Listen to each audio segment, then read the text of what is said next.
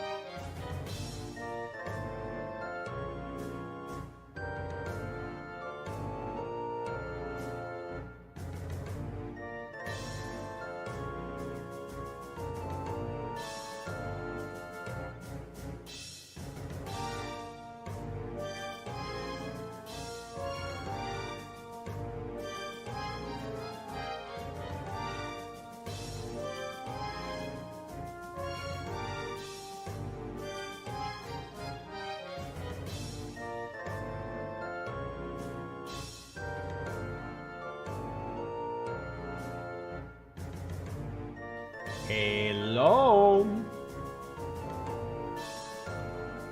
Hello. Good afternoon, people, and welcome to another stream of Plane Shift, our MMO. Where are you? You are here. Hello, hi.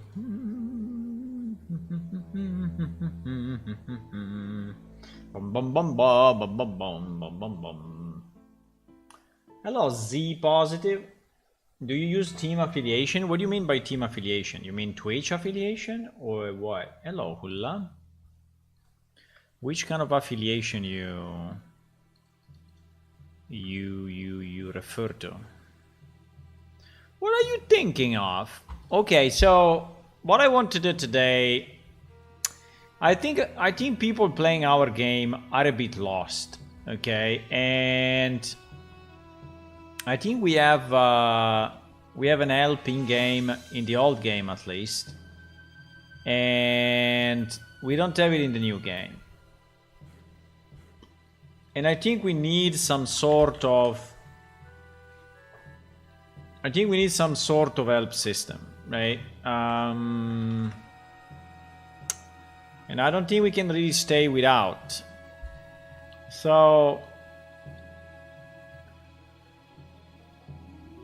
because I think that people may get a bit lost without an help system. And I think the help system should be very frank on what... Can I post a link? No, you cannot.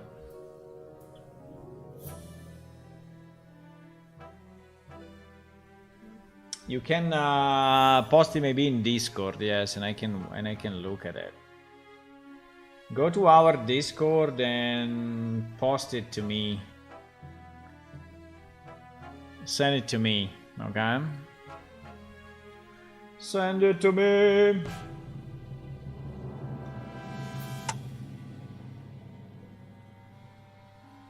Your knowledge of C++ is terrible. Well, it means you can improve, which is nice. It means you can improve, my friend. Any Discord link? Yeah. Is this? Yeah, or you can just scroll down. I mean, if you scroll down, it's in the description. It's in the description of the stream. Okay, so you see this button? You see the, wait, the music. Wait a second. Music is going crazy. Music is going a bit crazy. Okay, we did it. So you see this button here that is called help, right? We don't have it in Unreal because I never did it. Actually, I created an open task. I created an open task asking, hey, can someone please do it? But obviously no one did it. Because you're lazy. Because you are lazy. And you didn't do it. You see, 38. Create the help window. Read the file containing PS Legacy. And display the content in a widget.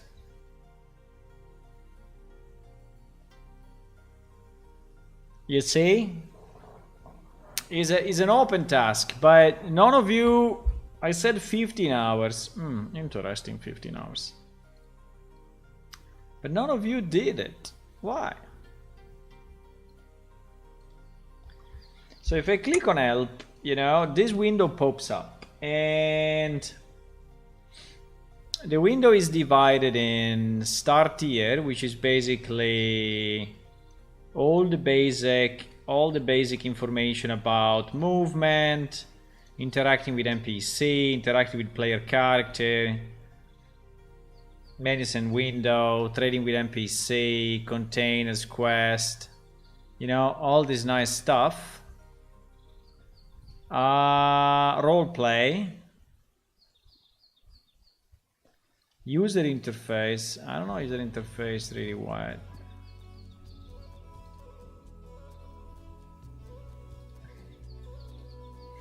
Commands. This one is pretty important because it's all the commands we have in the game, right?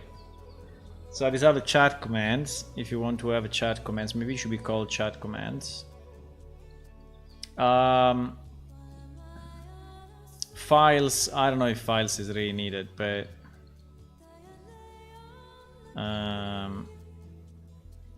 uh-oh, this thing is bugged. Interesting. First time I see it. User files is actually bugged. And GM commands. GM commands is only for game masters, so I don't think it's really needed. Maybe this one can show up only if you are a GM. I think it makes no sense that other people have this information, right? So what I want to do, I want to create a window. Now we need to design it a bit. We need to... I posted in Unreal Engine channel. Okay, let me see. Unreal Engine channel. YouTube. What is a YouTube video?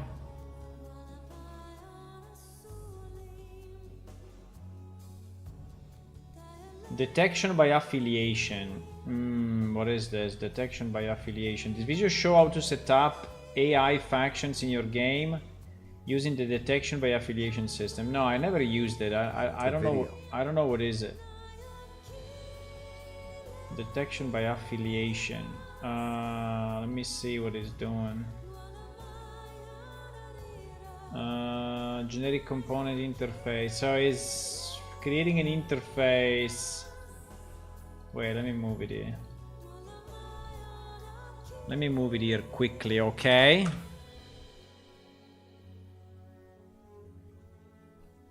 Okay. So is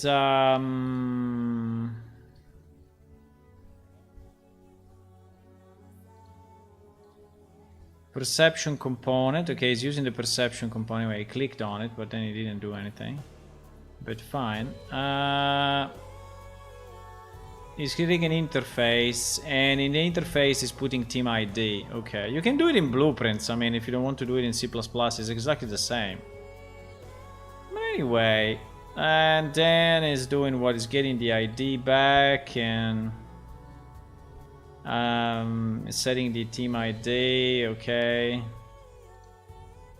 Okay, here is the core. Here is the core of what it's doing. Okay, so this function that I don't know if it's blueprint enabled or not, but it's basically getting the team attitude towards another actor. And so it's basically just checking if the player is in the same team, right? You see that it's saying other actor team ID equal to get generic team ID. So it's just trying to understand if the two people are in the same team, right? It's doing nothing else. And then it's returning a friendly, neutral, or hostile based on that. But you don't really need C++ for this. You can put just a variable in your blueprint and do the same. I think the interesting part, that would be interesting to see where he's calling this. If he's calling it only on a specific perception, probably he's calling it on perception. Yes, I think so.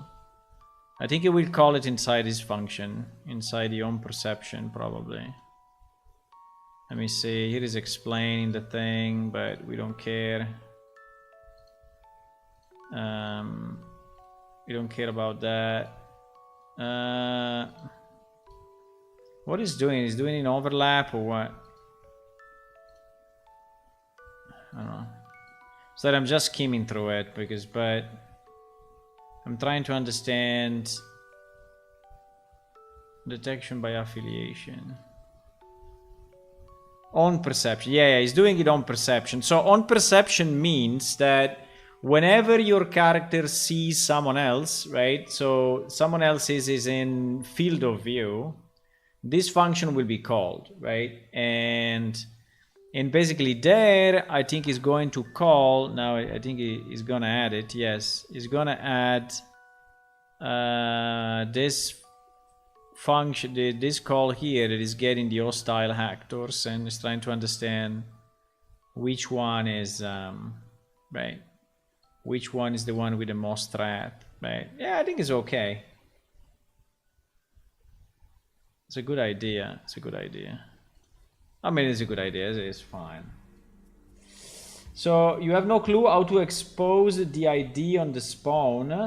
Well, if the ID is on C++, you need to set it. Let me see if it's here or not. But you need to set it as blueprint read and write, right? Otherwise, it will never work. Let me see if it did it here. Team ID. This one is not exposed at the moment unless he adds property like this. You need a property blueprint read and write also on the ID if you want the ID to expose the ID on the blueprints. Okay, so you need this U property blueprint read and write. You need to copy and paste it here under team ID. But I think that this guy is not doing it that way. Like, he's not using the ID in the blueprint, right? In the blueprint, is only calling the on perception, which is actually called automatically.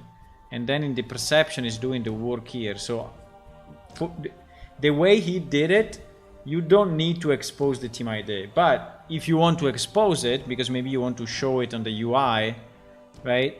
Then you need to enable, then you need to have U property blueprint read and write on top of this line. Okay. Easy.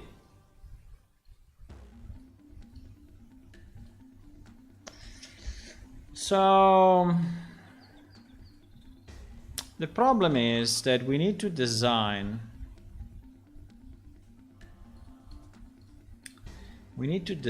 a window, right? And I want to understand how I want this window. No problem, Z positive. So I need to understand how do I want to create this window, because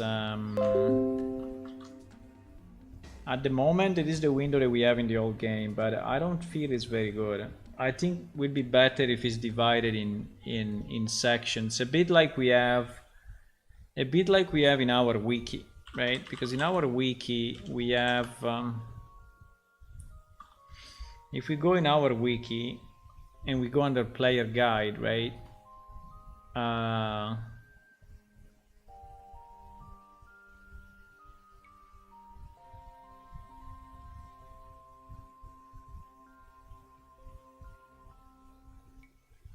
You see that here is divided this way, right?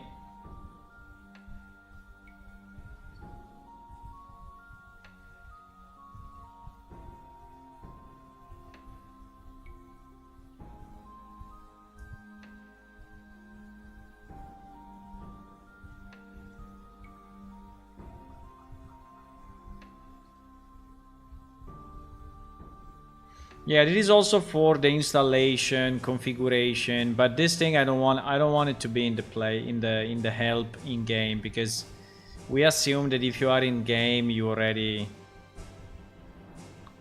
figured that out.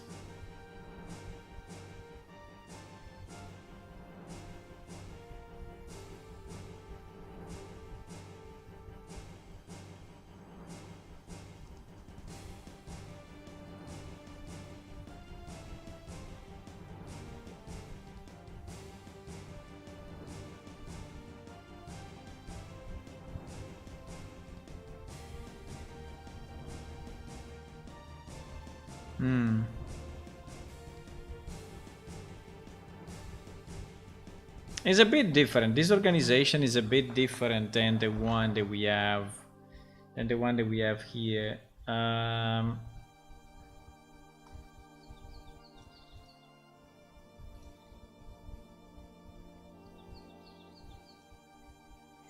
Movement, interacting with NPC, interacting with player characters.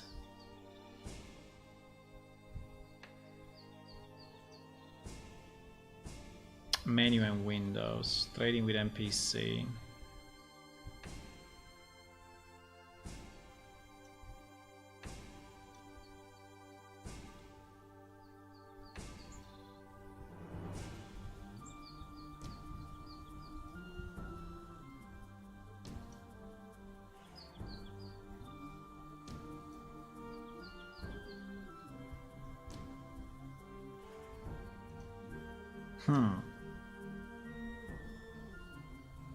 It's not easy to think what is the best way, you know, to organize this knowledge.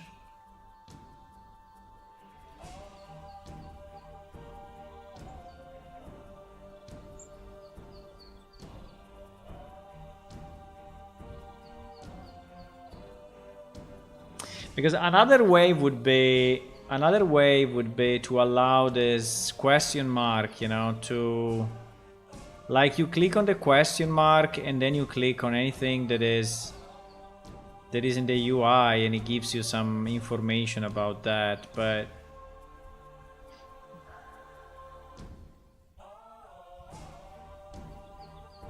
I don't know. So what is the first thing? How is your MMO coming along? I think it's coming along good. I think we are, I mean, all the basics are there, all the information is there, and I think it's basically working. I think it is working.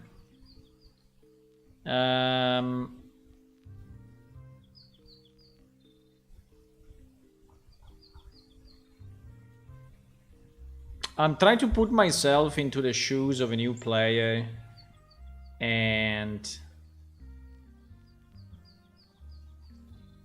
trying to think, right, what he needs. I think the first thing that he needs is to be able to move properly and to configure the UI. I think that's the first thing that he needs. So I think it's good that there is a start here tab, right? So I think we should have a start here tab, and in the start here tab I would place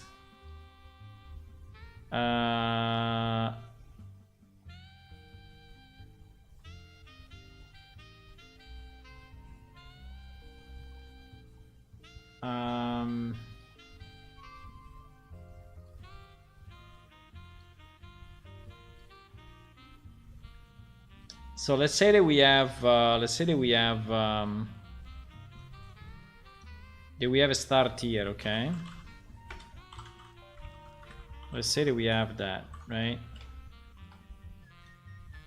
Inside start here, I think the first thing I would like to tell them is movement, right? Where movement to me is pretty much this picture.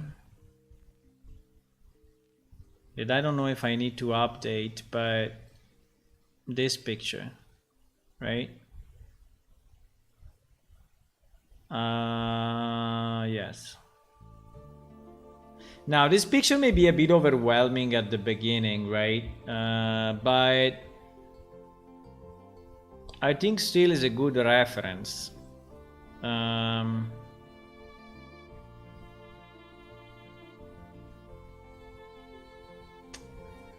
There is no C. PT. Yeah, there is another control here. If you press C, you go in camera mode. But anyway, I need to add it.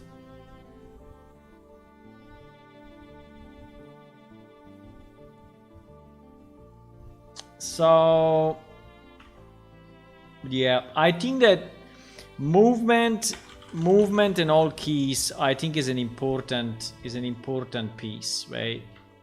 Now in the old game was just movement, but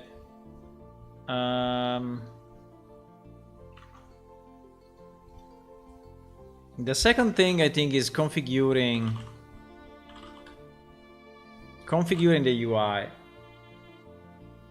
I think a lot of people are struggling with the size of the text at the beginning. They feel that the text is too small, or some menus are too small, or they don't see some, you know, and I would like to explain them that is actually possible, right?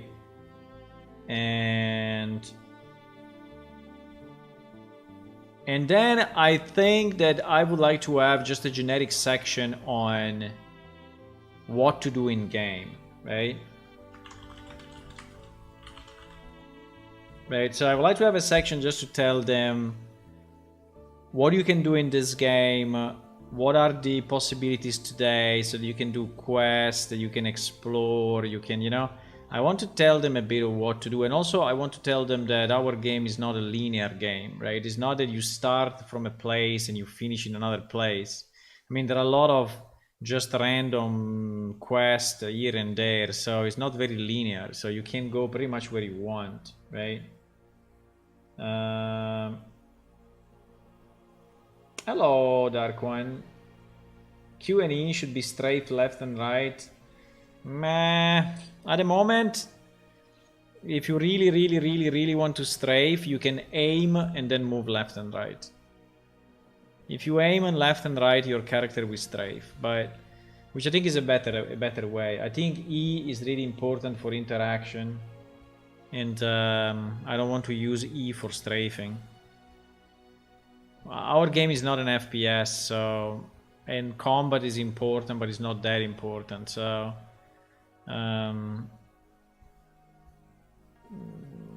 let's say fighting is not 90% of the game, right? Like is in other games.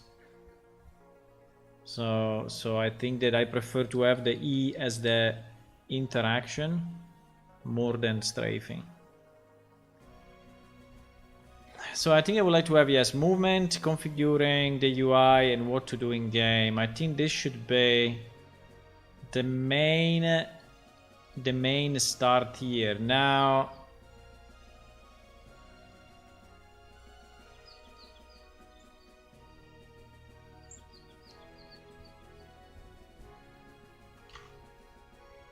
yeah, I don't think I need I don't think I need much more than this in the start here, right? Then I think I would like to have a tab called roleplay. I don't know if roleplay I should put it inside start here. Maybe it could be a good idea. What if you put roleplay? Because roleplay was really a separate tab, but maybe it's too much. So I think we can put it here, which is anyway important enough. It's the fourth item of the start tier, which is the main menu, and we can have the roleplay, right?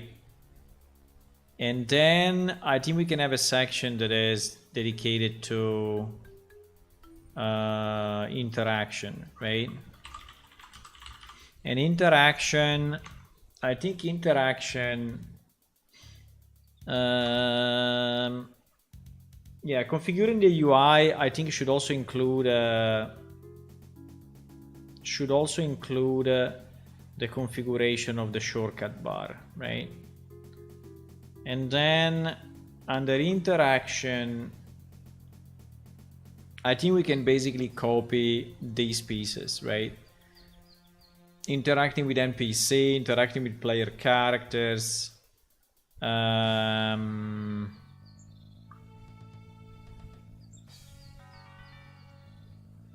I think these two sections are good anyway. I think these two sections are good.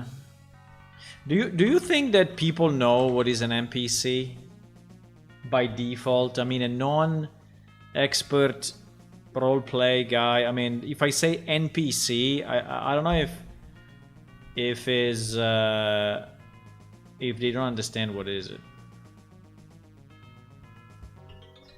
Because I could call it interaction with game characters. I think it's probably better to call it interaction with game characters and then interaction with player characters, right? So I think it's a bit better, and then maybe inside we can call it NPC, but to me NPC sounds a bit weird. I mean, as a basic guide, right? Now, quest. So interaction, I think there should be the interaction with game character, interaction with player character, and what else we should have in interaction? Maybe the emotes or things like that. Yeah, but the emotes we can put here inside interaction with player character. So it's basically all the social stuff, right? Then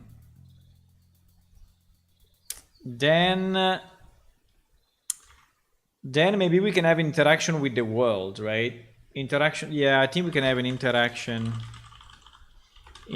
with the world. Interaction with the world basically will be levers, mechanisms, containers, action locations. I mean, all of that stuff, which may be a bit obscure. I mean, sometimes it's intuitive, sometimes maybe it's not, right?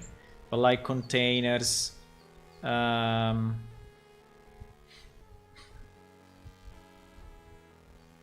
then I think we should have a section that is dedicated to your character, right? And the section dedicated to your character is I don't know if I want to call it progression or maybe we can call it progression. But basically progression should have, for example, quest, health and combat style, stats and skills, skills training, magic. I mean, all of this I think should go into that section.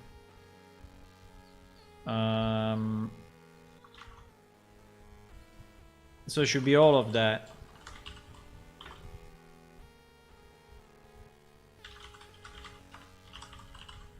Actually, here is health, mana, and stamina.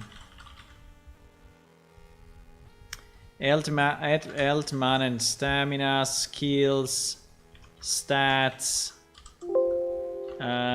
skills, magic. Magic will be very important, eh? Just to understand how it works. Magic, glyphs, and spells. I mean, all of that, I think we should have it. And I don't really think we need this part. I mean, this part is explaining every window, you know, how it works. I think that every window should be intuitive enough. Or maybe we can put a small question mark on each window if we want, and so that you can ask help for that window. I don't know.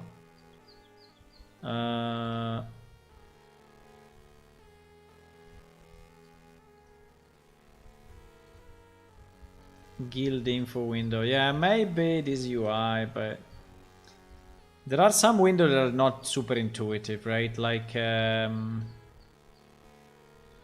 quest window where you can leave notes or things like that.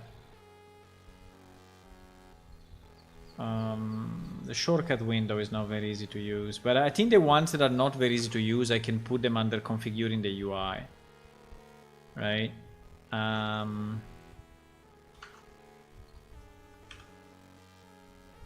Stat and skills and magic. Okay, I think combat, I think we should explain combat. Is combat explained anyway? There is attacks.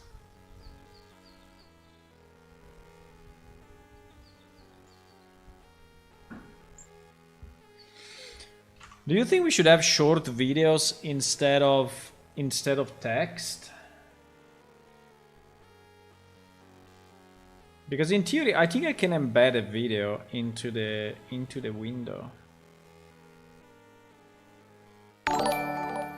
Hello, Raw Game Dev. Hey, welcome. Welcome. We are working on the help window.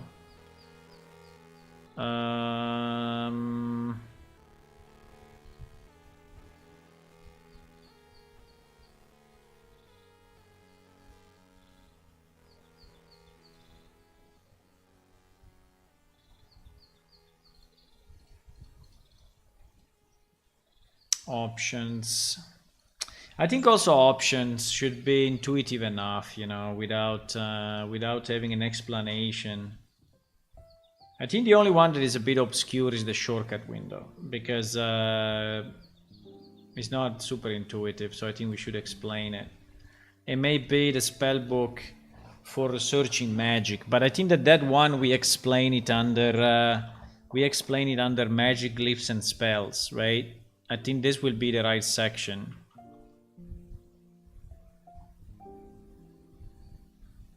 And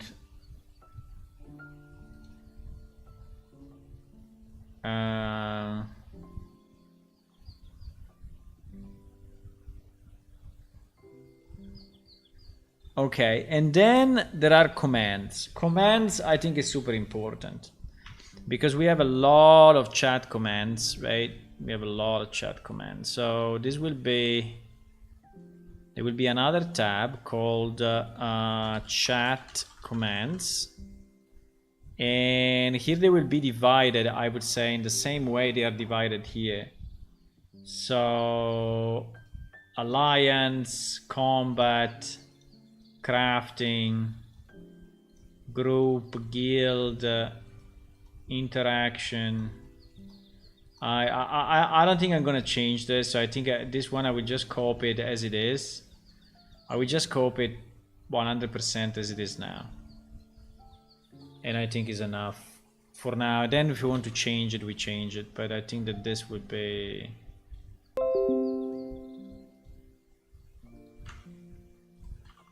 right.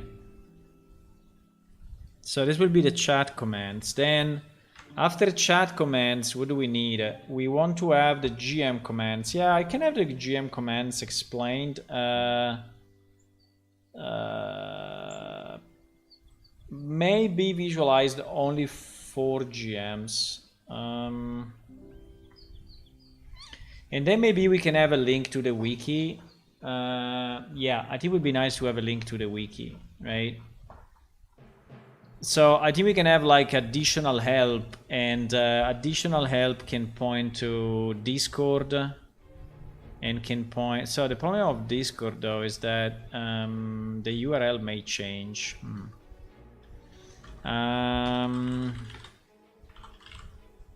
But probably I can point to the chat. Yeah, I can point to the chat page on our main website.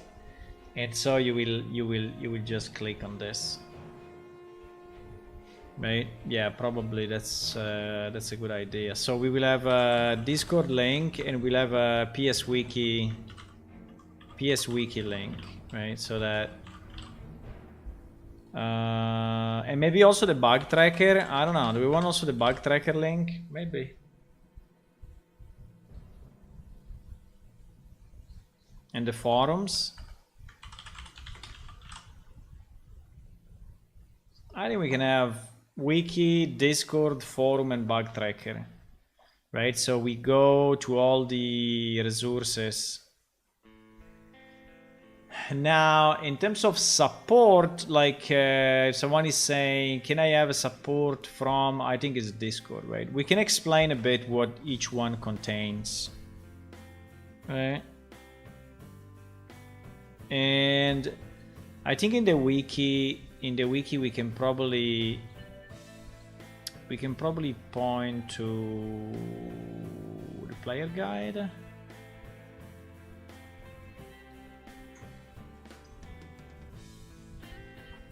Getting started. You are a tester. Plane shift is at version 0403. No, it's not, but okay, fine. When was this page last changed? 2018, but more 2013, more 2006. Yeah, this page needs to be updated, but it's okay.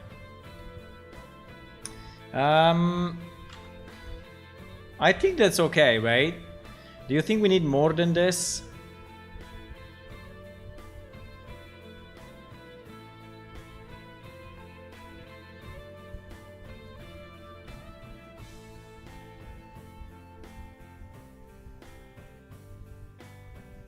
I think this can be a good start.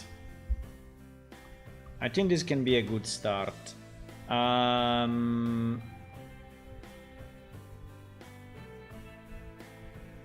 think this could be a good start.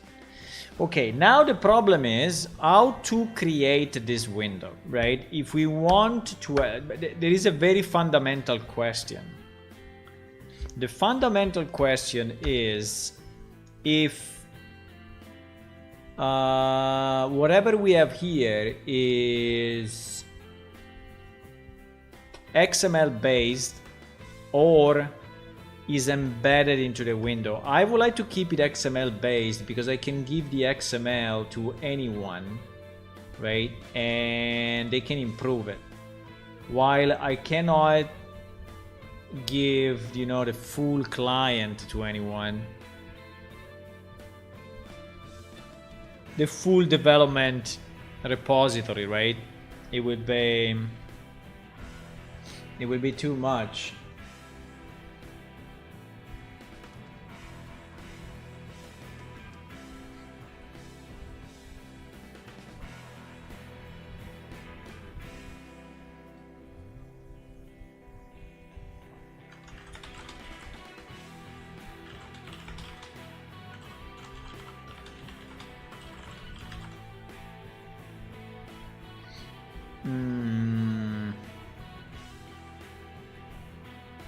So I think that my idea would be to create an XML that is actually capable of displaying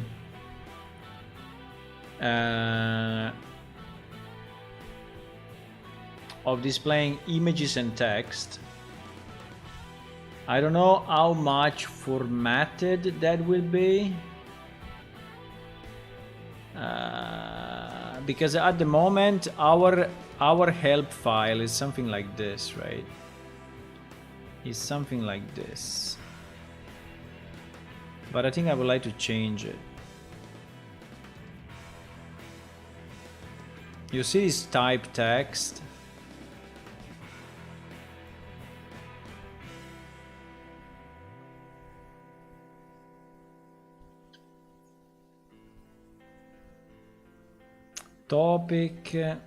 Topic interacting with NPC.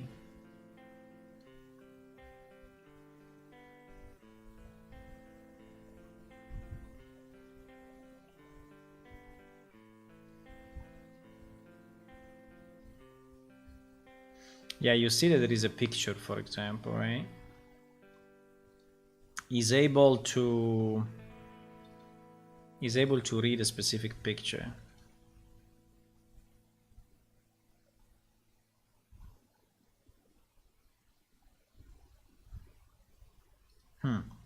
That is not super easy.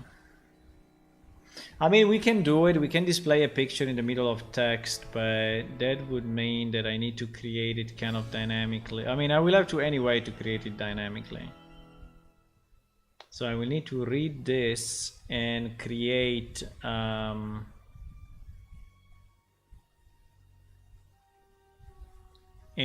a text.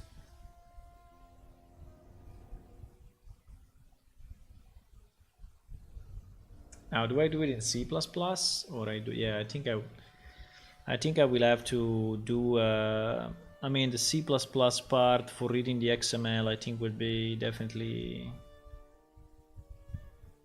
more welcome.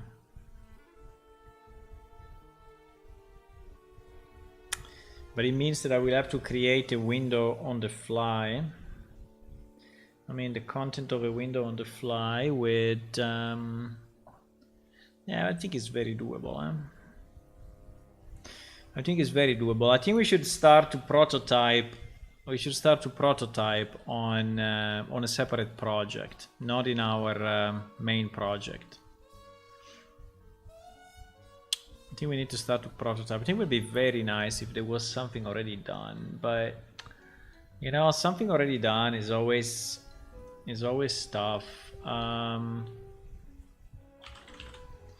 If I go on Unreal, because actually what this is a kind of a dynamic document, right?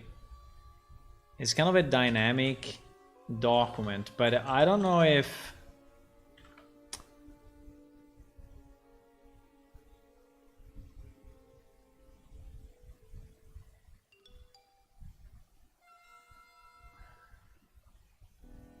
Or is it dynamic widget? The problem is if I search dynamic widget, I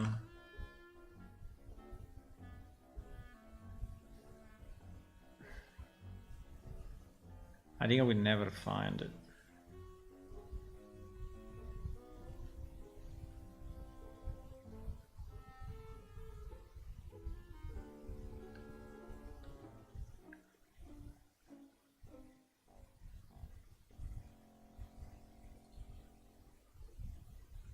I will have to set text and 2D images dynamically rearrange, maybe using a placeholder like a Bilbo blueprint.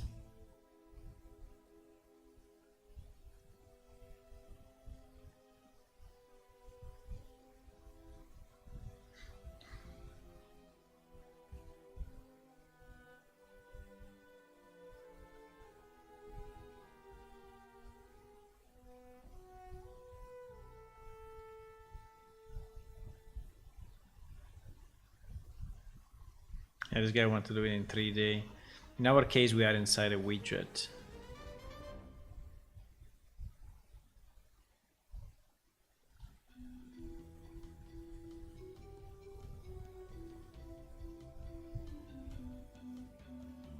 This has nothing to do with Unreal, but it's exactly what we would need.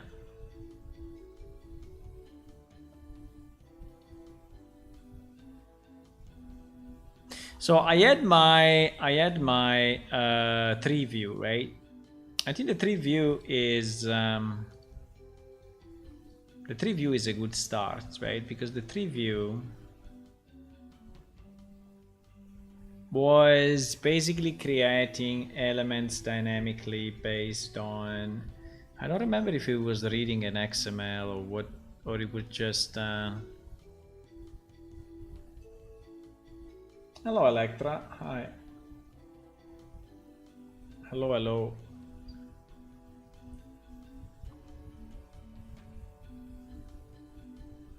I'm reasoning on the help system and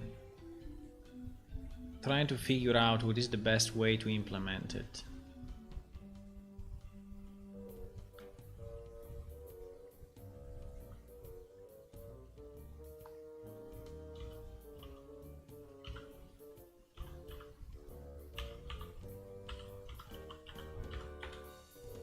Fuck. What was the key? What was the key? I pressed everything. Ah, it was T. Ah. Okay, so we have this component, right? Which is a fairly simple component that allows a tree view, right? Of stuff. So I don't know how much we will really need.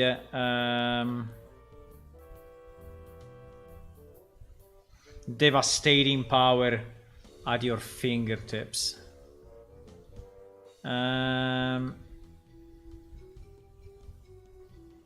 So we have this component that we built, which I think we can use with for the help system as well. I think it works fairly well. We will just have to split it in 2 panels and have the description on the right, right? But apart from that, I think is fine. Give me just a second. I'm coming back. 1 second. 1 second. Why do we need an help system? Everything in Planes Destroyed is self-explanatory? No, it's not.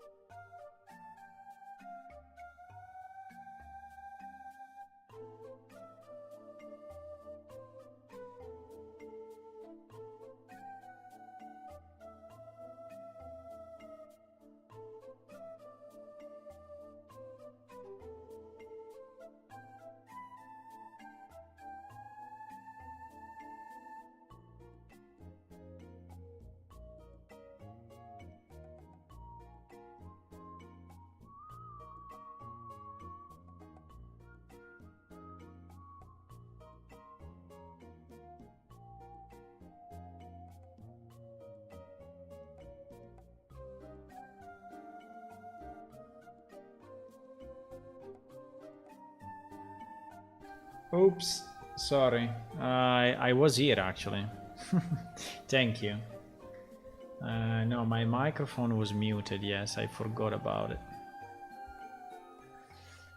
No, I was saying that we can follow this example, but we need to create a new example from scratch, including C++, because I would like to be able to read from an XML our structure. Now, I think that the tabs at the top will be predefined, right? And so we will have like a directory where we store our XML, which has the same name of the tab. I think it will be something like that. So yeah, I think this is what we will do. So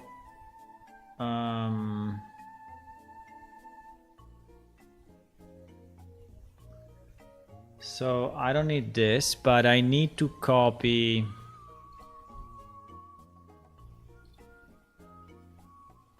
Let me try to build it, and then let me try to copy into that our 3-view package, right?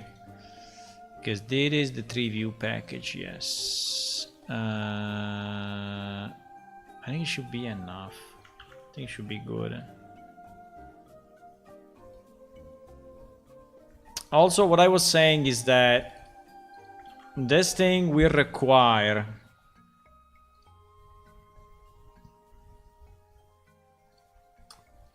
some time, boys. Will not be super easy.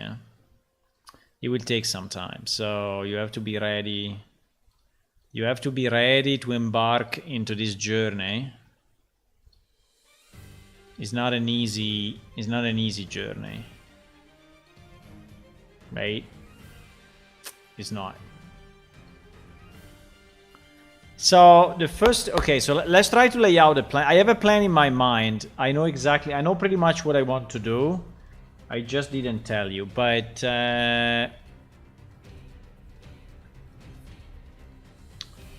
my idea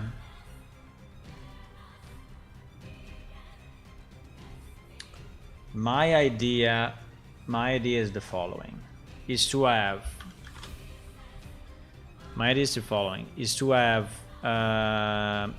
fixed top tabs, right? And those are inside the UI, right? So that are inside the UI. So the start here, the interaction, the progression, the chat command, the additional help will all be fixed, okay? Will all be fixed. Then we need one XML file for each tab, you know, in a specific directory, whatever we want, read dynamically at runtime when the client starts, right? Then we need we need a parser, right? We need to parse that XML. Now the important point is that the XML should contain text, but also reference to images, which actually are reference to assets, right? Reference to assets that live in our project, right? And the important thing is that we should remember to embed .xml into the shipping build, because we need to bring them over, but that's okay. I mean, this is more a reminder than anything else. So basically we will read the XML and we will create a 3-view, right? So the XML can contain nodes, will contain more than contains nodes in a 3 structure, right? Because we need that for the organization. I mean, it's just easier. Now, I think they can be organized with multiple multiple heads, yes, multiple top of, so there's a number of trees, and each tree has his own structure, right? So that's fine. Yeah, and that XML will be shipped together with the client, and if we need to change it, we will just change the XML. Obviously, it can reference only images that are actually currently present in the client, but I would say that's okay. I think I can live with that constraint. Yeah, I think I can live with that constraint. No, he moves. Yes, I'm moving. Yeah, I really forgot to open the I forgot to unmute.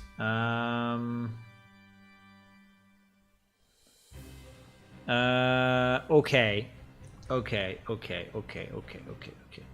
So the first thing that we need to do is to enable the XML parser into the project, right?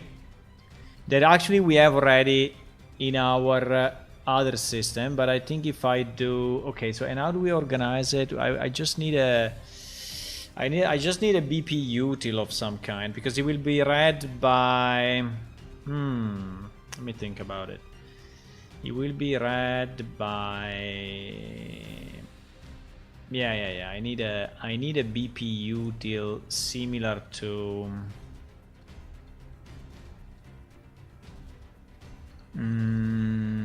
you know what? I think we can use the same BP util that we have in PlaneShift, and then we will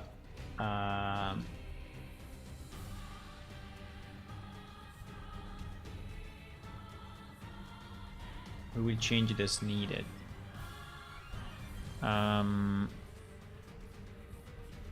Yeah, we have these BP utils, right? This BP utils is under PS Unreal util, so we can put it under util in the other project, and then we will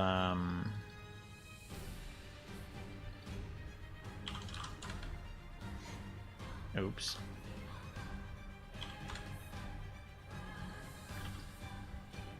And we will regenerate the project files.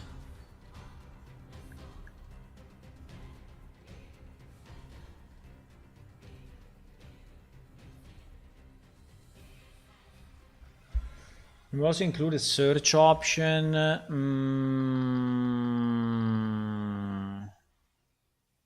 It's not very easy, but yes, I understand the point. It's not very easy to be able to search there, because I mean, I can search easy, but then how do I know in which branch am I, right? So to display the actual branch and highlight the actual branch, and how do I skip between results? Like, how do I go to the next result? So it's not very easy. I mean, it would be nice, but at the moment it's not very easy, I have to say. So BP utils. BP utils will be this class that we use just for our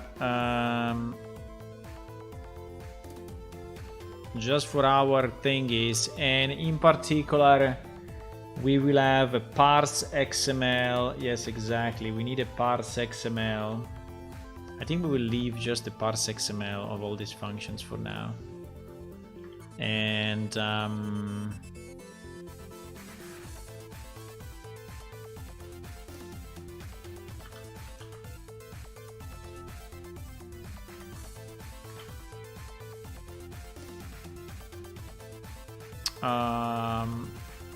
yeah, exactly.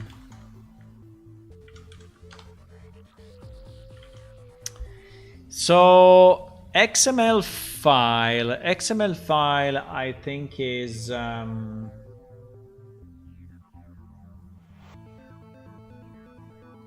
XML file. I think we need to, let me just check our project, but I think we need to include in our target, we need to include, no, it's not target, it's target client probably. No, it's not target client. Is, what is it? Is build CS, yes, build CS. XML Parser. Okay, so we need to add under dependencies in the build file, we need to add XML Parser. I think that's the way we do it. So in the build, here I will add XML Parser, okay? And I will try to recompile.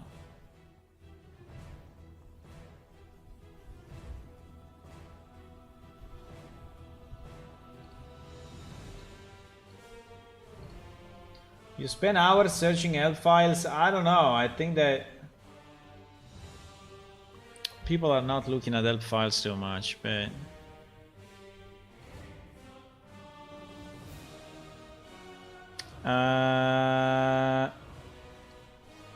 okay, for now, let me just do something simple. Oops. We will think about it. For now, I just wanted to compile. Okay, so and I want to see though that is reading, that is actually including XML file. Now to include XML file, to include XML file,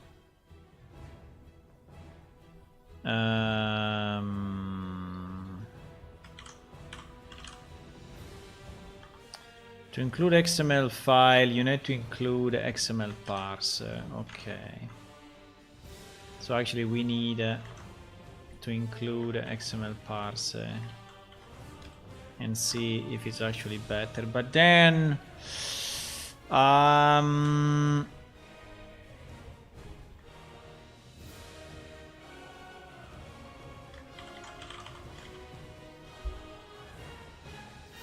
just want to understand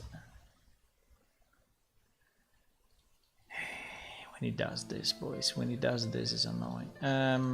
Do I need to regenerate again the files? Yes. Huh?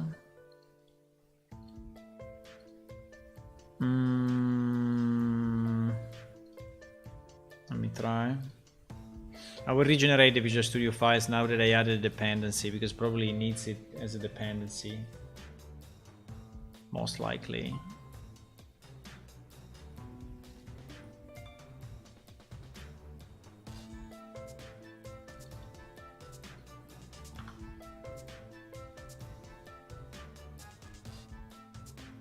Yes, now we can see a XML node. Okay, good. So we are actually in good shape now. Yeah, I think it doesn't. Yeah, it doesn't take quest, but we don't care. We don't care. We don't care. I think is enough. Is enough as an example. So we don't need any of this, but it's just an example to say that we can execute this thing, and fine. We don't need any of this. It's just an example.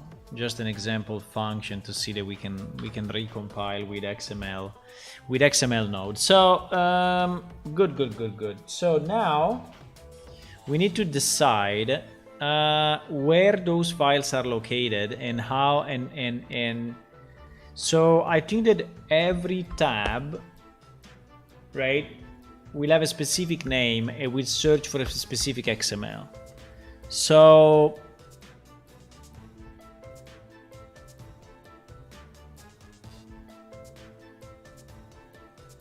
I think I need a function, you know, I need a function that is able to read the XML help, but it needs to get as an input probably a widget. because I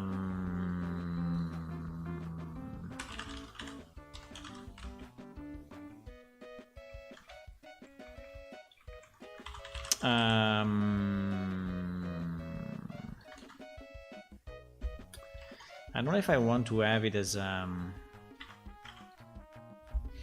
don't know if I want to have it as an XML as a. I'm thinking.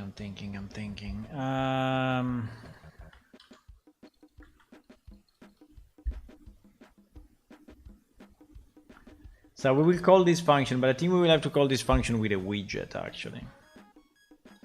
Unless we return an array and then the array is our but I don't think so, because I think we have a level 0. We have a level 0, right? And we have a level 1, so and we may have infinite levels below, so anyway. But I think yes, we need a widget as an input.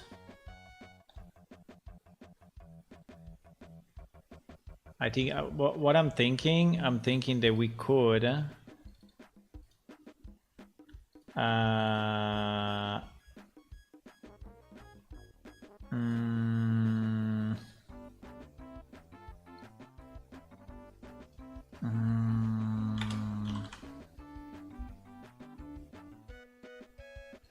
wait.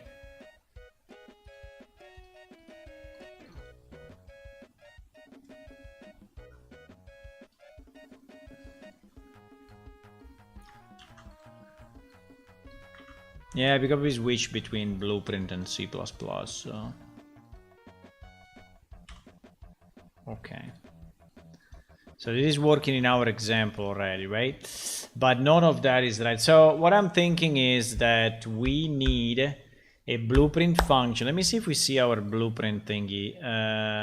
Parse XML something. Yes, we see the parse XML. So in theory we could call it already, but which is nice. No, but the point is that I think we need to start to create the window and see how it looks, right? Now, in my case, will be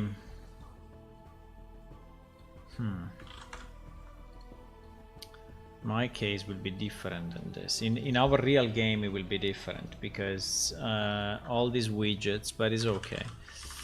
Let's call it help window for a second, and inside help window. Actually, let's call it the way we call it in our game. So win_help. Okay. So in our help window, we will need a number of tabs, right? And the tabs are pretty much images that you can click, or I don't remember if they are buttons or they are images. I can check. I can check what they are. Did we lose again the overlay? Yes, we lost again the overlay. Get it.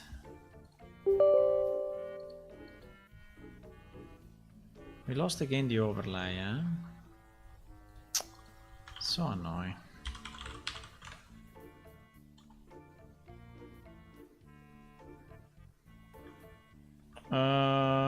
We lost the overlay because sometimes Dropbox is putting his icon in front of the one of SVN, and Window can only manage one overlay of icons at a time. What? It's impossible.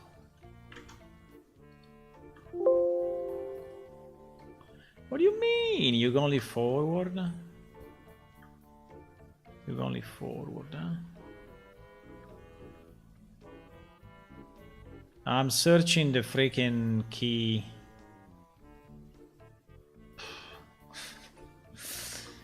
I'm searching the key where you have all the icon overlays. I think if I search overlay probably is easier. I don't know. Come on. There is a set of overlays. Ah, is he? No. Close, but it's not here.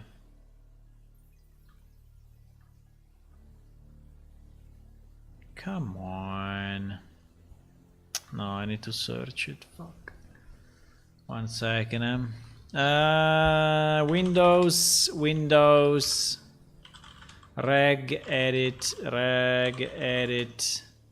icon overlay, Windows Explorer, reg edit, icon overlay, machine, software, Microsoft Windows, current version, Explorer. Okay, let's try like that. Local machine, software. What? Local machine, software, Microsoft Windows. My Microsoft. We Windows. Is it normal that people should do this? I don't know. Current version Explorer. Current version Explorer. Overlay. Oh, Explorer. Shell overlay. Shell. Here it is. You see? Dropbox got in front of SVN. Fuck. I deleted one of Tortoise. I didn't want to do that. Oh no! No, we are fucked. Wait.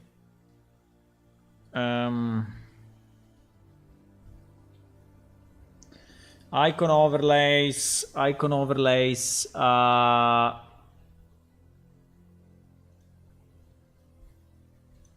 Can I reset it?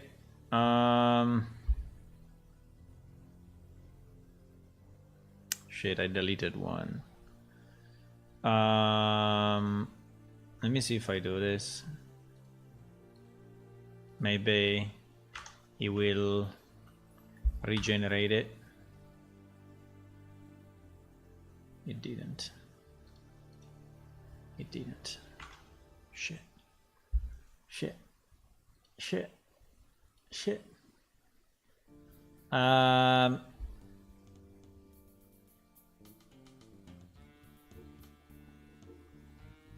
Context menu, okay, dialogues.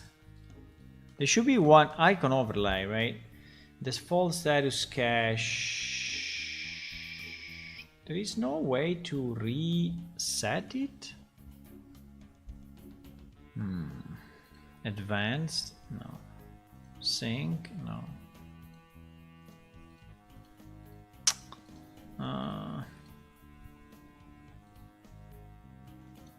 Annoying.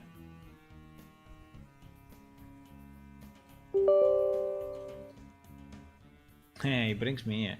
By the way, that's the easiest way then.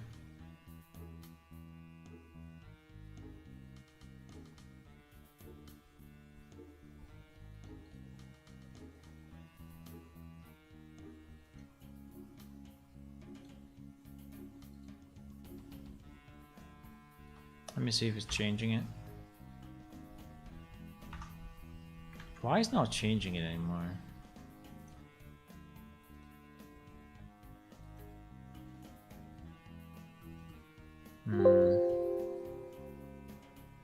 You must restart your system. Holy shit. Okay, anyway, who cares? Don't worry about that. Just ignore it, okay? Just ignore it. Just assume that I didn't do anything. Okay, so what I was searching for, I was searching if in our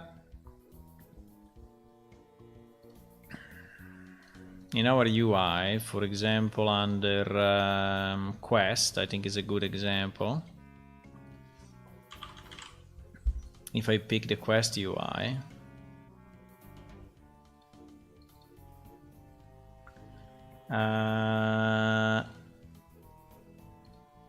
the WT, what? Yes, exactly. This one are WD, which at the end are buttons. Okay. Okay, it's fine. So I think we can use buttons as well in our example. So it's perfectly fine. So maybe let me add a grid. Right, and in this grid, at the moment we don't care too much about... well, I can change the one that we already have, no?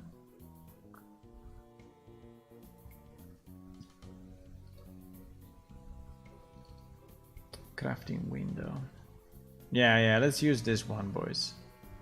Is the same. It's the same.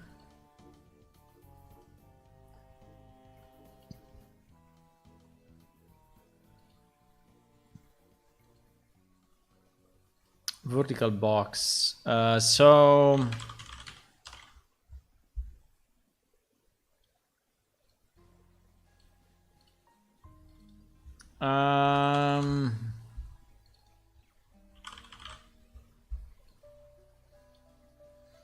basically the idea is that we have a number of buttons, right?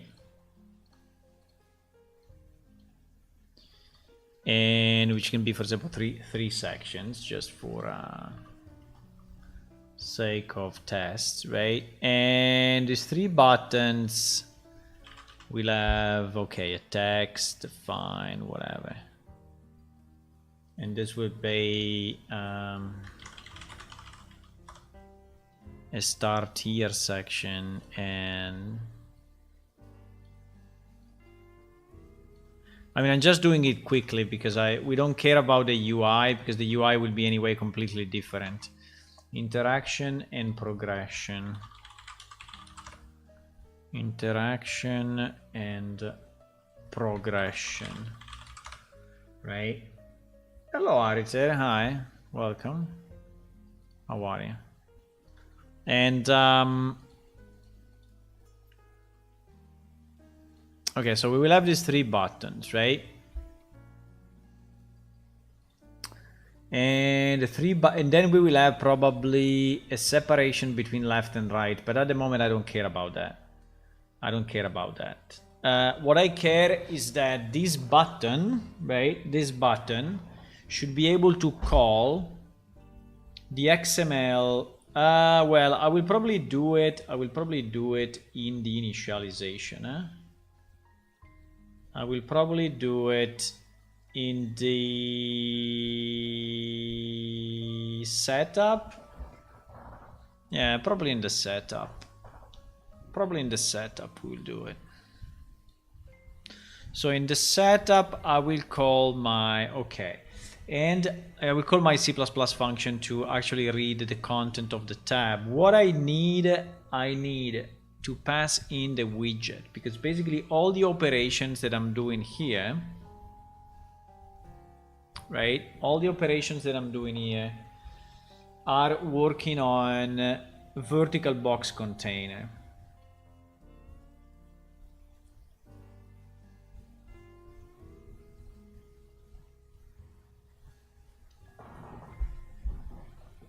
And vertical box container is the one that I need in my function, because the add child will be done programmatically, right? I think the add child and the setup. Now, do we really need to do it all in C++? I could also return, you know, a kind of an array. I could return an array here, and array of names.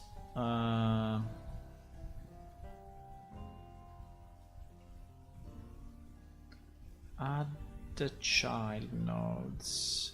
Add child nodes of level 0.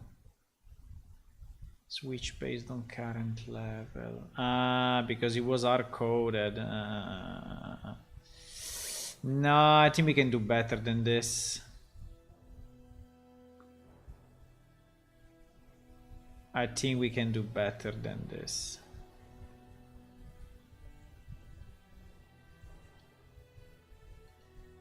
Now the bind, the bind I have no idea how to do, huh? In C++, but we will find out.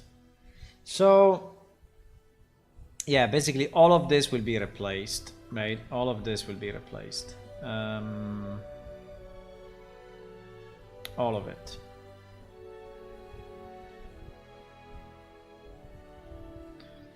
So we need to create a new window, well, a new widget, right? But we don't have the name of the widget.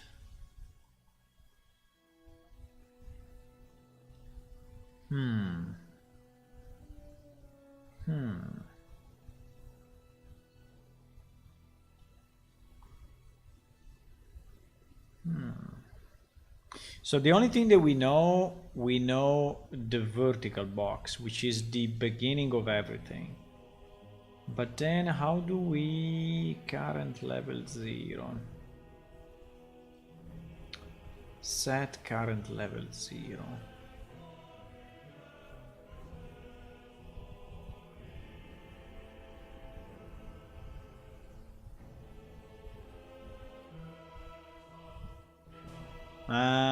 It's doing it like this.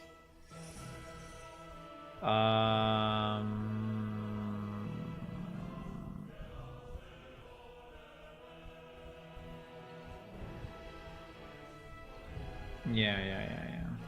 I understand. So it's very simple in his meaning.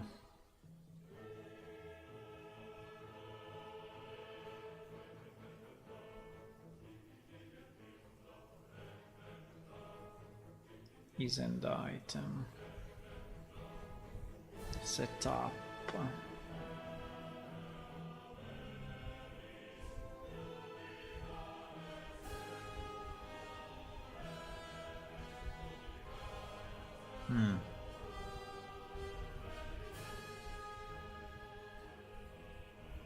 There is something that I never did this way. I never did it this way. So I never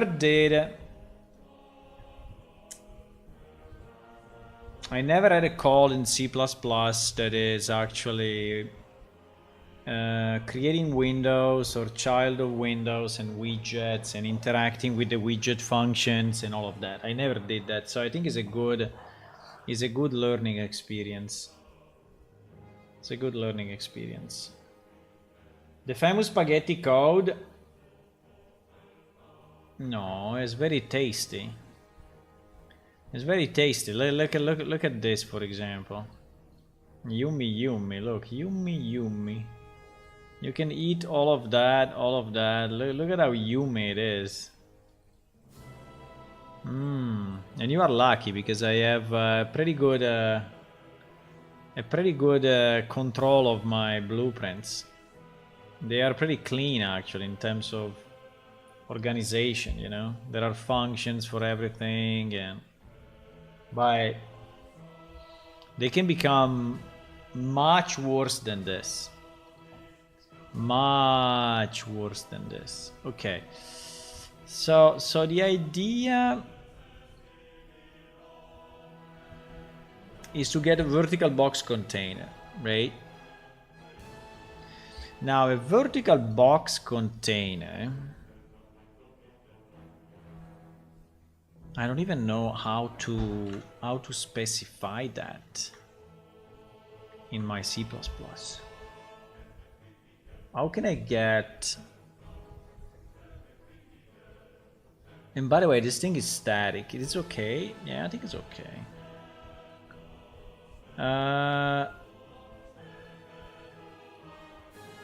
So we will have the file name, yes, and we need a U vertical. No, you say it's not. What is the name of the?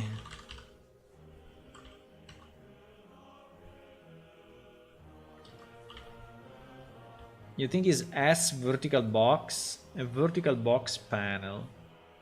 See S box panel for more information. Yeah, I think it's this probably. I think it's this S vertical box panel. So let's try. There is an interesting experiment, boys, huh? Because we never did something like this. We never did something like that. Never in our life. Okay, let me just see that this is the right value. At the moment, I don't care about. Let's say that I don't care about this code, so we will just comment it out for a second, okay?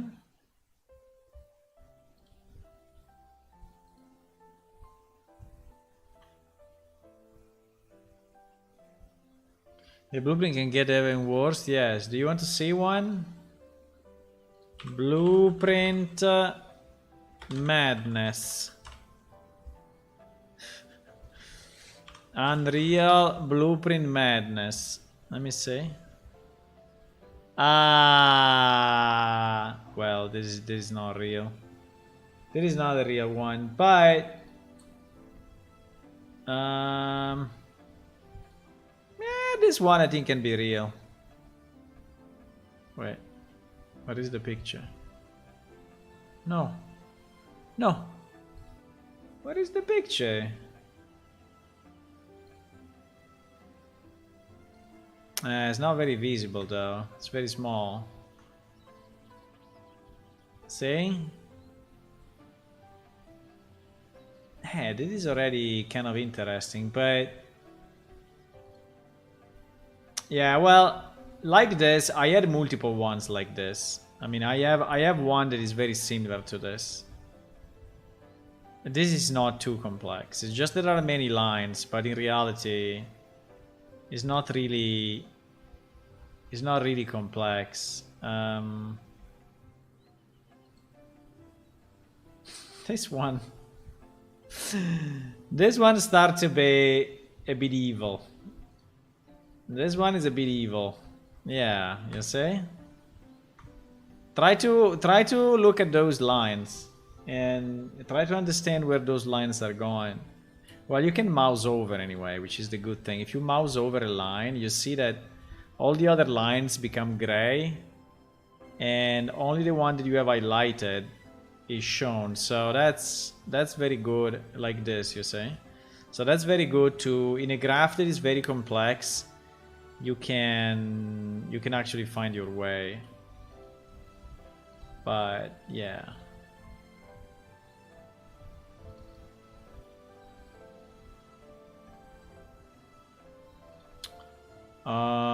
It doesn't like S vertical box.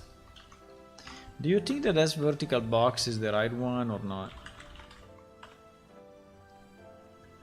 S vertical box. Yeah, it is. Why I cannot use it in C++? I need to include something, huh? I need to include some things.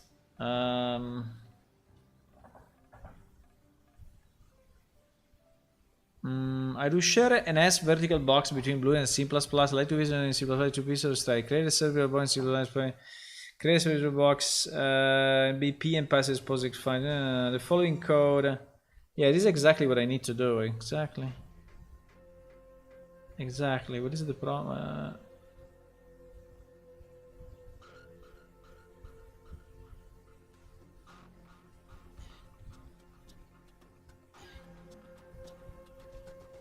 Still no answer, but cool workaround. I use find widget function. No, come on.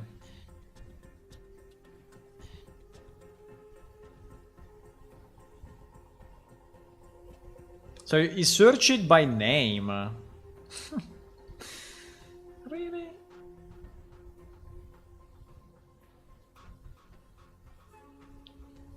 He's searching it by name. That sounds very stupid.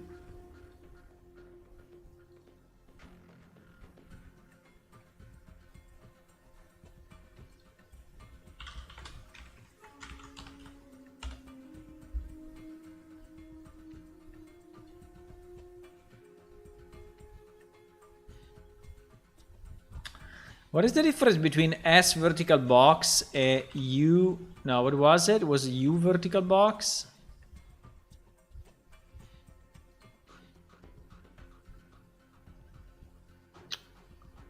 U vertical box.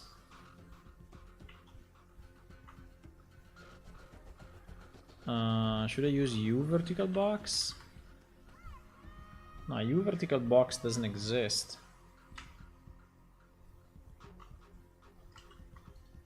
Come on.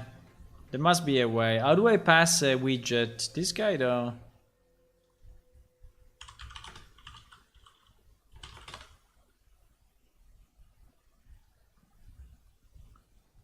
UMG widgets with C++.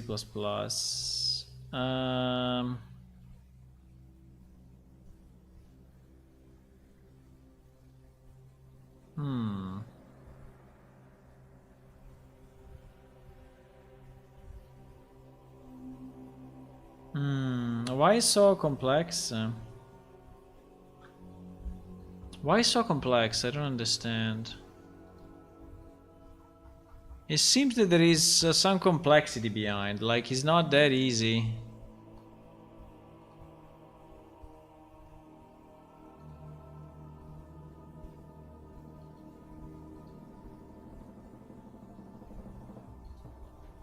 Wait. Blueprint user widget.h user widget u progress bar blueprint user widget.h. For example, u progress bar. This guy is using a u progress bar, but is inside a u user widget. In our case, we are in a library. We are in a blueprint utility library. So, trying to understand why the hell.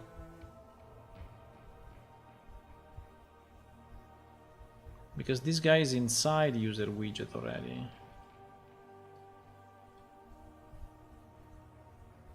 You cannot get, so I need to subclass my user widget. I need to subclass my user widget to enable it in C++ directly, and then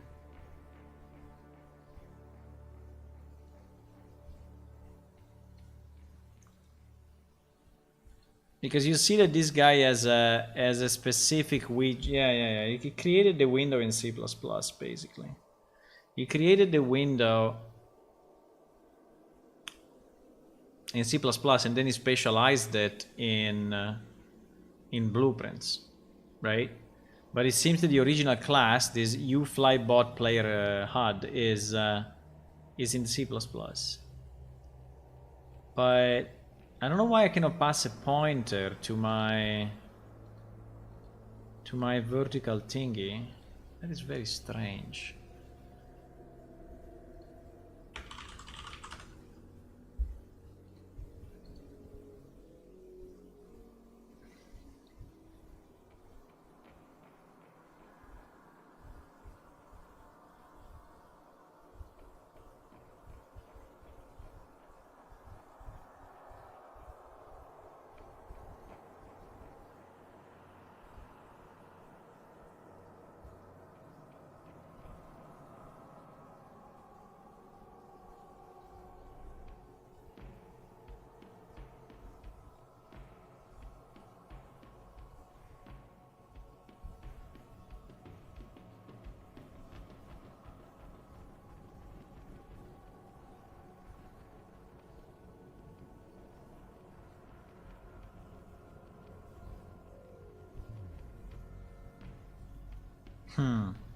This answer is a very good answer.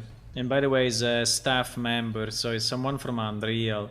So what he's saying is saying, hey, if you want to interact with your widget from C++, have the logic in C++, but then return the result in blueprints and do it in blueprints, right? So he's saying, like, in our case, what he's saying is saying, read the XML in C++, but then send the result back to the blueprints and interact with your widget in the blueprint, which I think actually is a very good suggestion. I was trying to do it a bit more deep, you know, into the.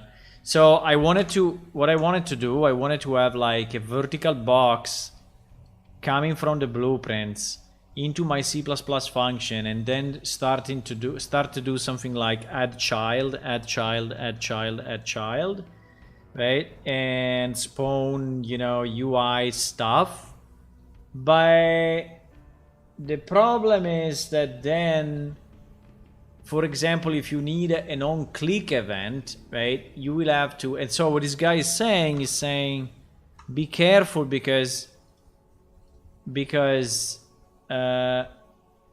event handling, animation triggering, you know, is a mess. You will have to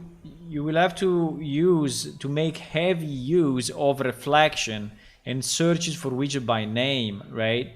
And casting, which is actually a mess. What a mess. So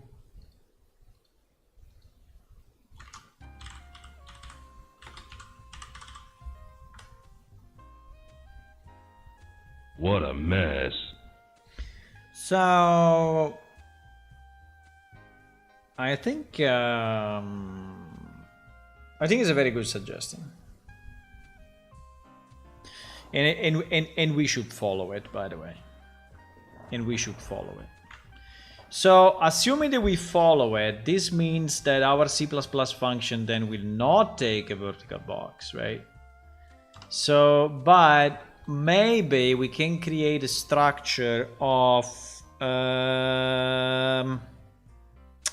yeah, you know what is the problem though? The problem is, yeah, we could have a structure. We can have a structure of nodes and text.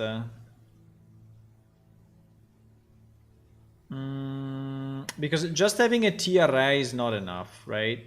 I need something that I can expand this way, right? And I can expand multiple times. So the number of child can be infinite in theory, right? So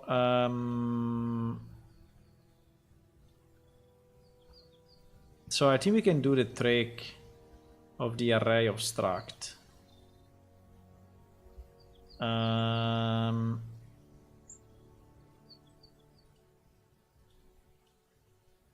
I'm only thinking what I need really.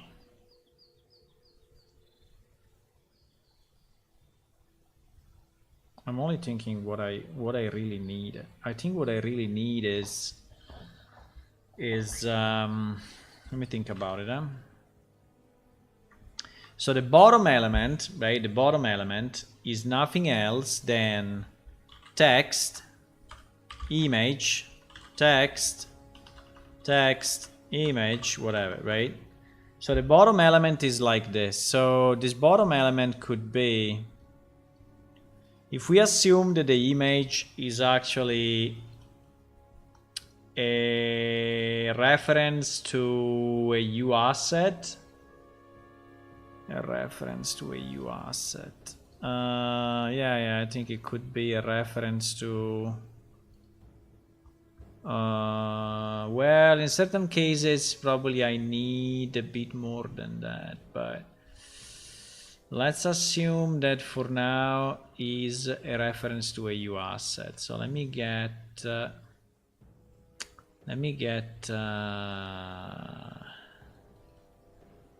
what is this? 2002. Look at this. So no.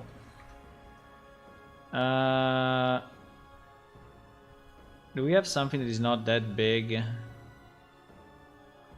By the way, these images are insanely old. These images are insanely old.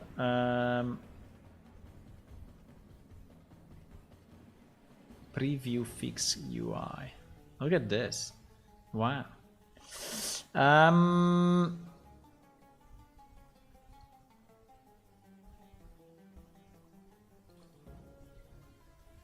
Okay,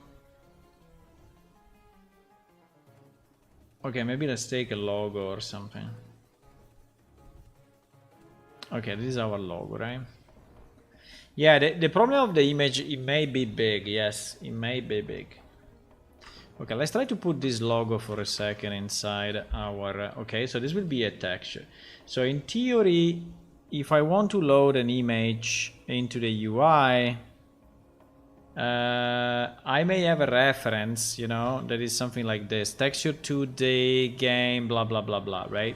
So that's the reference of my image. So we could check if it starts with texture 2D, and if it starts with texture 2D, it means that that element is an image, right? Without going crazy and doing weird stuff. So actually, this one can be an array of text. Can all be an array of text. An array of strings, I mean. So the bottom element is an array of strings. Now I need... yeah, so this one is a T array of F strings, right? Now I need...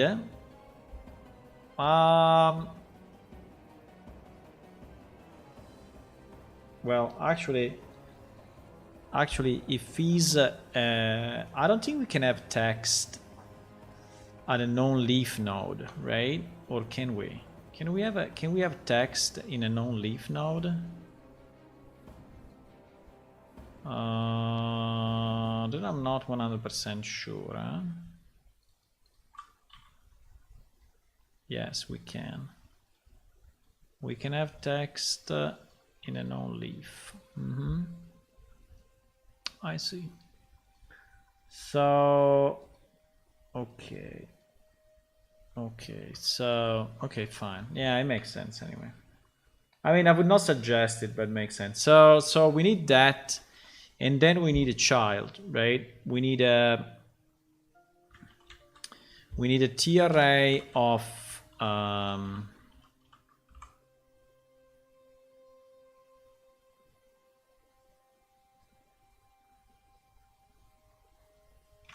in our case will be like a T array of crafting node, right?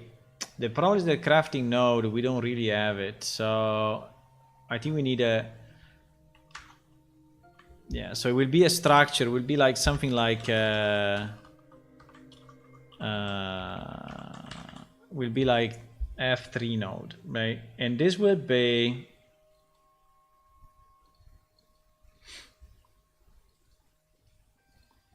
right.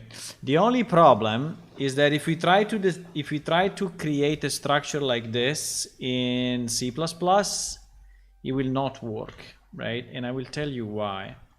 Because I did it already, and we had a problem with that. The problem was...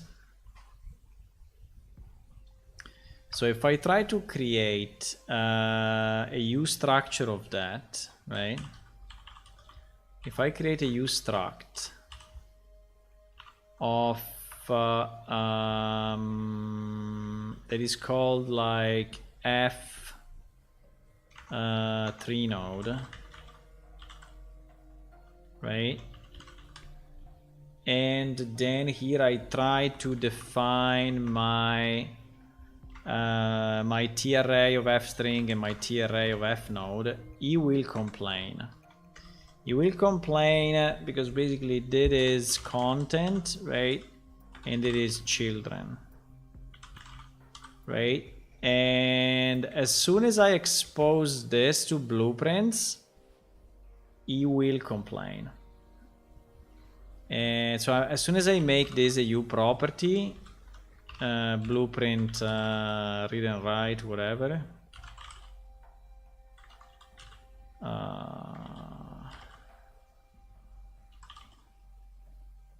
okay, it's not there, but anyway, as soon as I make it a blueprint read and write, it will not compile saying that this F3 node is calling himself and he doesn't like it, right?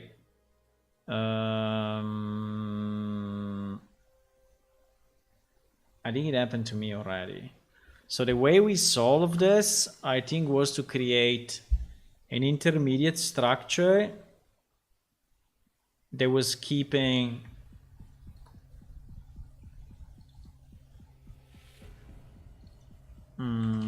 sorry.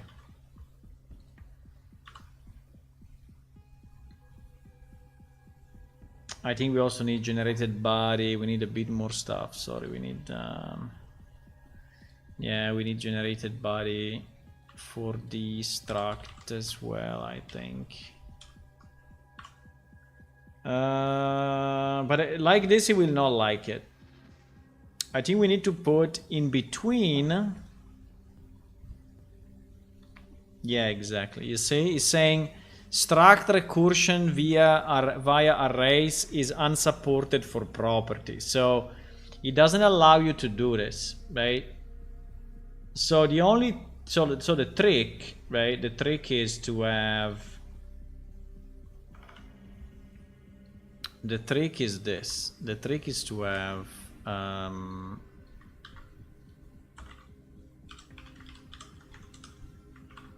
another structure, right?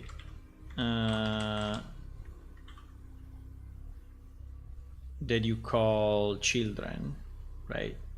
And that is using 3node. And here you only have, and here you only have 3node.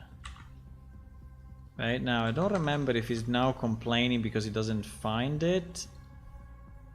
But I think I have an example like that already somewhere else.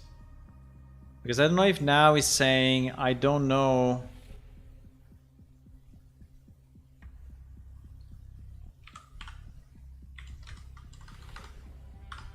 I don't know that class, right? Ah, fuck, I need a generated body here as well. Boys! Basically, you go through another structure to... Yeah. Yeah, I remember this. I remember this. I remember this. How did we solve it? Because the problem now is that he doesn't see this as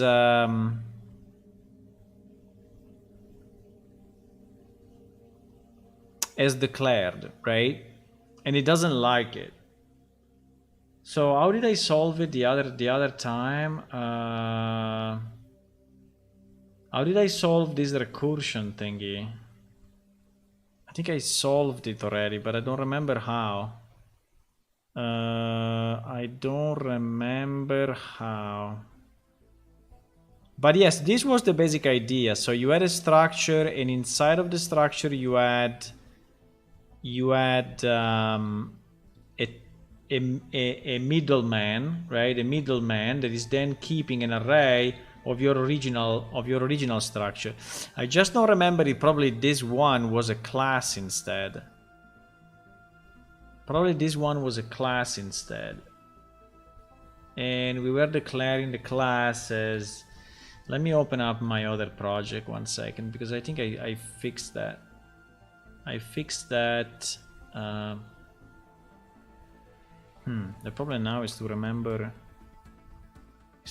which one was it, because we have like 1.3 millions, right? Let me see. Merchant item.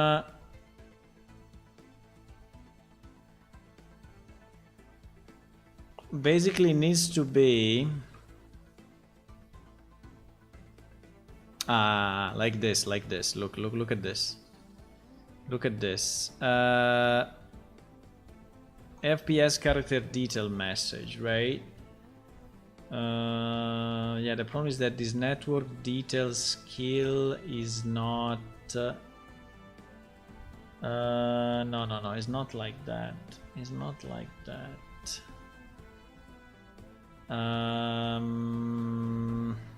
I remember I did it. If any one of you remembers or knows how to do it, please let me know. But I remember I did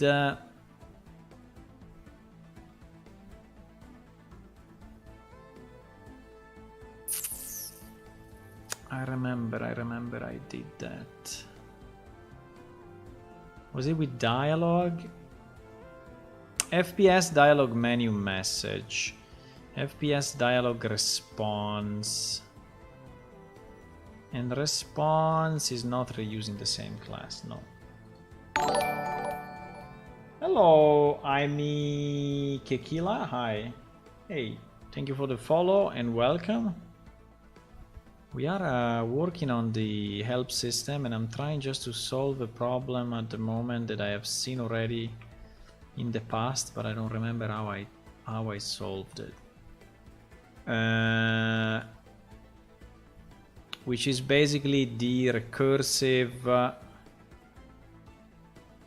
petition. I don't think it was petition.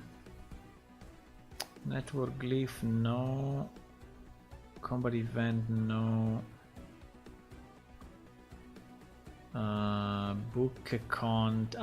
Maybe it was in pages. Wait. Maybe it was this, huh?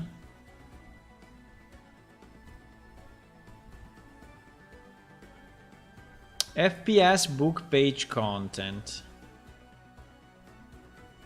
But it's working here. What?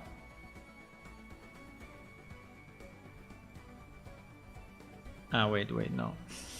Slightly different. So we have FPS book content, right?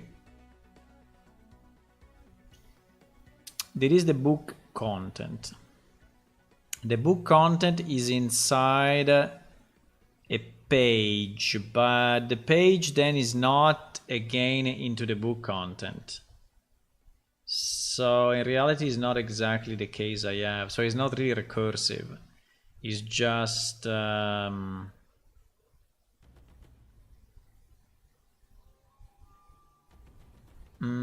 I think it was this one actually. I think it was this one.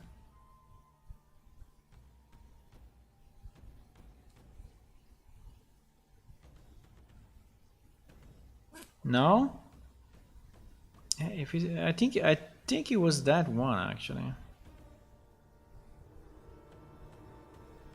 I think it was that one, but unfortunately it's not. Crafting node. Wait. Crafting node. Crafting node. Crafting node as a T array of crafting node. Yeah, it was the structure inside the array.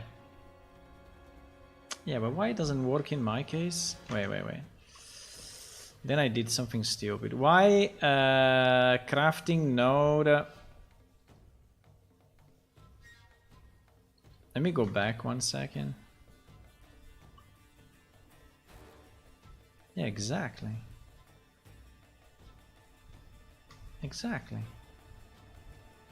Is a struct of an array of that, right? Is exactly identical to this. So children, yes.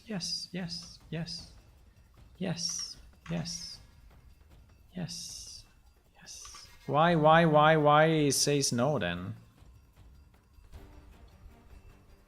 Why is saying no?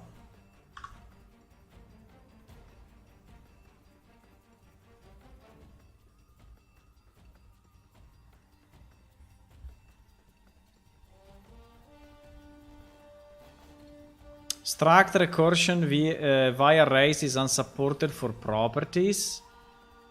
Bro, I have it here and it compiles. What do you mean? Struct f crafting node, right? Because this one is not a. Oh fuck! This one is not a U property. It's not a U property. Hey, but if it's not a U property, then what it means that I'm not reading it. Yeah, it's not a U property, you see. So I have a function like get children that is returning my children counts. Yeah, probably. So I don't pass it as a. Okay, we can do that. So we can avoid declaring it as a U property. And then we can have a U function on 3 node that is returning the child. Okay, that's probably the easiest. Right? Actually, we didn't do it here, but I think that's the way to do it.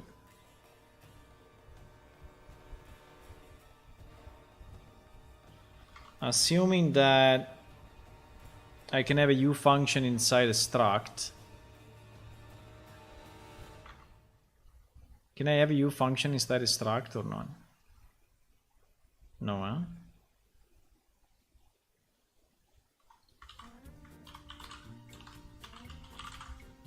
I can make it a class. No, actually no. Well, I can make it a U class. I don't have an issue with that. I think if I do this, it will complain anyway, yeah?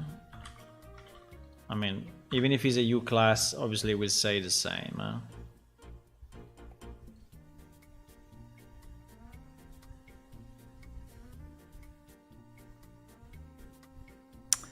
The problem is that if I make it a class, then it must be it must come from a U object. Oh my god. Yeah, it must become a U object. I don't think I can.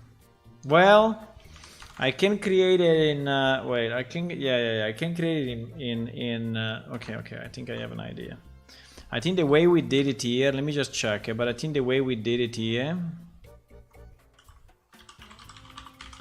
We probably had a function that was getting the nodes.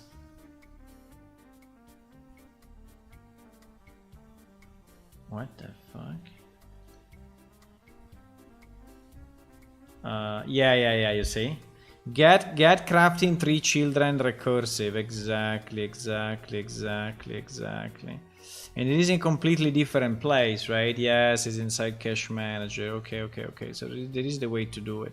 So the function that is actually reading the child is a C++ function, and you basically don't care about, and you just return an array. Okay. I understand that. Okay, that's good. And so we can return our array of crafting node with a get function, even if that's a struct, right? Yeah. Okay, so we will do it this way. So basically means that our structure will stay like this, right? We stay like this, so without a U property.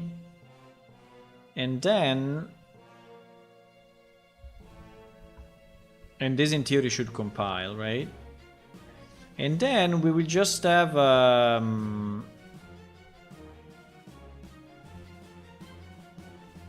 find recursive the same way we have it here. That is just returning all the nodes. I don't know why we were doing it like this here. Let me see. Crafting node, TRA crafting node.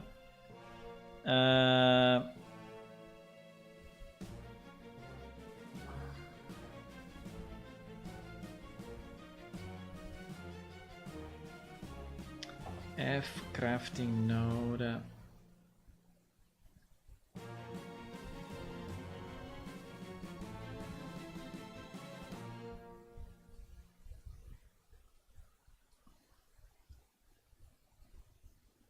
Nodes, TRA of crafting node, F node children, return nodes.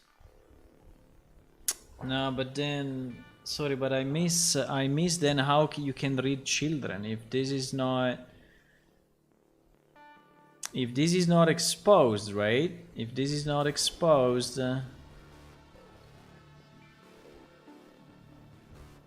because children is not exposed to blueprint, right? So then how do you access that?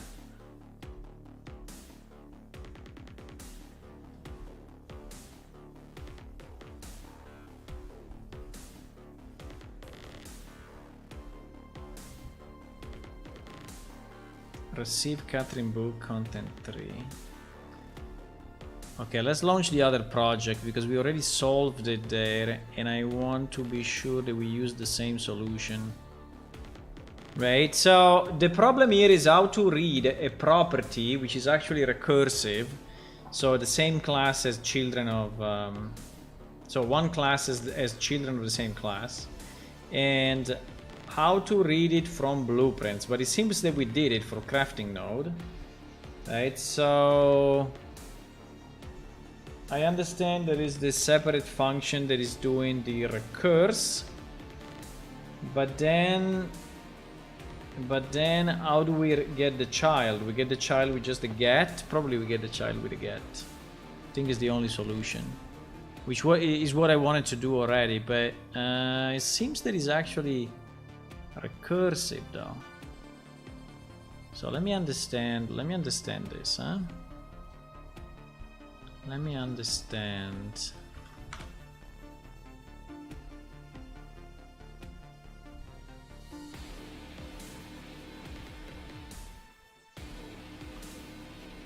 Because we solved the problem already, so okay, so here we have our nodes, right? And that's all easy. But then when I go inside a setup, right, and I get my nodes, how do I get the children? Because I understand this, I understand this, I understand this. But how?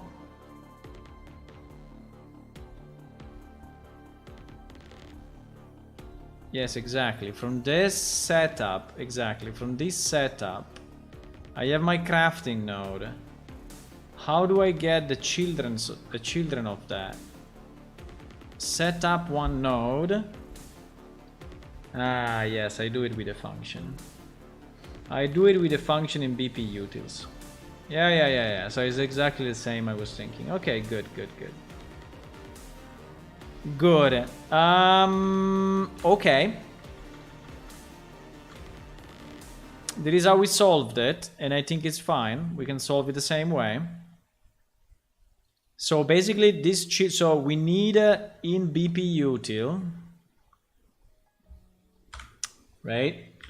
We need in BP util a function that is actually static and is returning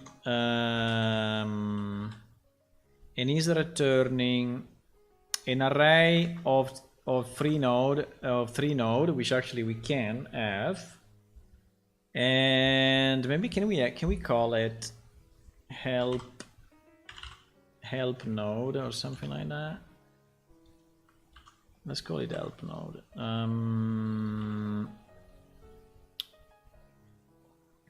Right, and it's called get.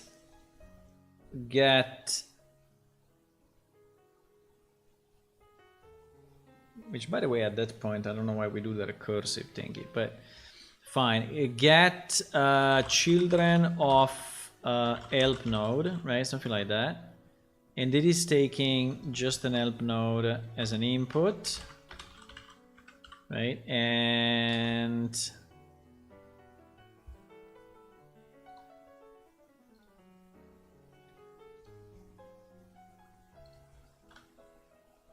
this is super simple because it will just return node children, right? Okay, so this way we can basically access it through blueprints, even if it's a recursive structure, right? And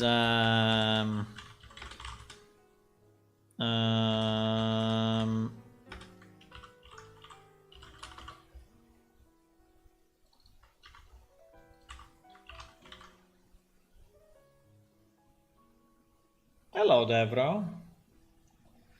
I'm lurking while cooking, just for the records. Okay, good. And you want to say that you are here?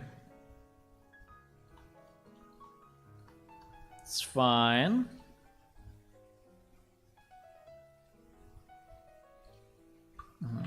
Yeah, it's a long time I don't see you around, so I was wondering if you disappeared or you just changed hobby. Because sometimes, you know, in life you change hobby and boom, it's done.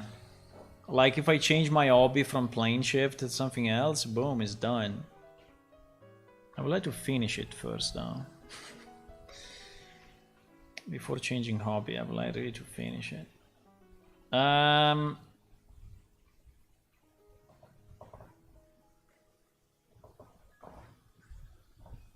Okay, so now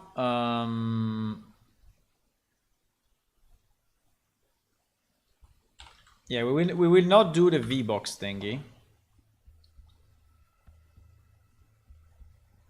I will not do the VBox thingy. And because we said that, sorry, it is just a stub function. Come on. It is just a stub function.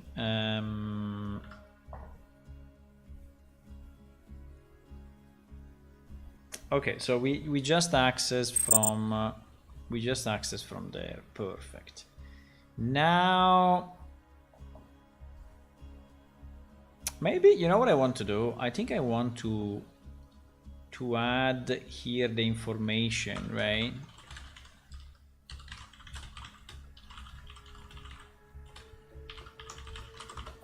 Because I think it's good. Did I mention it like this so that we are sure that the next time we search for it? So there should be a get crafting no children. Yeah, exactly.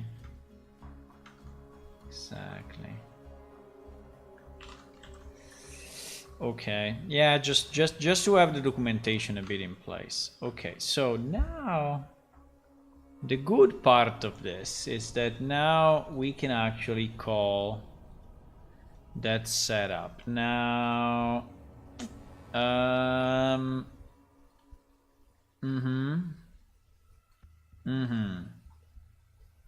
so this will have to read a file name, right? And we want to do what? We want to create a whole structure.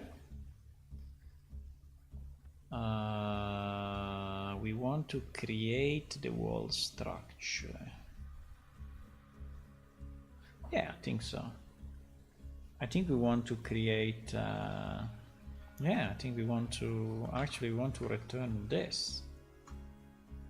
We want to return this. So we want to read a specific file, right? There would be our file name. Our file name, I don't know if we should give it with project or what, but project directory, whatever.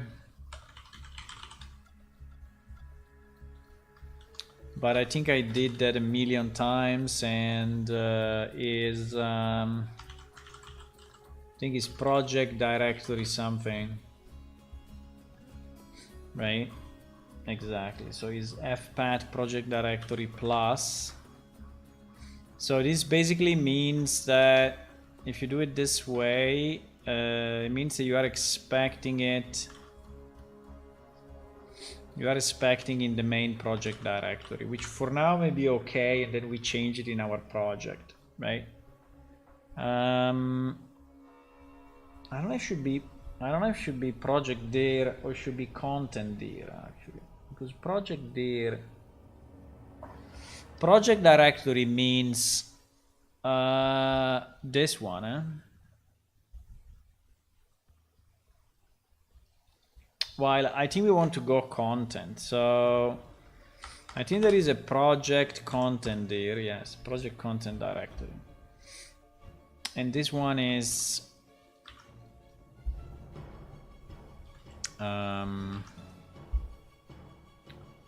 okay, so we read the XML. So basically here what we do, we read the XML file, right? We read the XML file. And now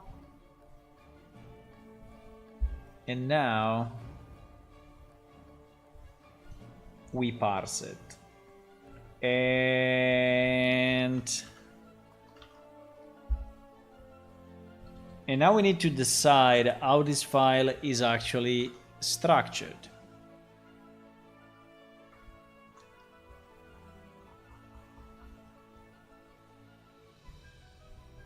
At the moment, this file starts with help, which I think is okay.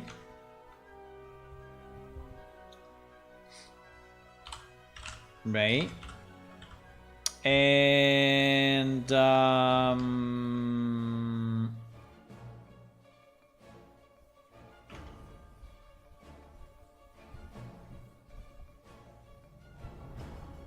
then we need a function that is very, very, very similar to the one that we created for our crafting node, right? The one that we were looking at before.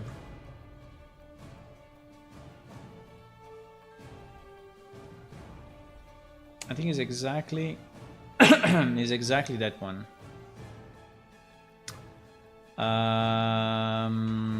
F crafting. So I don't reinvent the wheel. I really don't want to reinvent the wheel. I want to reuse the wheel. And so, yeah. No. Wait. It's not this. It's not this. It's the other one. It's the... Come on. It's the recursive thingy.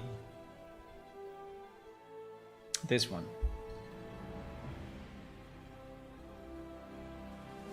Exactly.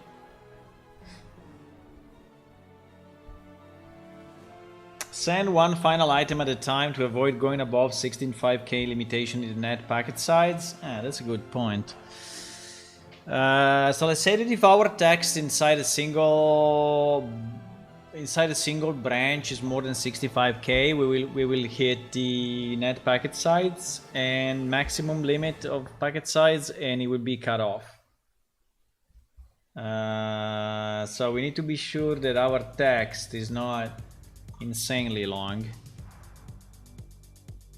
I mean, 65K is a lot, but 65K is quite something.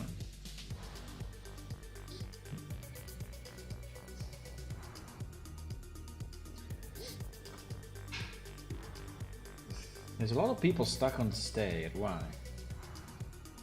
Why are all these people stuck on the stair? I'm gonna move them. Also, Hula is stuck on the stair. Hula, why are you stuck? Also, Electra is stuck on the stair. I don't know, there's something going on this level particularly that people get stuck. I don't know why. Okay, so we need something very similar to this, and for now we can have it in our BP utils. I think it's not a problem, but yeah, we can have it in our BP utils. So we need a function that is very similar to this, if not not identical, no, but very similar, because we will have to recursively read the XML structure and create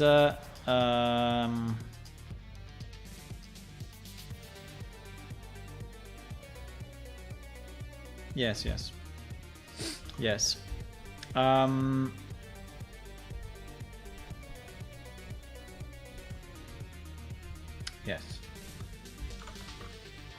So the difference is that here we are working with help nodes,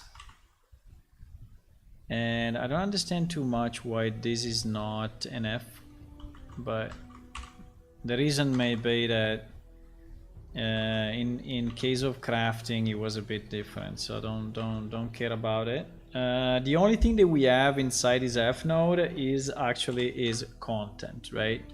Well, actually we have content and children. So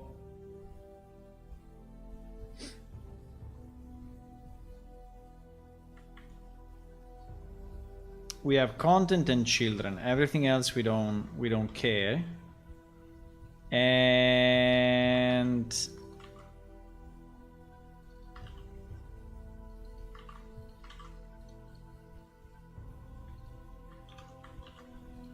I need to declare this, yes. Now this one, we don't need it to be exposed to Blueprint, I think. I think we can call it only from our C++ when we are parsing the thingy. So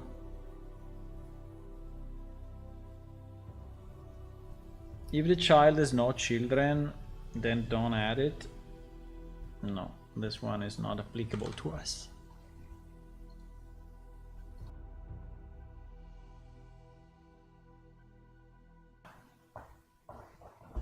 I was sneezing.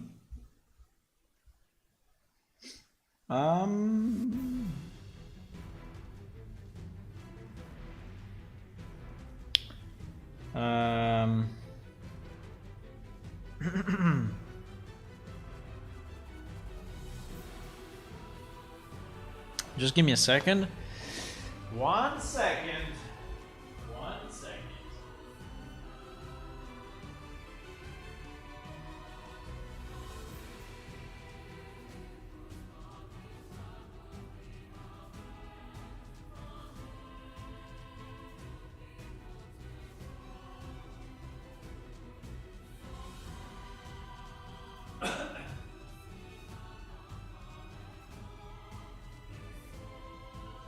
Need to drink some.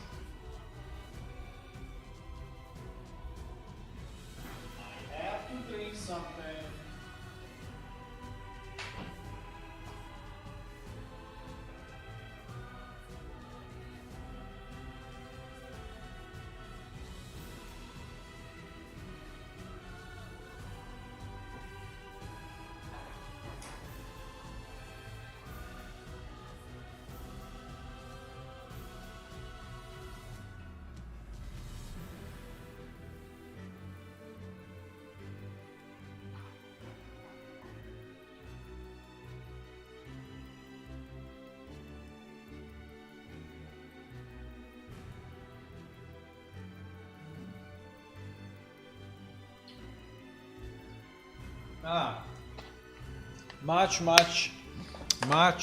Much better. Much better.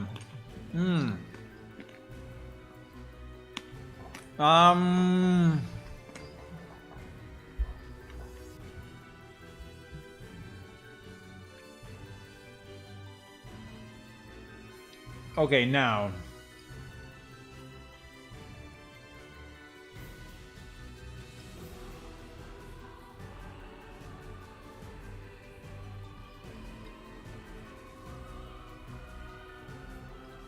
Do we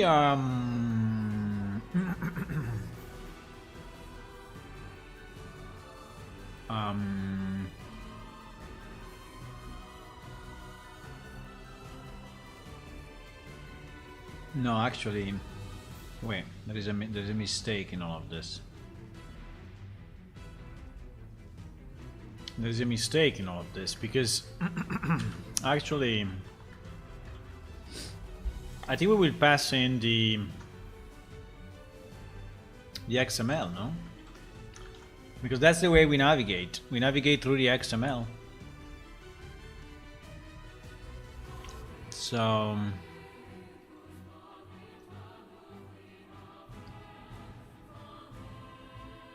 this part actually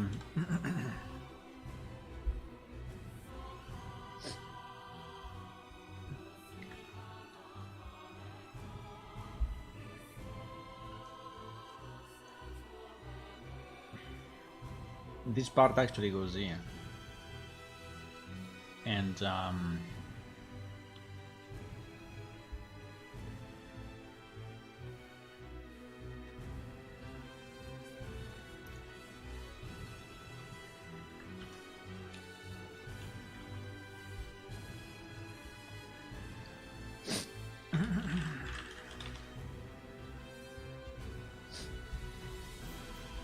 right?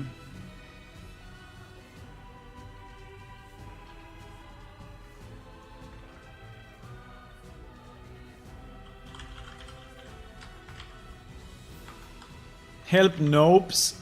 Help Nopes was nice. Right?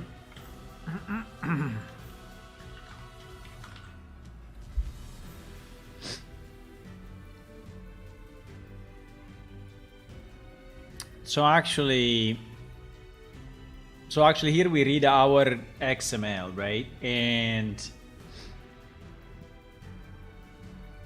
we read our XML and we navigate on the children of the XML. So we assume that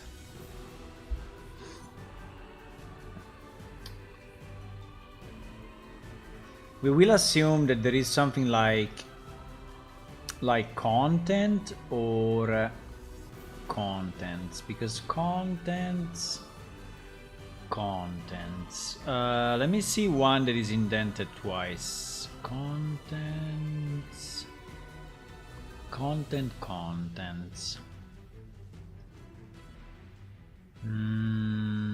No. Let me check, for example, commands alliance, okay? Let me check alliance commands, right? So actually it's called branch. It's called branch because you see that there is branch,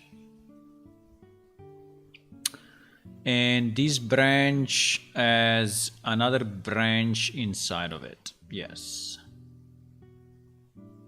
this branch is another branch inside.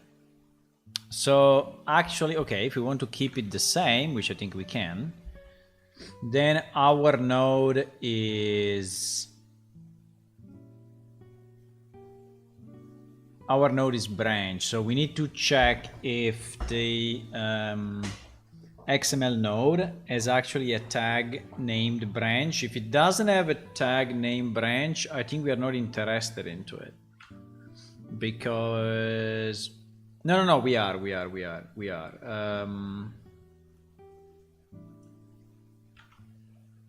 No, we are. So we need to check if our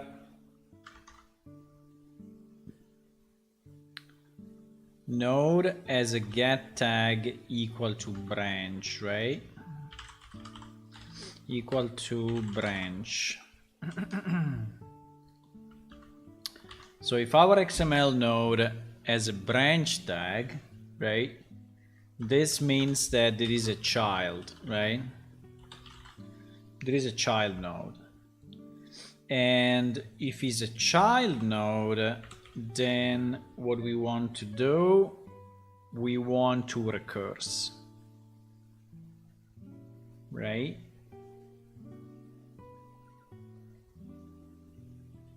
But yeah, we want to recurse.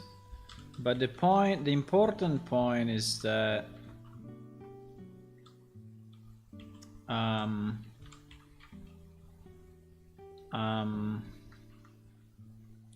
so we recurse here, right? We recurse here, and we do what? And we give this as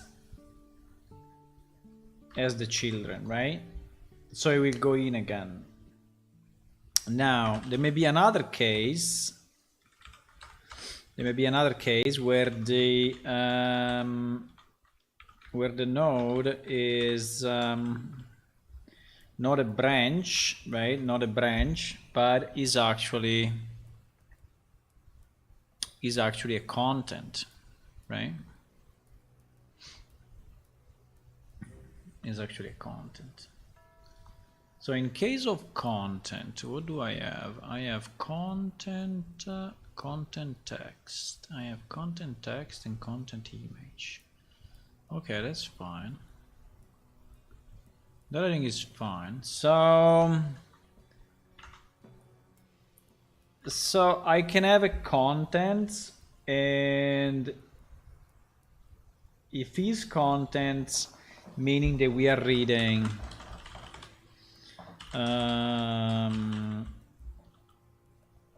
text or images inside of it, right? So contents may have multiple content child.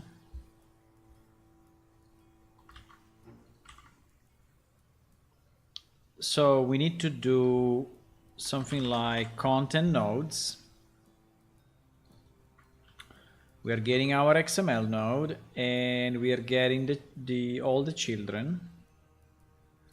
And we cannot for I because we for I already up there, so we have to for J. And after we for J,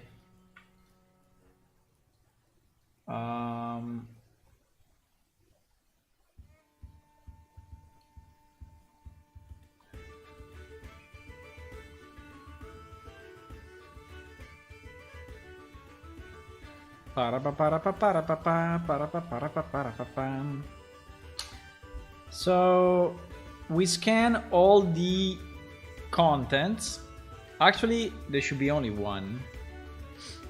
But yeah, there should be only one in theory, yeah? Because if we have more than one, I think it's a bit of an anomaly. But fine, we will scan them all, but in reality, for us, there's only one. For us, it's only one. And at this point,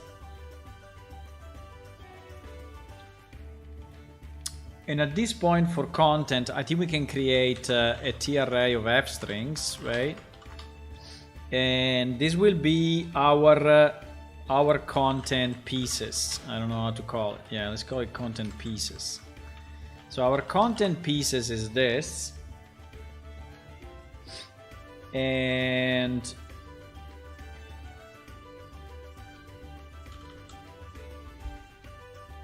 now for each contents that we find,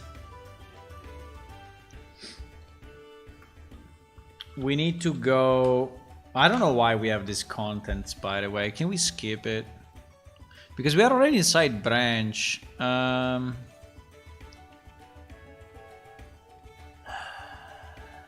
thinking if I could just remove these contents, you know?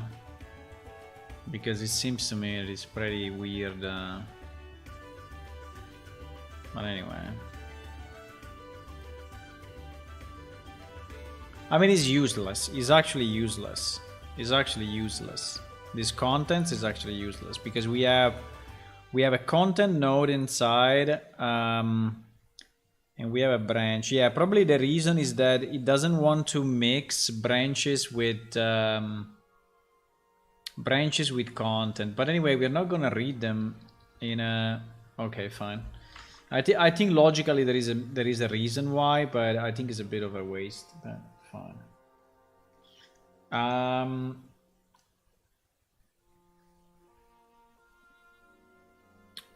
So for each contents node, we read if there are text of images, right? And this one, I think we can call it text emg nodes. And this one is going to get this one is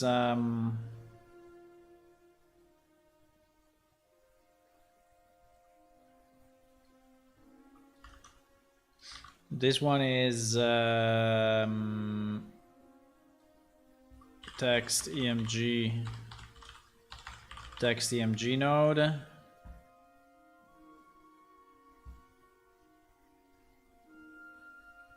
No, not yet, because this is the.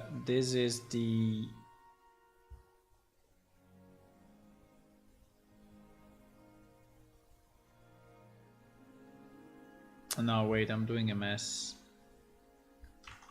No, it's okay, it's okay. Because branch can be a sibling of content, huh? Can be a sibling, yeah. So I iterate on all content, I get all the children there, and then I cycle on this, And at this point I get content nodes of J, and whatever I get out as an fxml node, I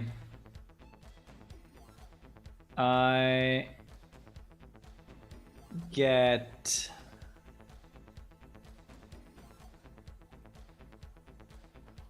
okay, so now this must be a content node, right?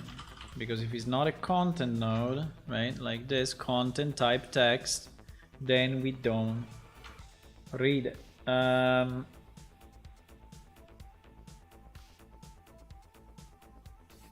Okay, so if it's a content node, then what we do?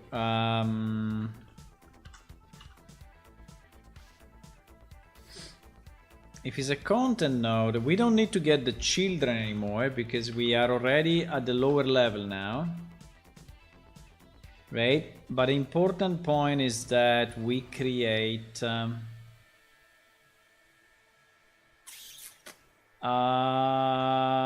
well, the picture actually may have some, the picture has some properties. So for example, the picture has width and height, but at the moment I'm not supporting that. I'm not supporting that unless we create two nodes. I mean, we could support the sides, you know, we could, if we want, we could. But this means that I need something more complex than an array of f strings. I will need an array of content where content can be image or text, and have the dimensions as well. I think it's okay. I think we can create it. I mean, it's not super important, but I think it's okay. So we'll create a new thingy that is called f-help content, right? And f-help content can be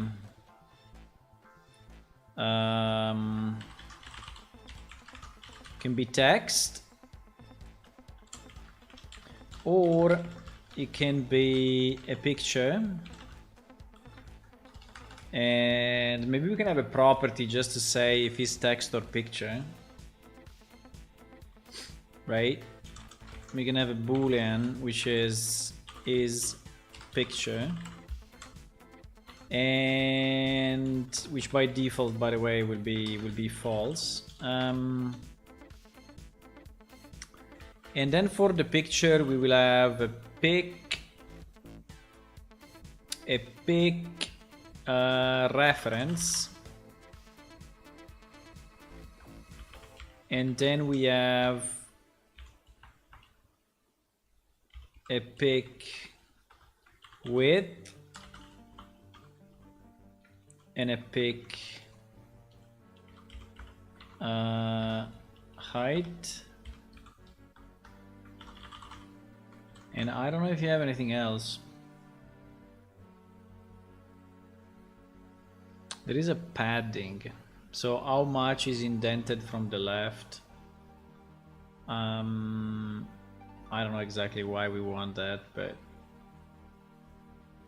I think the padding is always 0 everywhere, so seems to be a bit useless, so I will not. Okay, so basically this will be our f-help content, right? And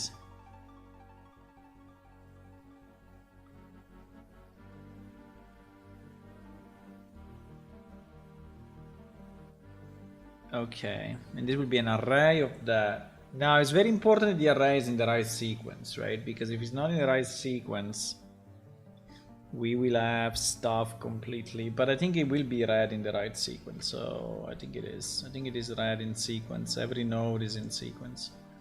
So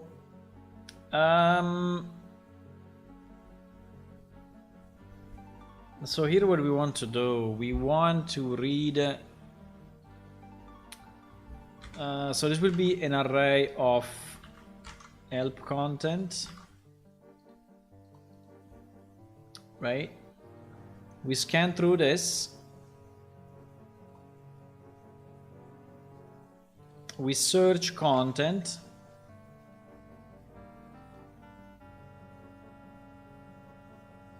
and content can be text or pic. So we need to get XML node, we need to get attribute.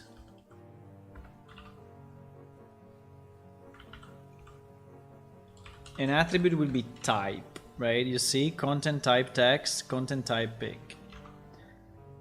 So if the type is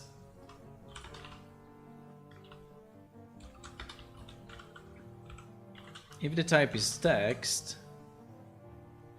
right? If the type is text, it's fairly easy because we just get we need to create a new f content with can I have a constructor of this guy? I think a constructor would be nice, so I don't have to set, you know, stuff. So let's do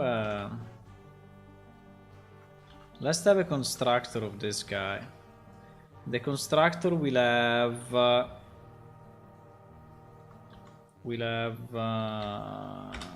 this.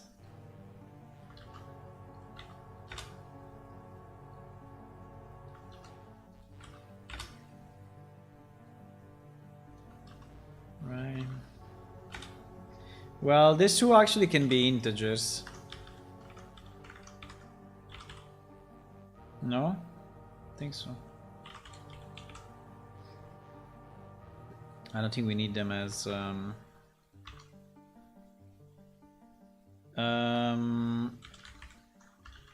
I think we also need an empty constructor where we just say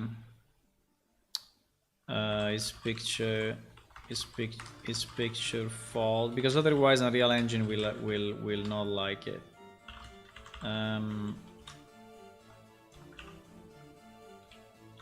He will not like it because he wants all the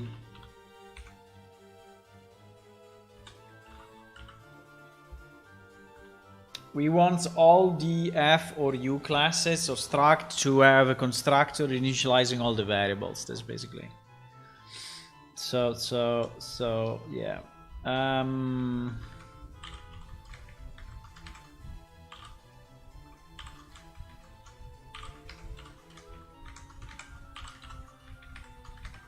That is just to avoid the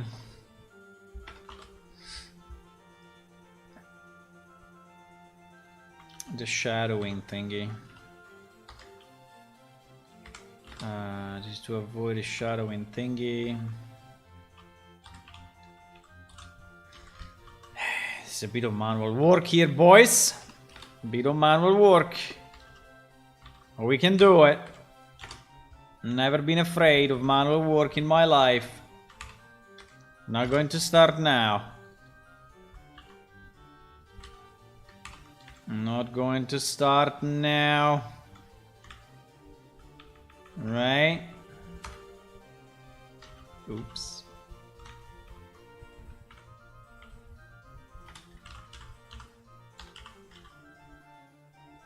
Okay.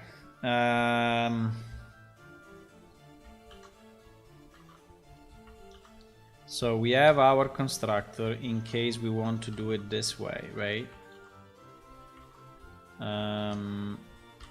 Which may be simpler. I don't know if at the end with this will be simpler or not, but if we want, we also have a constructor like that, right? So because yes, the idea here, if I can do this, I could now say if it's text, it's super simple because I'm just using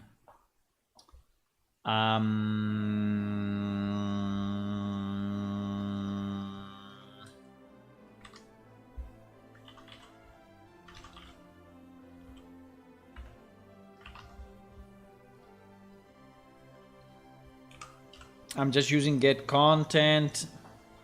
I'm using false. I'm using empty. I'm using 0 and 0, and this will be our text content, right?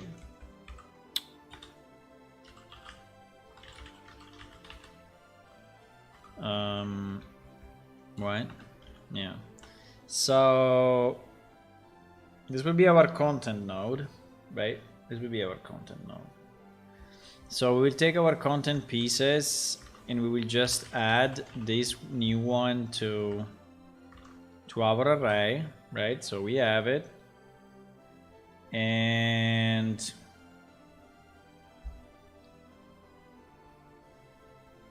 then we need to check if is a picture.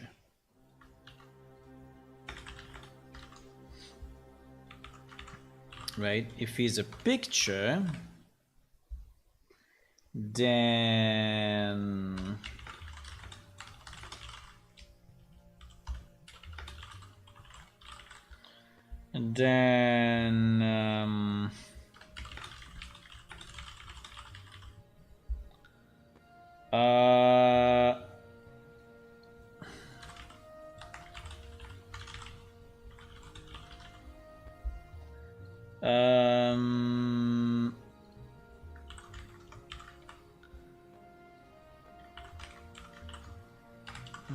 okay.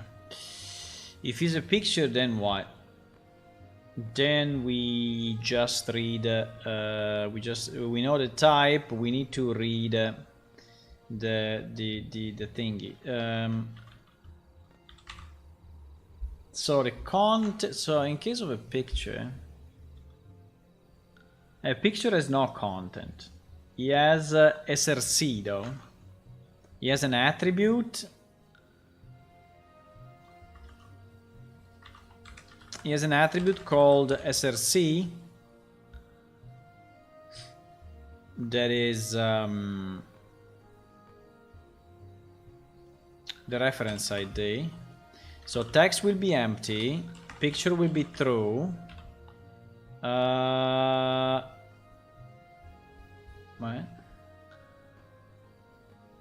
What the fuck?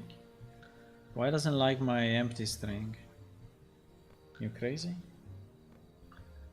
Why?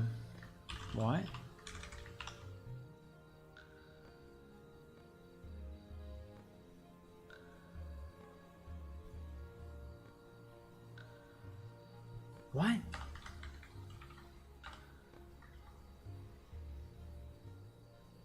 Okay, let's continue. Maybe he will like it.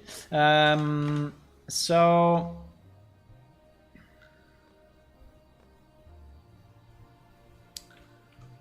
is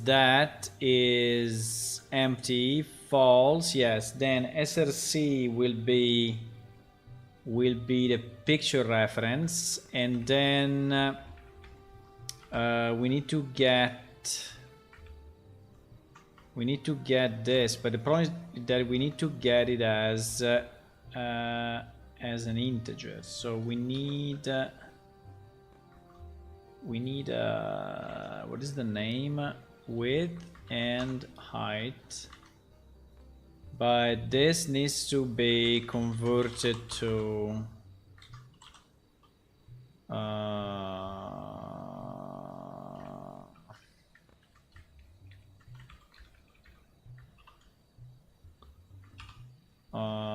this.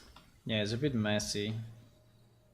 It is a bit messy, but I think it's okay.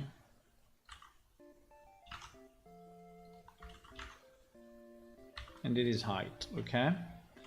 So this will be the creation of our new node, which is a picture node, and then we are gonna add it to our array.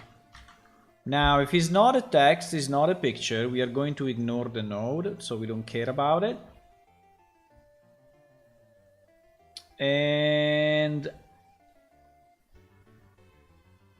then what? And then we cycle all of that. So if it's a branch, we did it already. If it's a content, we did it already. Okay, so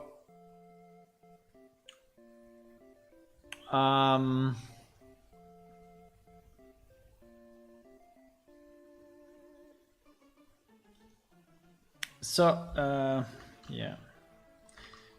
So our F, so in case, wait, for content, no, wait. For content nodes, right? So here we are at the end of the for.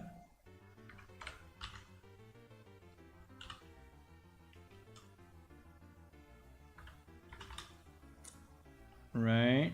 So our content will be equal to content pieces, basically, right? And yes, and our f node children will be equal to that. Okay, good. This in theory should work, huh? This should work. In theory, this should do the job that we need.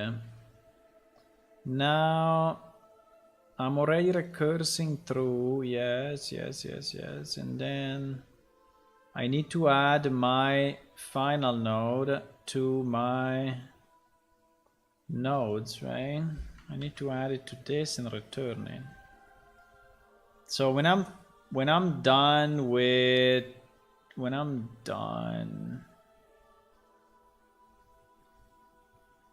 what? No, wait a second.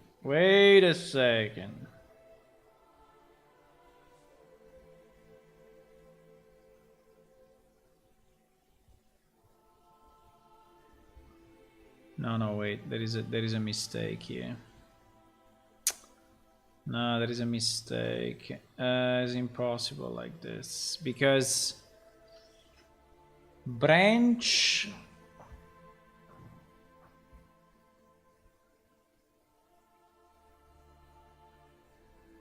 In branch, I read. Okay, nice. Now that I understand, I'm reading all the children of this particular node.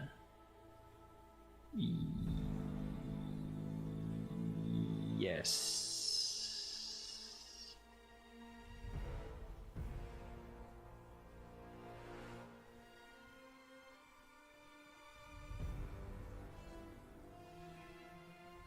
No, but there is a basic mistake here. The basic mistake is that this function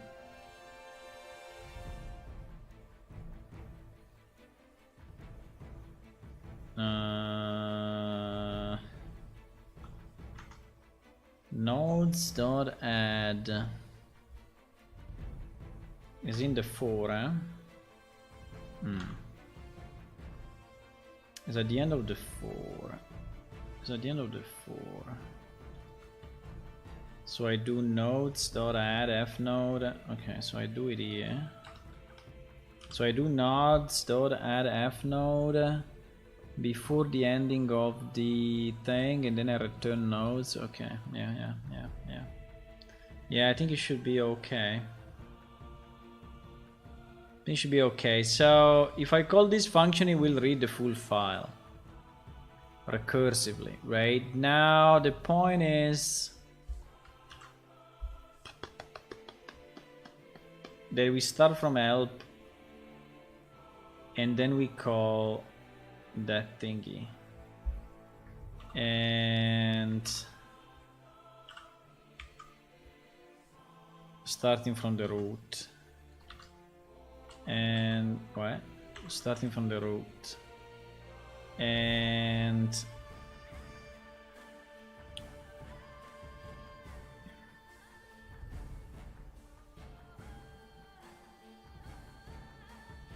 yeah, we can just return this.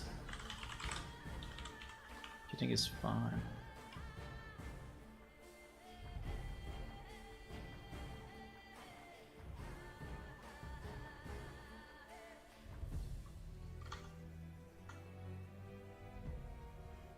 What do you mean by non-static?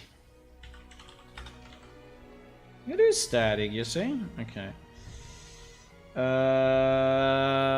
Yeah, if this fails, then we definitely have a problem.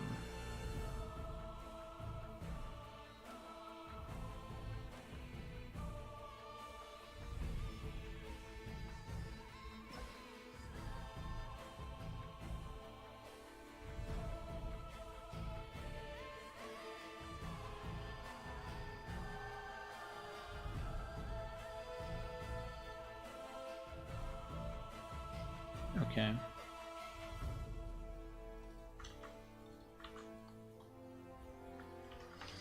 Okay.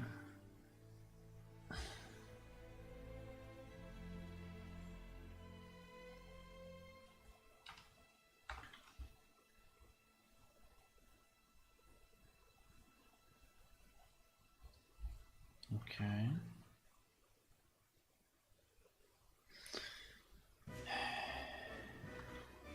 What do you mean declaration is incompatible? TRA of f help node. TRA of f help node. fxml node node. What do you mean declaration is incompatible? Are you smoking something?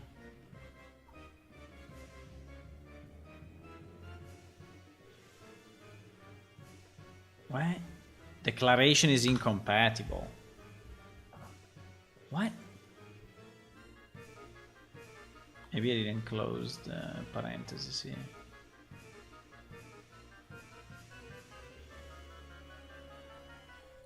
What?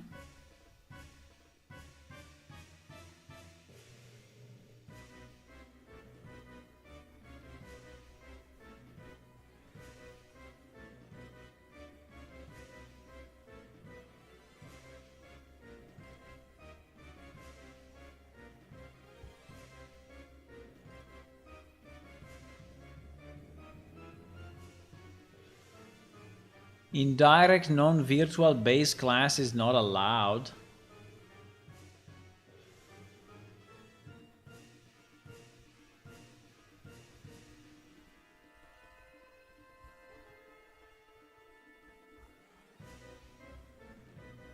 No, this is just a... There is just the fact that he cannot find the...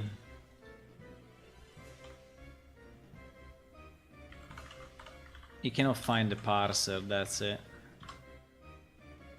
There's no other reason. He's just messing up a bit with the includes, but everything else should be okay.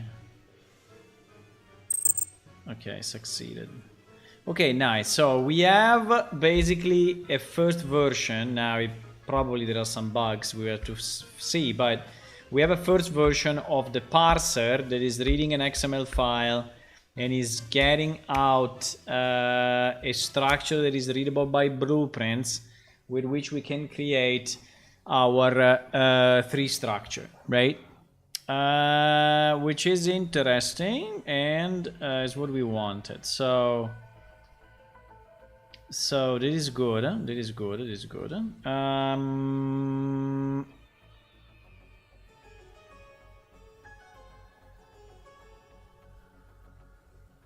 Now, the only function that we should call is parse XML help file, right?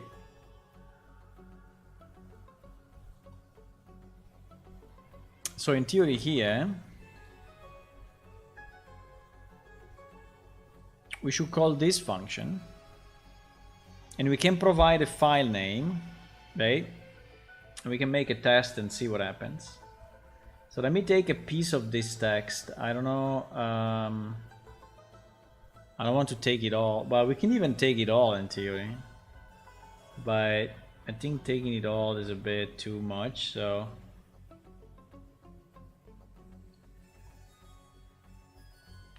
Let's go step by step 1 second, okay? So that we don't...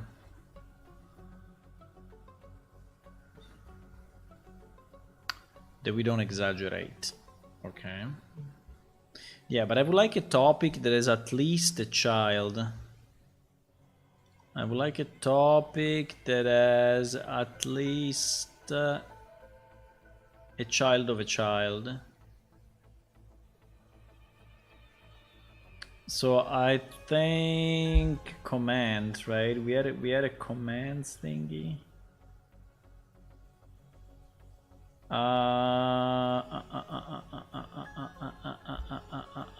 Which is, yeah, this commands alliance command. Let's go back there. I think was a good example. The only problem is I need to take from this branch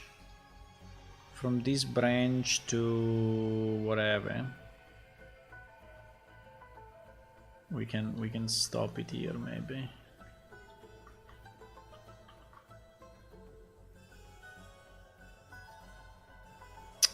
There is this topic though. What is topic?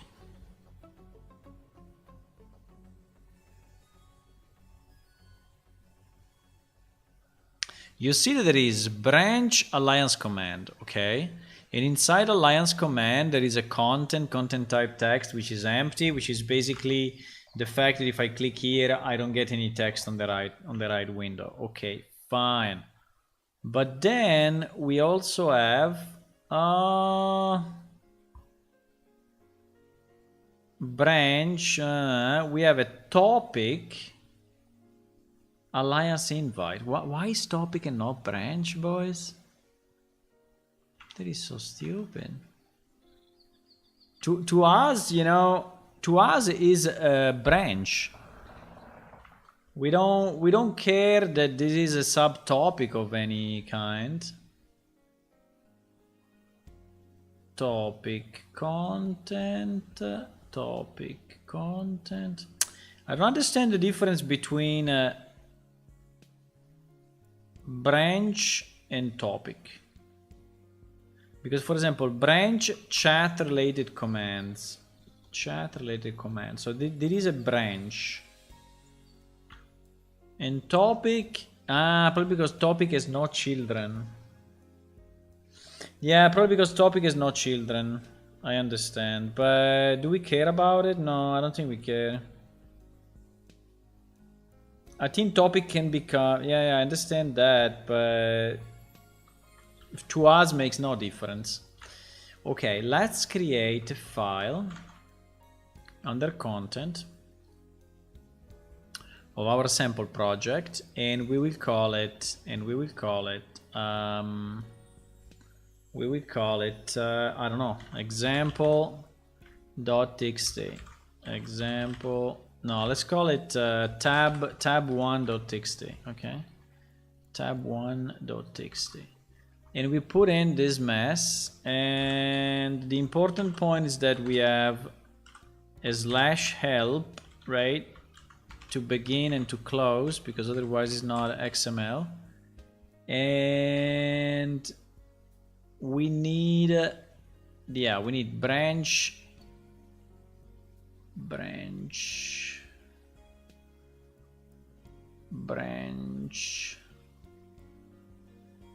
wherever is topic. I think I will just change it to branch, because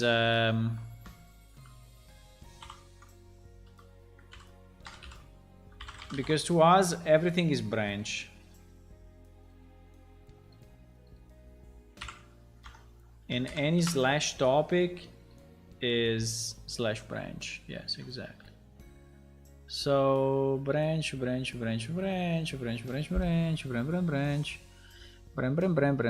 So we arrive here. Okay, con and branch. This branch is this guy. Okay. And so at this point, commands alliance. Yes, exactly. So we need to close 3 branches, right? So we close this branch, we close this branch and this branch. So this way should be properly formatted. And the fact that it doesn't have any content is fine. Okay, let's see what it does like that. Hello, Warm Juice Dev. Hey, how are you?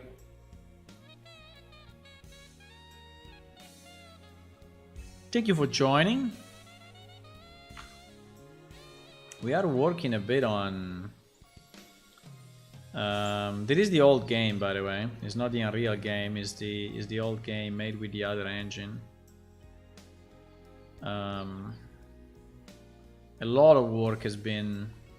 This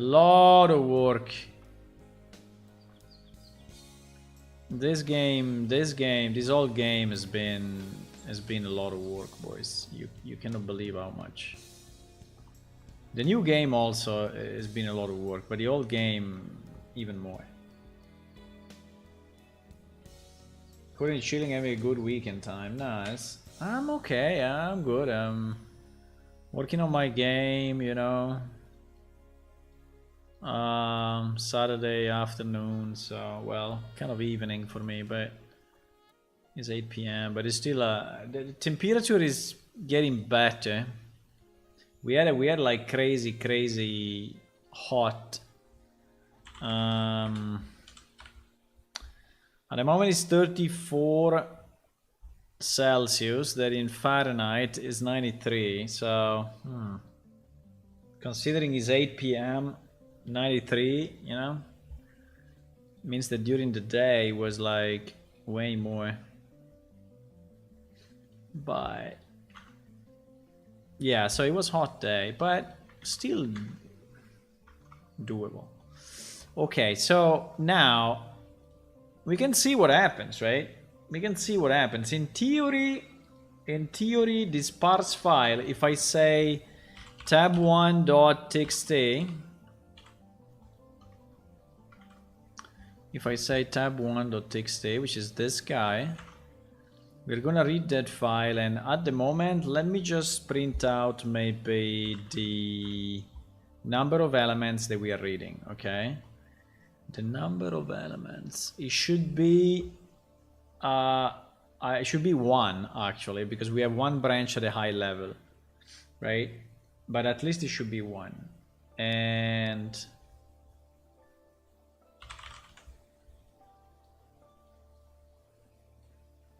let me just print that out. So if we get a 1, it means that something worked. If we get a crash, how do I activate that? I forgot. T. Uh-oh. Uh-oh. Uh-oh, my PC froze. Well, I guess it didn't work. Because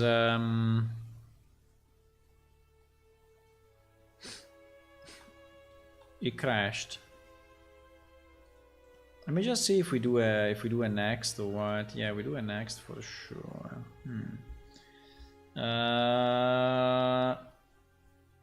Let me try to recompile clean and see if we can. Hello, Salvatore. Hi. Welcome. We are working on our MMO, and at the moment I'm in a separate project because we are just trying to build a piece of our help system, and so I'm outside of my normal project, and I'm trying to see if our code is kind of working. Uh-oh.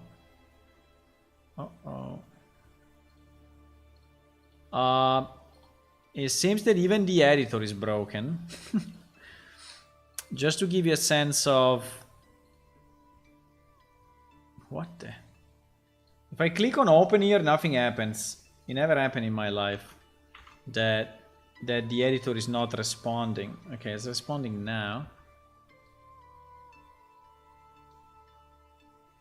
Okay, so something happened here, right? And it seems that I think the best probably is to just run it in debug mode and see what it's doing. Okay, so we will do that because otherwise it's too hard.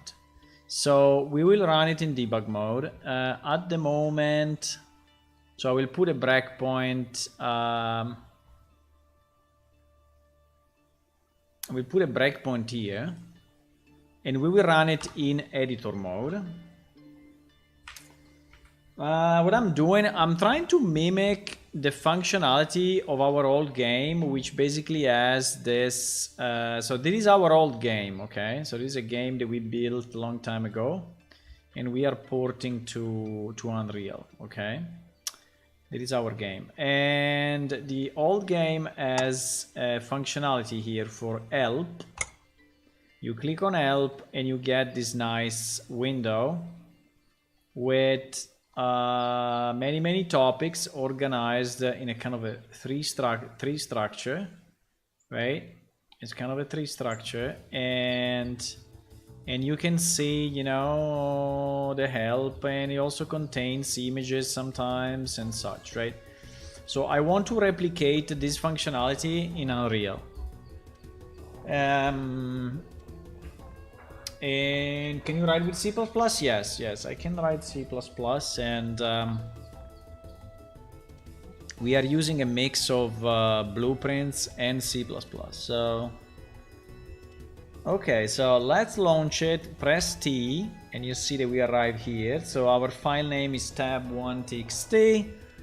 So up to here, everything is good. We go to our content there. We read our root node, and our root node is not valid. Okay, so that's the problem. So the problem is that the root node is invalid. Okay. So we have a problem with the XML file. Okay, fine. We can. So I need to do a check here. I need to do an if not root. We will say something like malformed. Most likely is a malformed XML. Malformed XML input file, right? And in this case, we would just return. We just do nothing, because if the XML is broken, we cannot do anything. Okay, let me check why this XML is broken. Maybe we can simplify it a bit, but I have an help and help. I have a branch, content. I have a branch, content. I have a branch, content, content branch. Maybe let's arrive up to here so it's not too complex. Okay, let me remove everything else here, and let me remove everything else 1 second. Okay, so basically this branch is this branch, and this branch is this branch. Okay, so now in theory should be properly terminated in theory.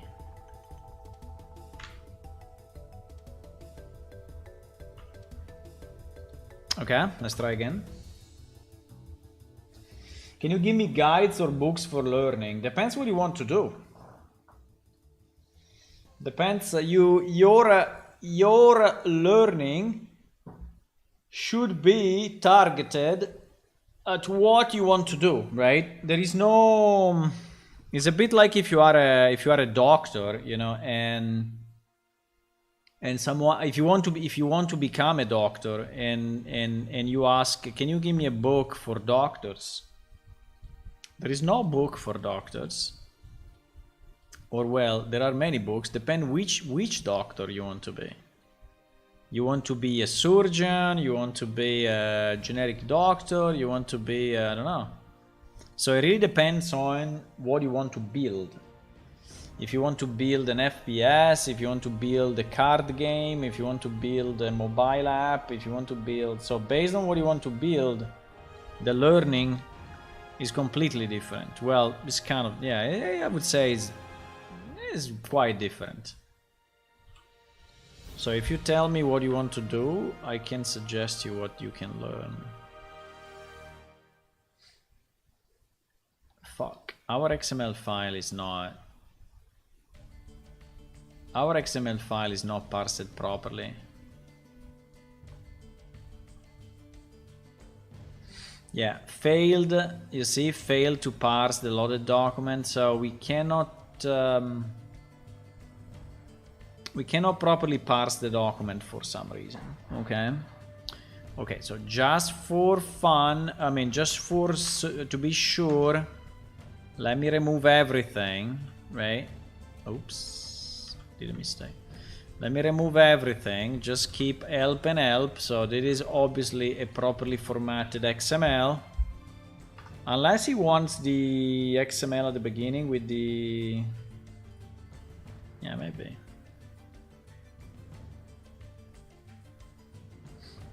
You like to create an RPG game. Are you thinking to single player RPG? Or are you thinking to a multiplayer RPG? Bro. You joking?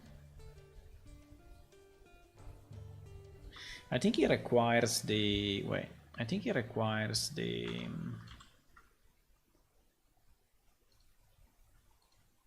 I think he probably requires the XML at the beginning. The XML version blah blah blah or something. I don't know. I mean, it's strange, but it seems that he doesn't like that. Why doesn't he like that? Maybe the file name is not correct. Maybe we are not pointing to the right file. Yeah, that's also possible, huh? That is also possible. I need to check this XML string just to be sure that we are pointing, but in theory we should.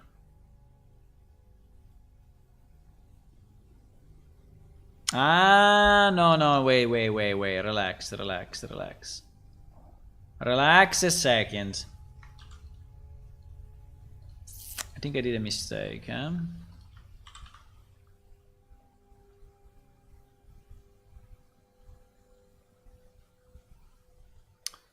F-string, fpath project dir plus file. No, it's correct, actually. Yeah, but it's not from construct from buffer. Yeah, that is the mistake.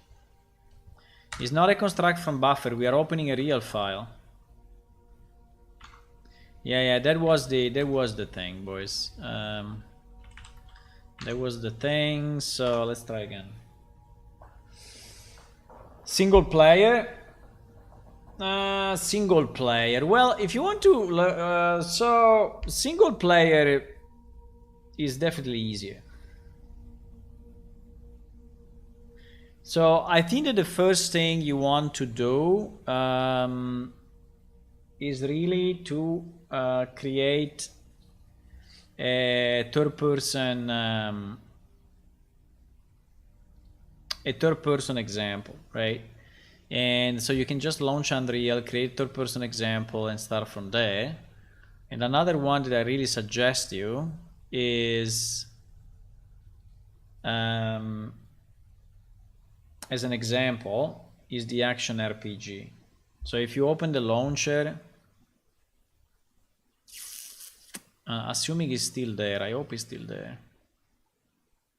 If you open the launcher and you go in samples and you check for Action RPG, which is this one here, Action RPG, and you download this one, right? It's a bit old, but it's still very good. And this one basically has all you need. As a start game, options, is a real game, meaning that you can play it, right? You have a character, you have items, you have monsters, you have potions and all of that, and you have the full source code of this, right?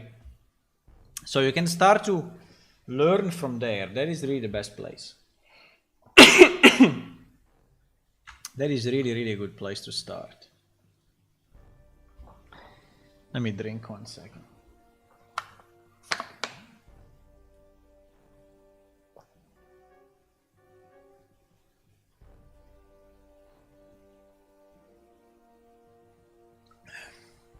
Yeah, the third person is not full. The third person is just an empty shell. But if you get this one,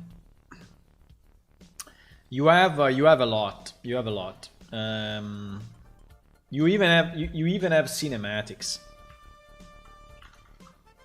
and you can maybe start from that, you know, and start to change some logic, start to change some characters, start to change, you know, and go from there. Our root node now is good. Okay, so let's see what happens. So I go, oops.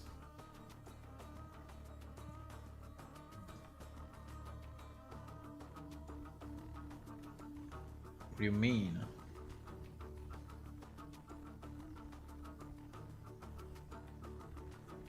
What?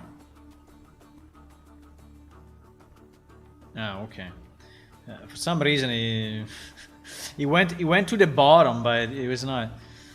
Okay, so we get our help nodes, we get our node, we get a branch, and we recursively go into that. We get our nodes. Okay, that's very nice.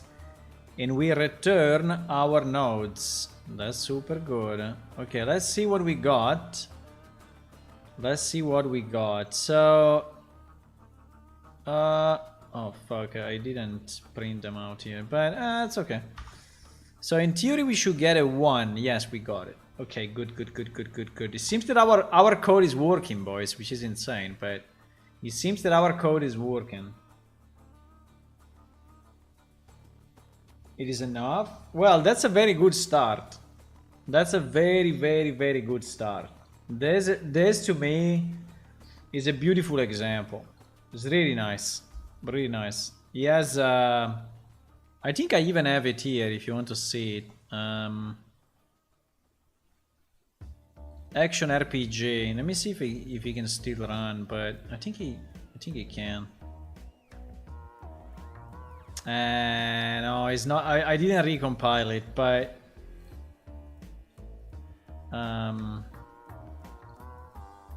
I didn't recompile it recently. I mean, I can try to recompile it and say yes and see what happens, but this includes also C++, huh? Not much. It doesn't have a lot of C++. It has just a few things, but is enough to you see, he has, for example, abilities. He has RPG abilities. He has RPG items. But it is very good because it allows you to understand, for example, how to have a separate, I mean, how to add some items, some custom items, right, in C++. No, at the moment it's not compiling, but don't care about it. What is this thing downloading? Ark Survival Evolved. Why you need to download Ark Survival Evolved? I don't need it. Okay, so now that we have that,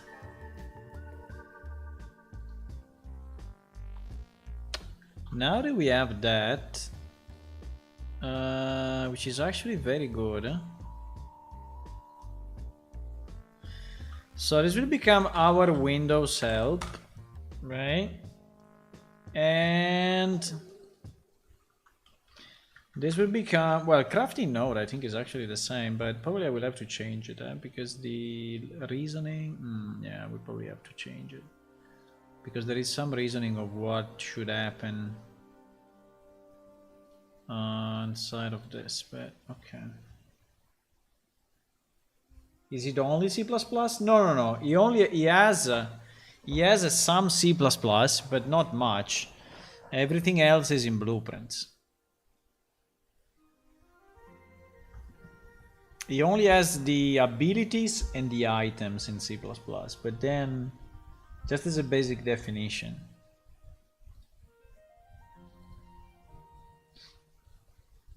So I think it's a very good example to learn from. It's very nice.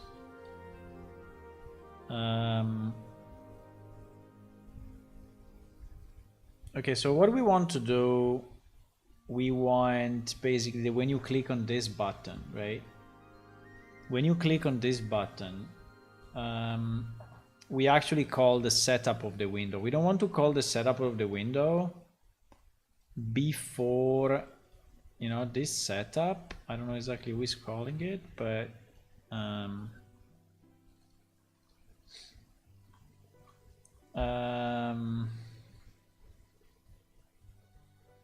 What? Setup. No, I was searching who is calling this.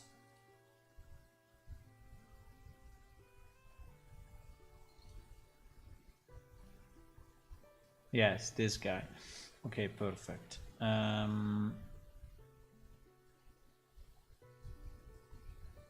Yeah, so actually we're gonna change this. We are not going to call the setup this way. And only when you click on that button. So the setup will have a new parameter, which is file name. And file name will be a string, and we will pass it in here.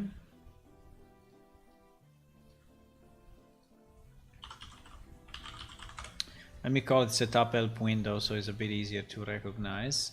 And when we call our onClicked of this button, then we will call setup help window with our tab 1.txt. Now this should be a bit improved because at the moment is reading it every time, right? And we don't want the game to read every time the same XML file. You know, you should just keep it in memory and load it once into the window, and that's it. How to learn C++? To learn C++ is, I think you can go for the standard route. You know, there are online trainings for standard C++. I think the C++ for Unreal is pretty much the same as a normal C++. So there are some, there depends if you have some money that you want to spend.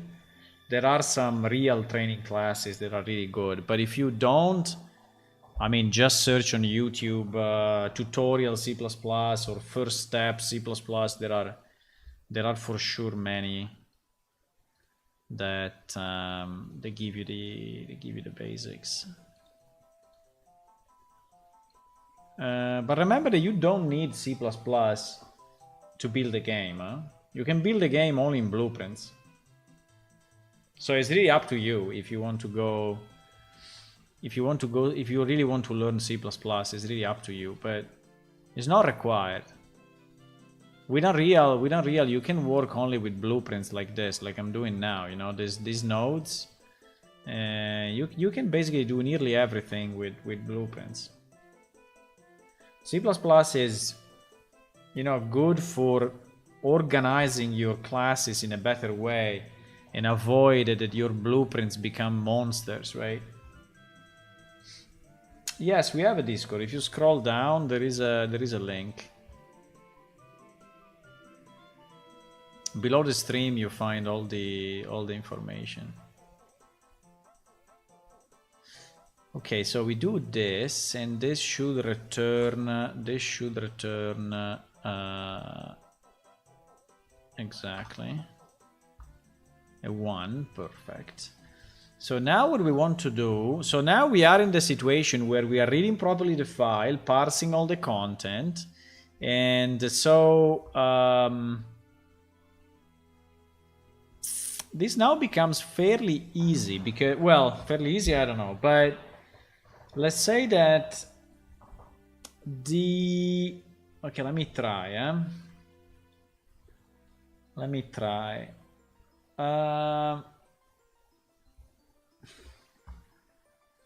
It is saying switch based on the current level.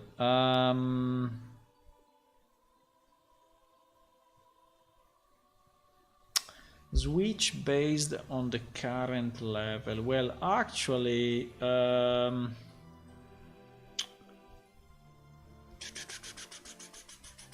our level will always be this. Well, I mean, the level is determined by this, so I need to call a recursive function. Yes, I need to call a recursive function, and That recursive function should set the current level to be yes, like this, you know, set current level 0. Yeah, exactly. So you should set the current level as, so I need to create let me try. I need to create create nodes recursive, right?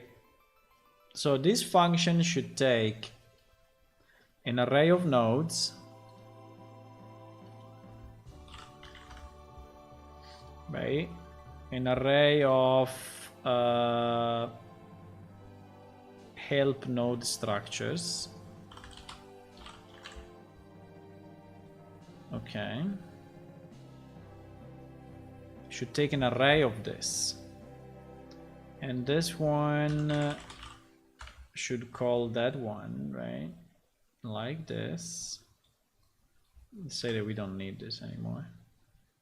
So there is the beginning of our recursion, right? Of our recursion. So here we enter into the recursive, and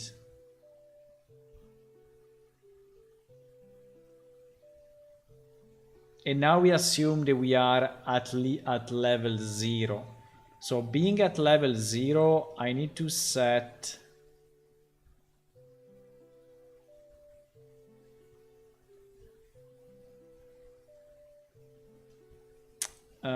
yeah, I think creating a level 0 nodes anyway is a good idea. I think this create level 0 nodes is a good idea.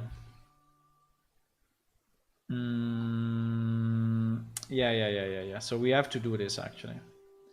I think we have to do this. So we have to do this piece before doing this piece. Or not. Can I make it fully recursive? Like, can I make it fully recursive? Because the only problem is the vertical box container, right?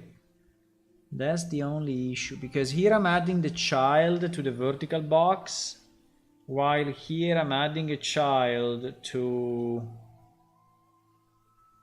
a crafting node. So it's a bit different. But a crafting node is anyway a widget, so you know that probably we can...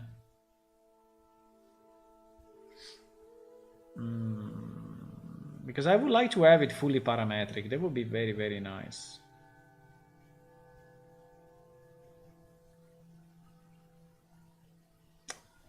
Maybe I can do... wait, maybe I can do this. I can have... I can have a variable that is like is first level, you know, and is first level by default is true. By default, first level, we set it to true, right? And then we go into create nodes recursive, and then the first thing that we do is we check if we are at the first level, and if we are at the first level, then we so we basically do, yeah, so we basically do this, but wait, I think I can do it later.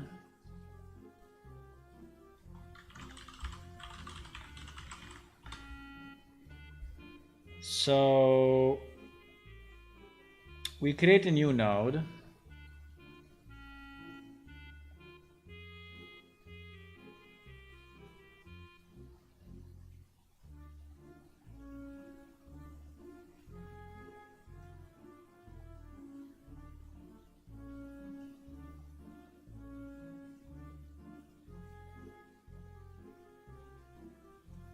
Add child node.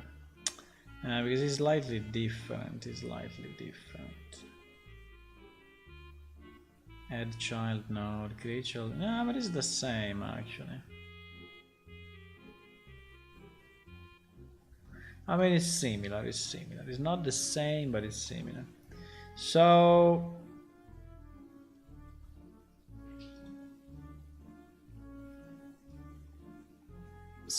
I can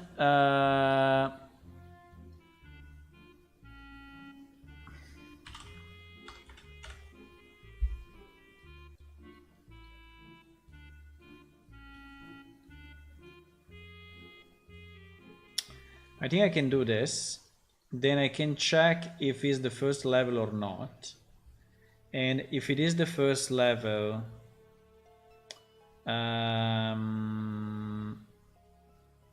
if it is the first level, I add it to my vertical box container,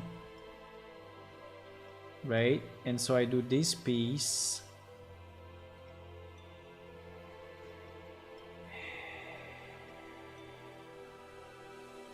If it's not, then we set it. Then we set it to current item. I think I need a current item thingy. I think I need a current father. Something like that. Current father should be a crafting node. Yes. So in this case I will get a current father, and I will add child node. So it's similar to what the code is doing at the moment. So now, can we specialize this piece so that we don't fuck up with the global index, global index plus plus, global index. We need a global index, huh? I understand we need a global index. Now, because my idea is, if I could just use this function in both cases.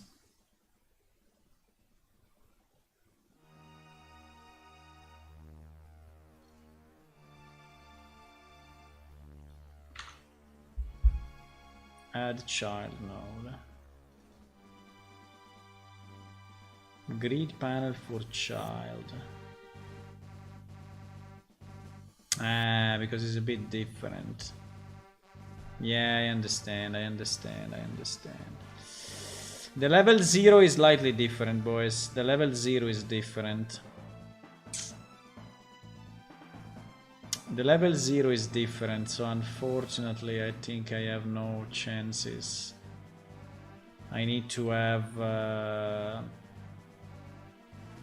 I think I need to have a level 0.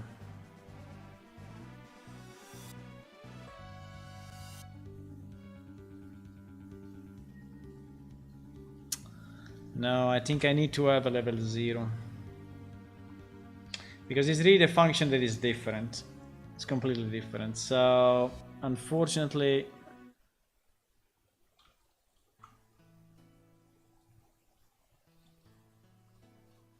No, it was good like it was before. Because they are different. So, we need to create level 0 nodes. And we need to loop on each of those, and we need to get now here, I don't know exactly,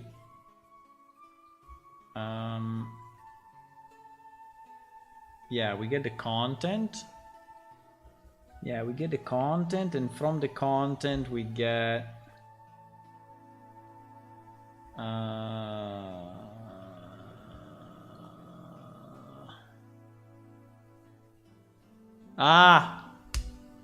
that was the topic. We missed the label.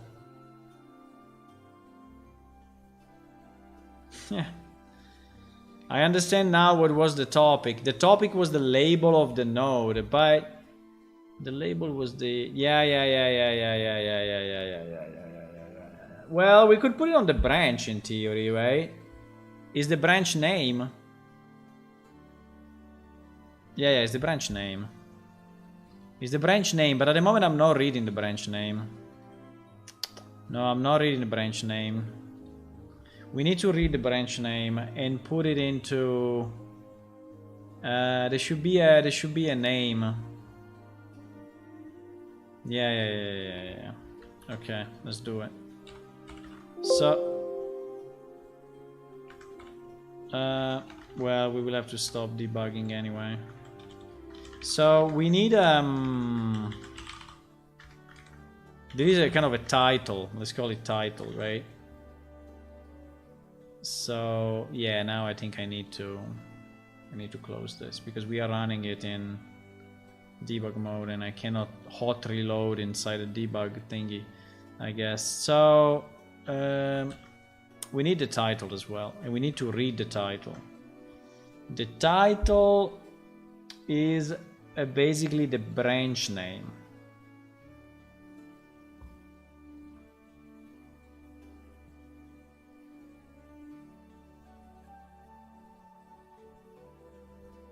So we say that, what do we say? We say that if the branch, if it's a branch, we say that this F node has this kind of children,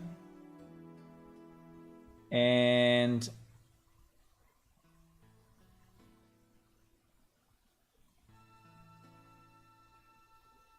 yeah, but we also need to set,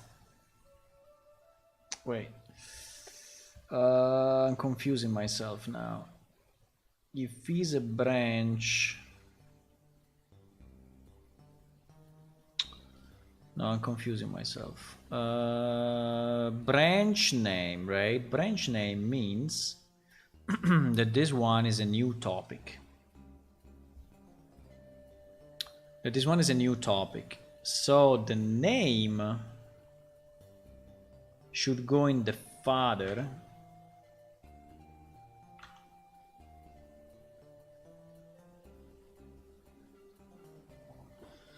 The branch should, the name should go in the father.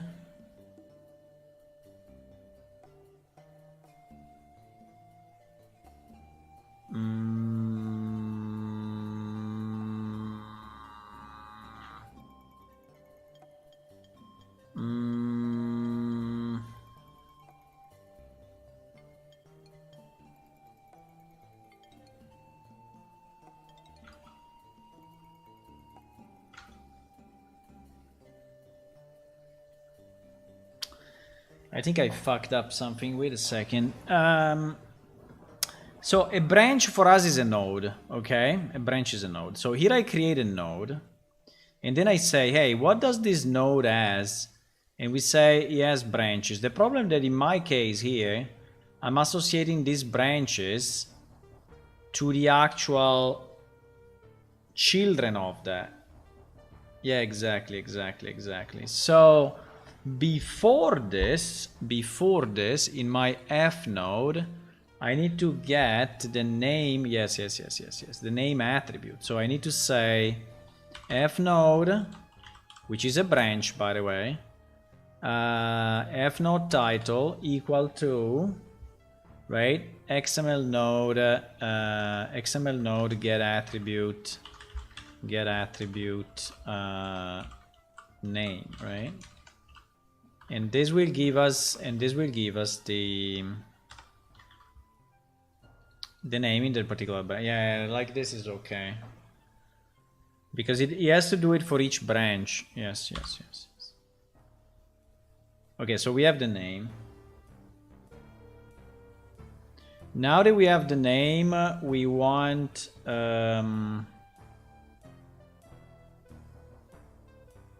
to display. So for now we will just display the name and see if the recursion works.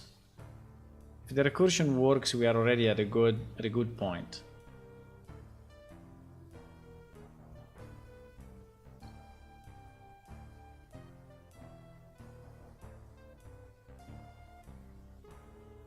Right, so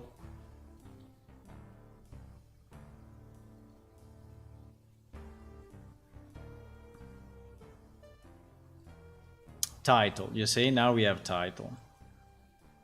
So this title goes into the name, yes, into the name of my setup.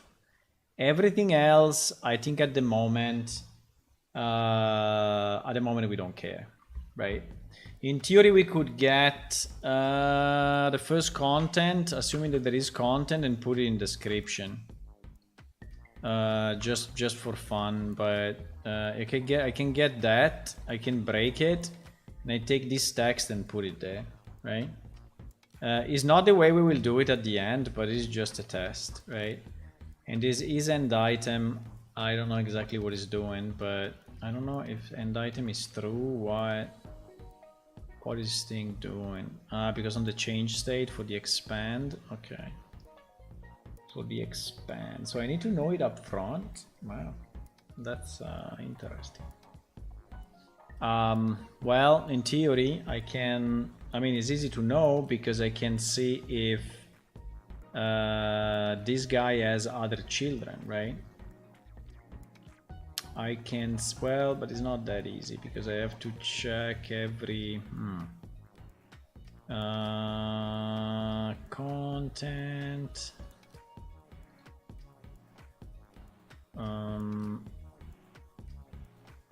No, I can because I can from here I can do my get children of help node, right?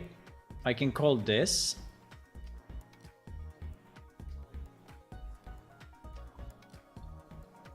And if this is greater than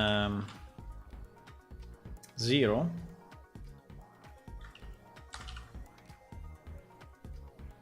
no, if it's equal to 0, then it's an end item.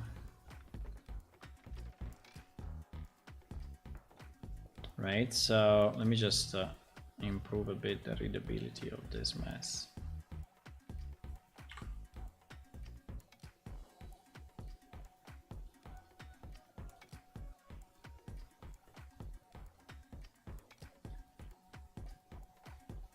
Okay, so if the length, so if he has no children,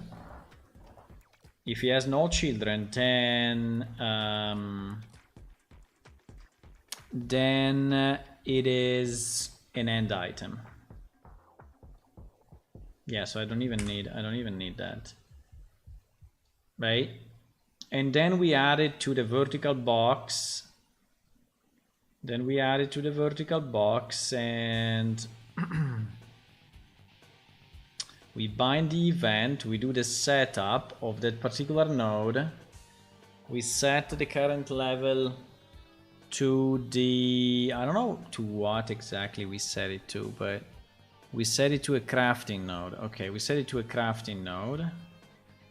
And we increment the global index. And then after that, I call this function. I call the recursive thingy, and the recursive thingy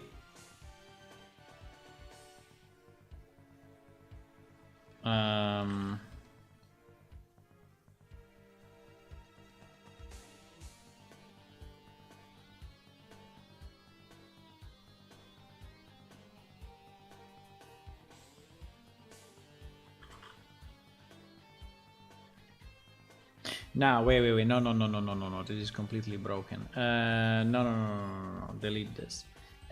So what I need to get this. I need to get the child of, I need to get the children of, yeah, exactly. The children of that, with the children, I do the recursion. Right, so that's what, yeah, with these children, otherwise we never finish. With these children, we go here. And we do it for each of the top nodes. Now, what happens here at the moment, I don't know yet, but in theory, we should have, we should call whatever we were calling here. At the moment, let's leave it empty, but basically, Let's leave it empty for now. So if I play,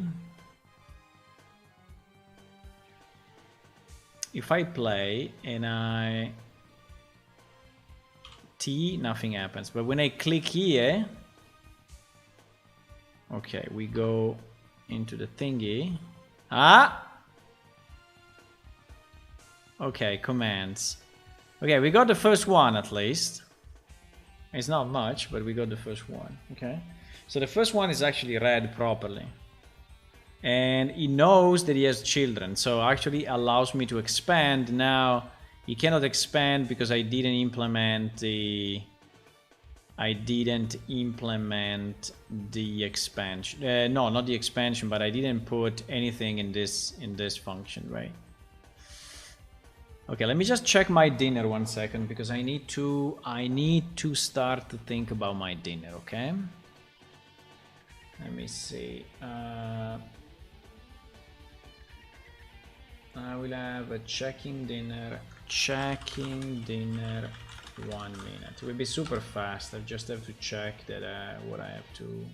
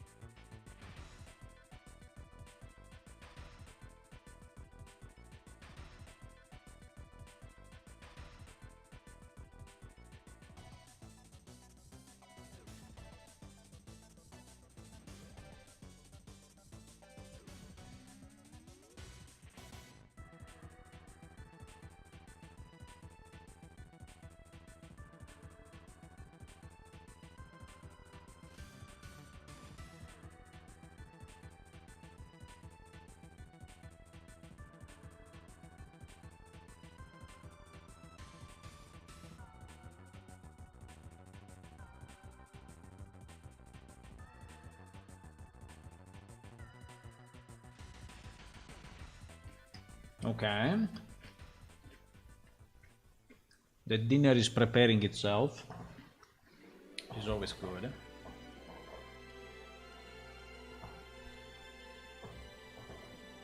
Okay, so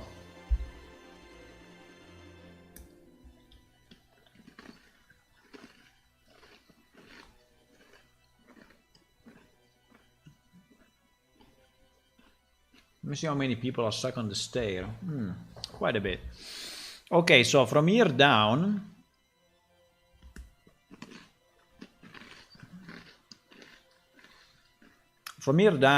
we need to do a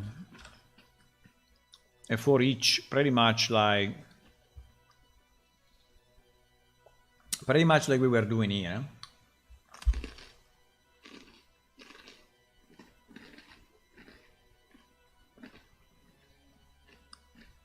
Right? And yeah, this is basically the same.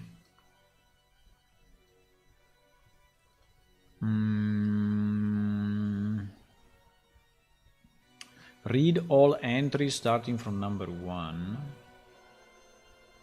I don't know if I need this global index anymore, actually. I don't think so. I don't think so.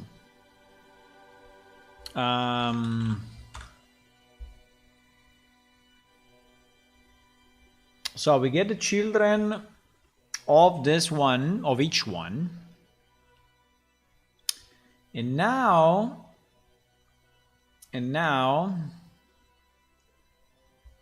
assuming that the current level is set,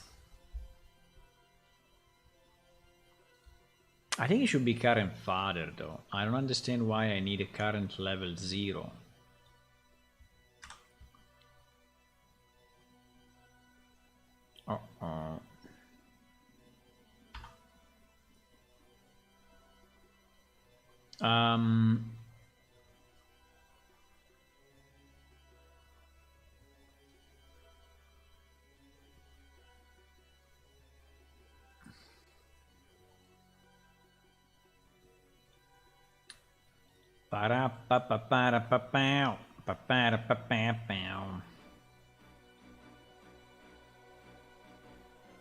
What?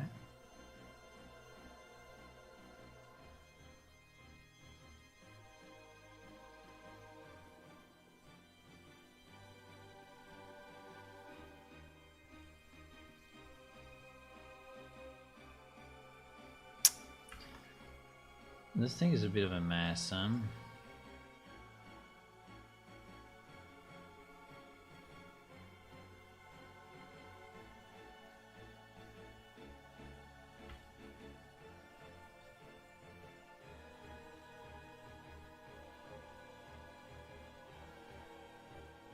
Okay, like this is a bit more understandable what the hell we are doing here. And so if we have the current father, right? If we have the current father, and we call this function recursive, right? And we have the current father. Now, I think at that point, I don't understand too much why I did this current level 0, current level 1. Why we cannot just recurse on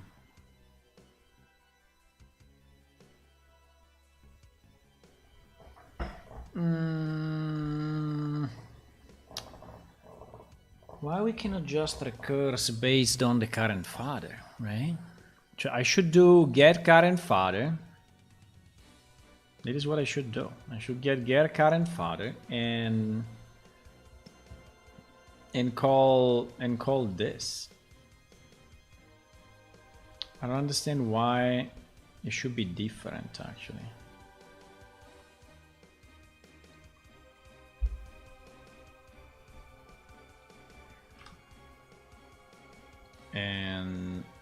And now the name, I can get it from the title. The end item, I can do the same, and I can get the length if the length is greater than 0. I think it's exactly the same.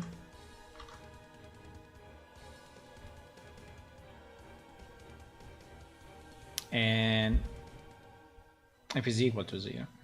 And the description, in theory, yes, I get the content again, I break it, I get the content, I break it, and I get the first item and I get the text. Now this is not the way to do it, but it's just to test it, okay?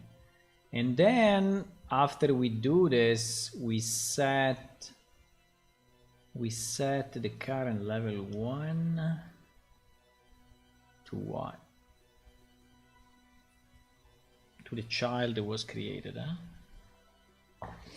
To the child that was created.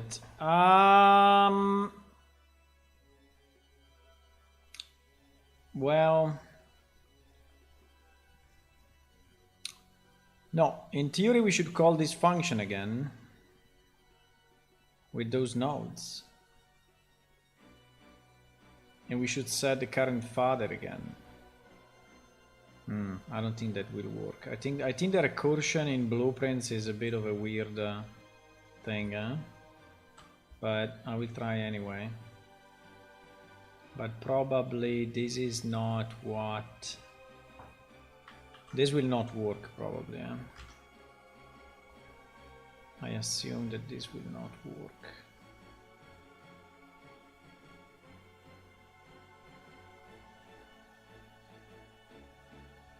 Okay. Let me see what happens. Let me see what happens. I don't know.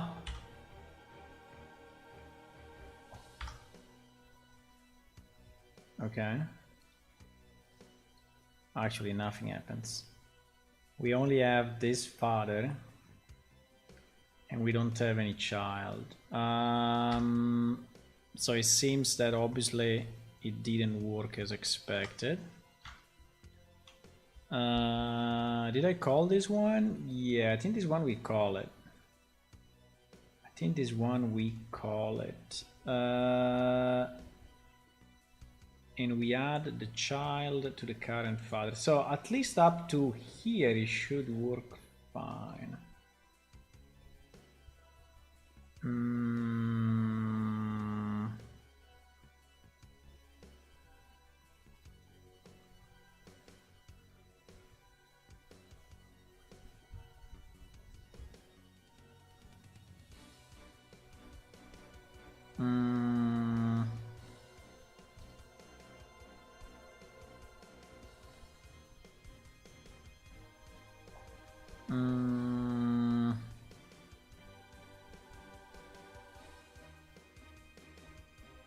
I don't know exactly why.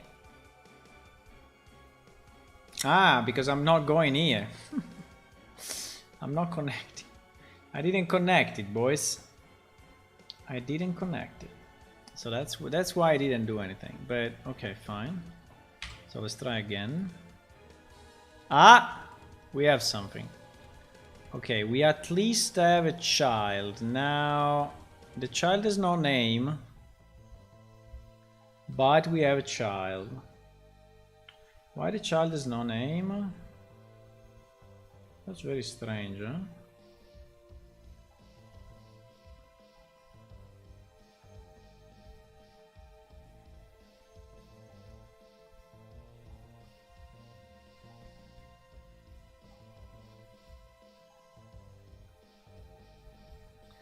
Set current father equal to the add child widget. Yes, assuming that I am returning. Yeah, I'm returning the new one created, so that's okay. And then I'm getting the nodes. Yeah, the child. Okay. Okay, let me try to print out something because here we have a bit of a problem. Huh?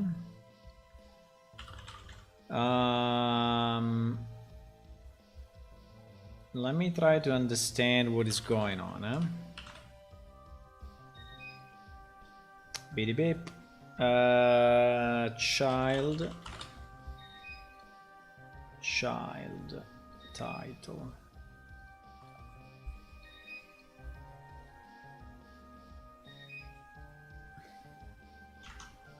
Child title. Bidi bim. Ah, no, the child is empty for some reason. Okay. So we don't get a proper title in the child of these nodes, huh? Okay, 1 second, my oven is calling me. My oven is calling me. What do you want, oven? What do you want? You think we can cook? Okay, we can. Let's go. Let's cook with the usual function. This one, yeah, that's one idea. And let's go for 23 minutes. 23 minutes!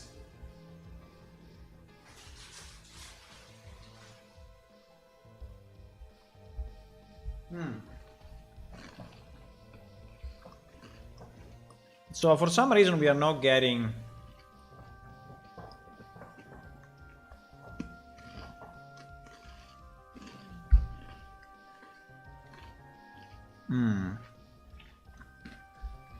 Are we sure that our file is read properly? Because it seems that we don't have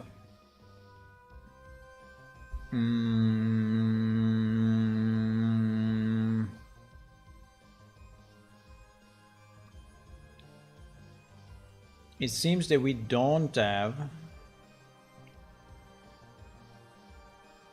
all right.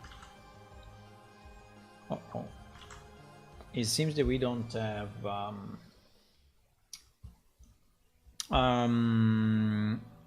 we don't have the other children. I don't know.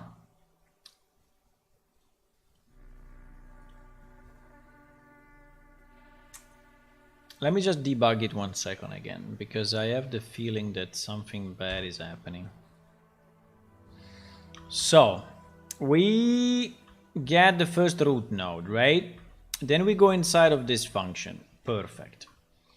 Now inside of this function we get these help nodes, right? And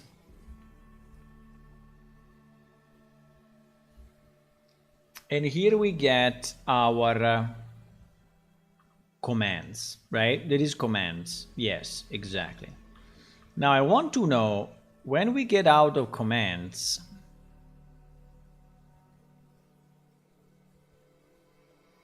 why I cannot read this variable?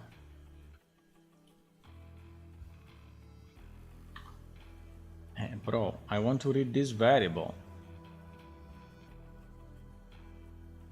You are annoying. Okay, let's do this. Let's put this variable into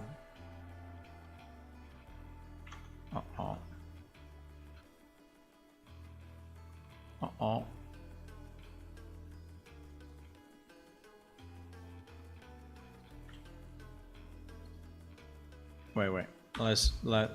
Wait. Debugging inside the thingy is probably not the greatest idea.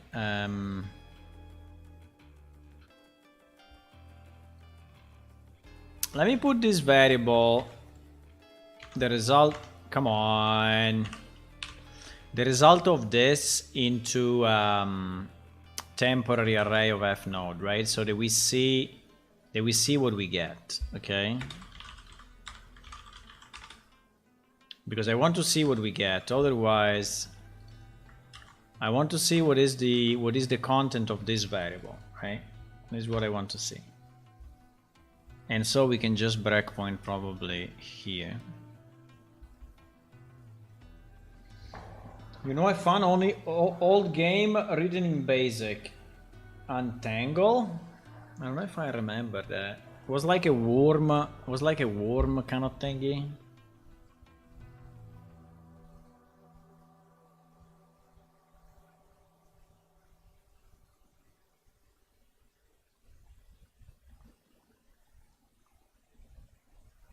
What was the purpose of the game?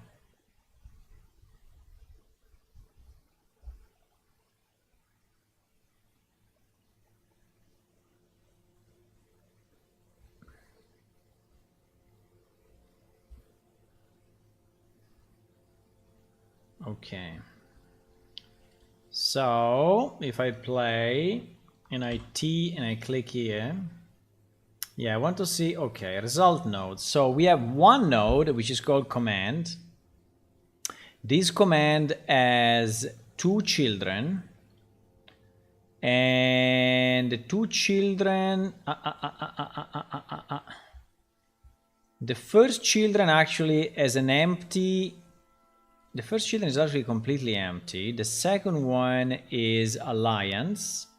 And Alliance actually has two children, but again, the first one is always empty. Okay, so we have a bit of a mess in the... Okay, so why... It seems that we create the first node as an empty child. No idea why, but we can check. So here we are.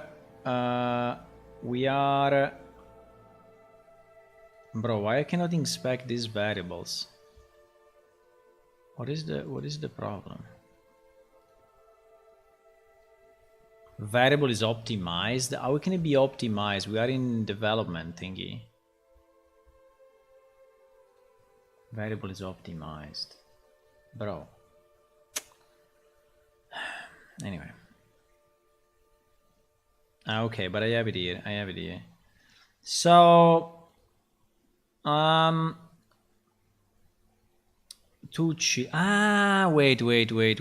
I know why.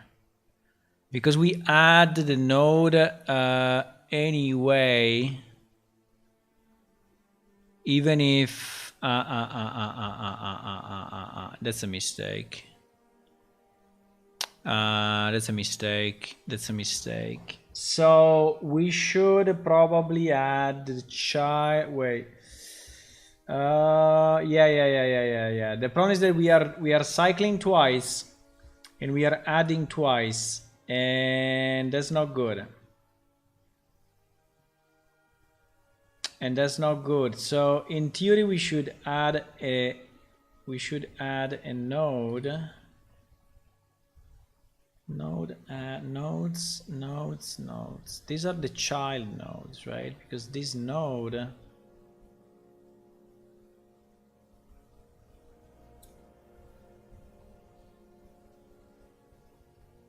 Yeah, we should do it only inside contents.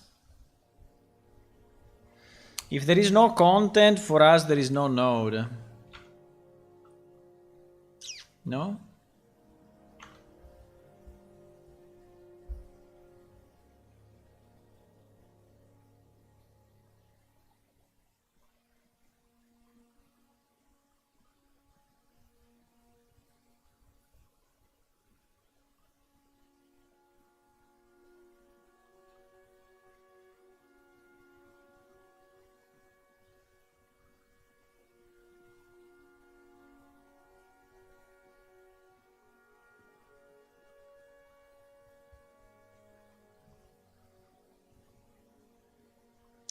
I have a flaw in my logic, boys. Basically, we are reading branch, right? We are reading branch. Then we go inside branch and we read contents. And we also search if we have another branch. So let's say that this is actually like this, okay? So inside this branch, we have contents and more children. Right? So the problem is that I'm reading these two tags, and every time I read a tag, I'm adding a child, which is obviously wrong. Obviously wrong. So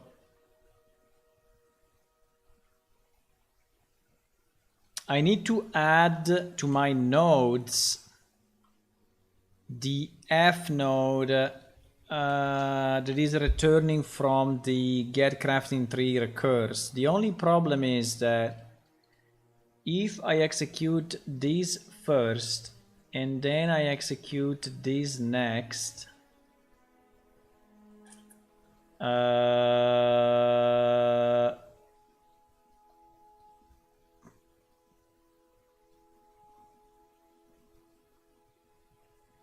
no, this thing is not working. This thing is not working. Wait a second. This thing is not working. This thing is not working.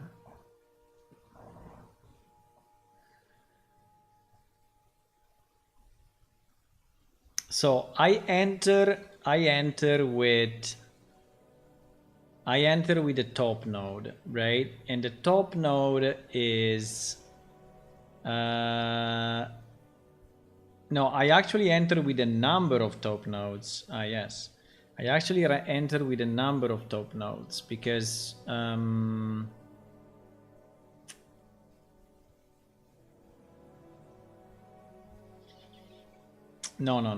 I enter with the root. I enter with help. So help actually has 3 branches, for example, as children, right? So I enter with that. I go here. I search the children. So for each of this, I have a branch, right? So for each of this I have a child. So every time I find branch, correct, every time I find branch, I need to add a child. And at the beginning I will not have content exactly. So it's only on the subsequent ones that I will have content and branch. So only when I have branch I should add the node. My only question is what happens? So I go in and I search branch. Then I go to the second level. So I go in again with, for example, this guy, right? I go in with this guy. And I say, okay, I have a command. Because I added it here. But then he's reading the children. So this one is going into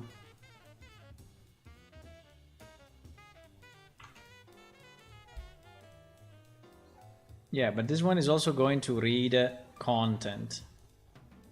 So what happens if no,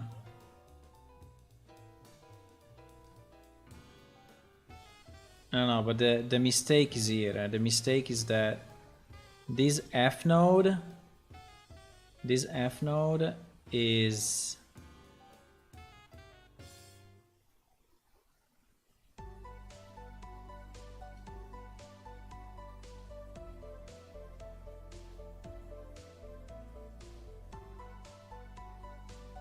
oh my god. Already win 3 levels. You have to shift node. Why? Untitled game. It looks a bit like a similarity. Untitled game. Okay, let me check it.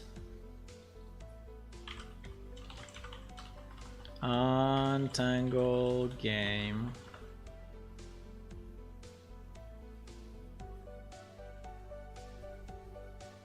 And this? I've never seen it. I've never seen it. Was written in BASIC? I never seen it. Never ever. Never ever seen it.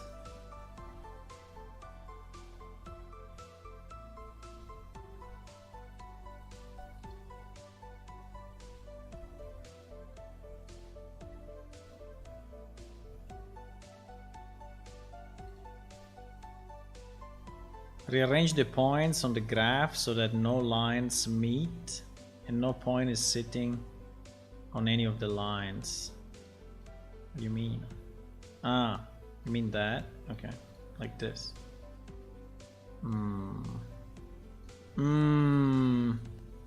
Is it a good game or what?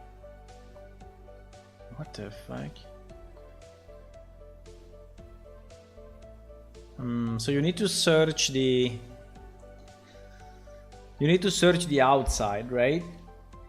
So the theory is that you need to find the outside. How do you define the outside of something? You define the outside if there are no crossing lines. So basically this should go to the inside and this should go to the outside, right? But you may end up in this situation. Yeah. Yeah, it's not bad. I like it. It's a nice puzzle game. You need to find no, I'm trying to find the algorithm to do this, right? But is so you need to see where they are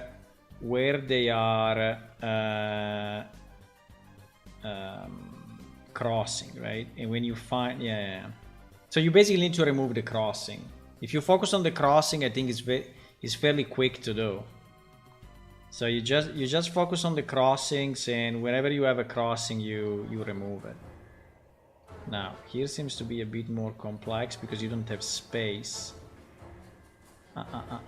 This one is a bit more complex because you don't have a lot of space, but yeah, if you find the space, yeah. But it would be interesting. Can I restart this level? No, because it would be interesting to see how you understand the outside immediately.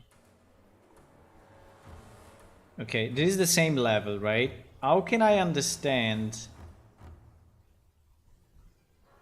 the outside immediately? I think that the outside is the one with the maximum number of lines. No, the outside is the one, I think it's the one with the maximum number of lines.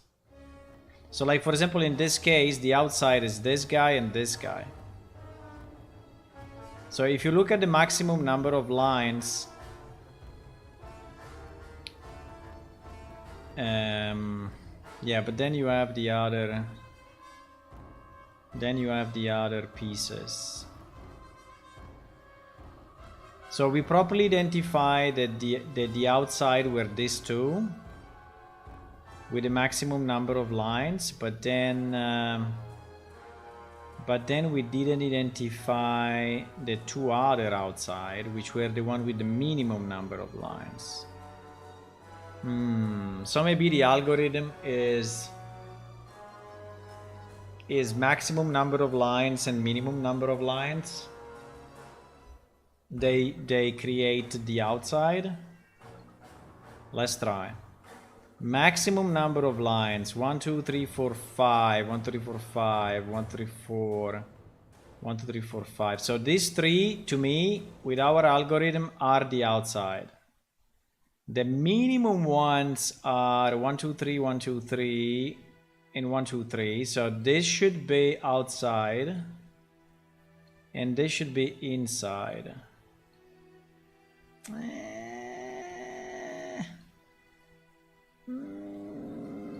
Didn't work. The algorithm didn't work. I mean, it kind of worked, but I mean, it kind of worked because you see, it is 5 and 5, and it is 3 and 3. No, probably it worked. No, it worked, boys. It worked. It worked. But no, but this one, for example, is a 3 and is not outside. So I think maximum number of lines is a good start, but so like this one is maximum number of lines and this one is maximum number of lines. So you want these two to be outside. Then the rest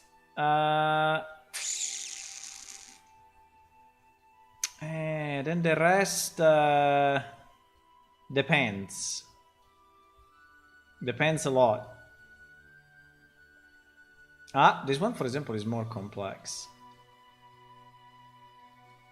Because depends on the depends on the dependencies that you like. For example, here you have multiple dependencies, and probably in this case, the maximum number of lines is not working. So probably in this case, the maximum number of lines actually needs to be inside.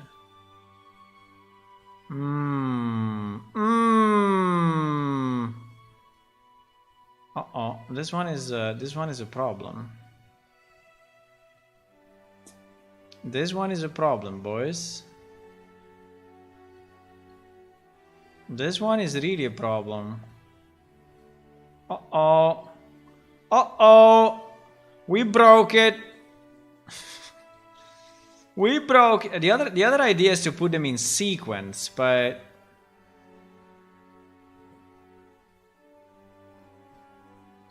put them in sequence based on what they connect to. This one was tough, huh? I thought you were putting the maximum poll in the middle. No, it's not, because I think it depends on the sequence. The problem is not just the number. Even if you see that here, for example, the maximum number is here, and the maximum number is here. There was only this exception, you see. There was one guy, there was an exception to our rule because he was actually connecting these three. So, no, the maximum number of lines doesn't work. Is a bad idea. It's a really, really, really, really bad idea. But anyway, it's a nice game. I like it. I mean, it's fun. I mean, it's... Yeah, you see, for example, this one is just removing this problem. And this one is not removing any... This one is removing this problem. And now it should be done. Would be nice to have one with like 50 of them.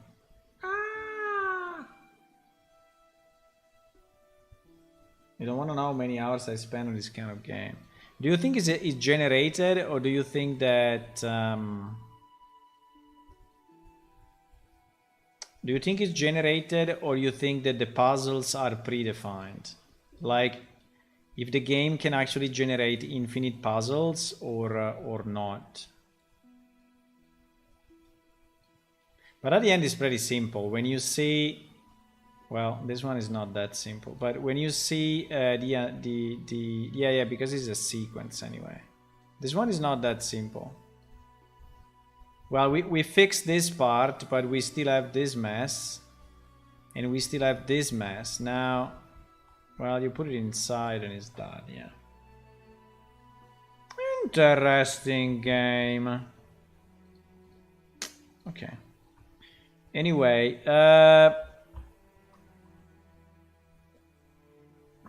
so I have a bit of a problem. Tell lose time now. I'm playing shift stuck. It's okay. It's okay. I have to go to dinner soon anyway.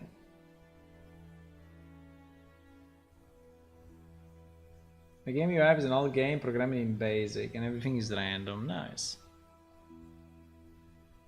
Will be interesting to know if you can do it with any number of nodes, but probably yeah. But you see, it's 10 out of 20. So actually there are 20 puzzles. There is 11 out of 20. So actually there is a limited number of puzzles. At least in this one. Okay, my oven is calling me. Is it ready already? Wow, it went fast. It went super fast. Are you sure that it's ready?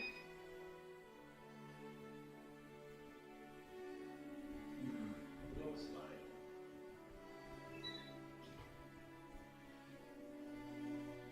Yeah, I think it is. Okay, my dinner is ready. My dinner is ready. So I don't know what I'm doing wrong here, but I think that this double child is confusing me. This double child is confusing me really. The fact that I have two nodes to read after I'm reading the main one, and I'm looping twice on this.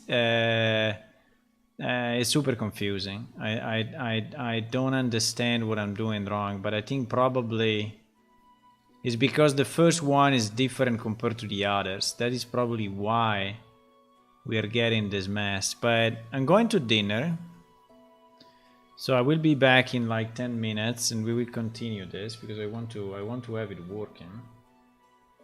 Right? I want to have it working. So I will be eating dinner. 7 minutes.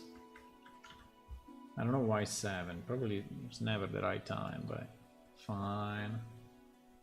See you.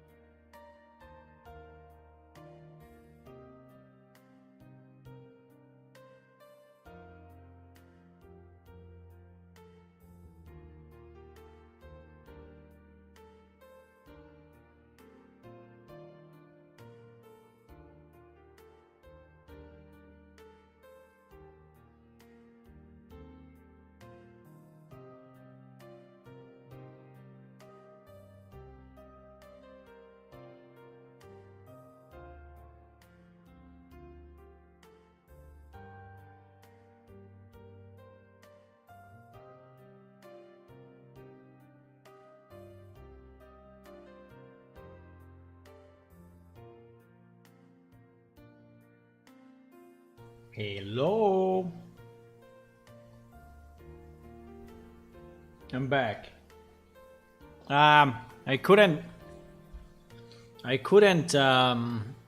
stay a lot at dinner because this problem that was chasing me. This problem here was chasing me. So I was thinking of how the hell. While I was eating, I was like, why the hell we don't do it right? Why the hell we don't do it right? I think the problem is that the root node is different from the child node. So if I think of entering here, right? If I think of entering here with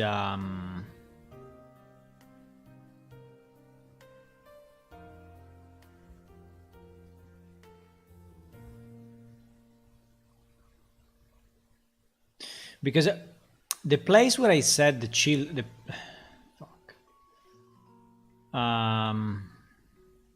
place where I set the children at the moment is when I found it,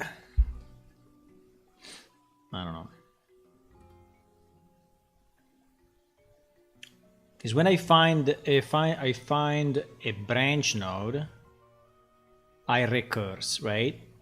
On that particular node. But that branch node, you know, why I set the children of that recursion, right? So let me see 1 second the other one that we were I don't have it here.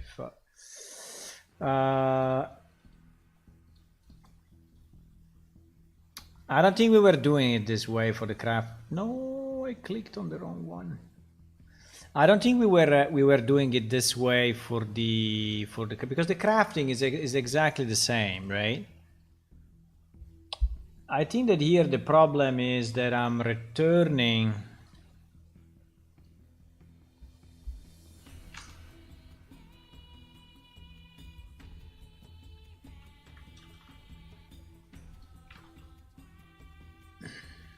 One second,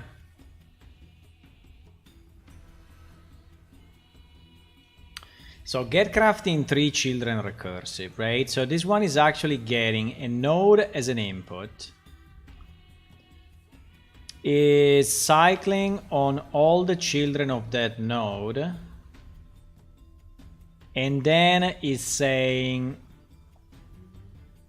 if the child is not children, then you want to, okay, and that's fine. Then he's creating a new crafting node. And then he's setting the children equal, no, he's doing it that way. He's setting the children equal to the recursive. And then he's adding, every children to the nodes that we are returning, right? Now the problem of this is that if I have some data, like my content that I need to read, right, and is inside my because no, I was thinking if I populate the node outside, but if I populate the node outside, because actually I have some content. The difference is that in this example,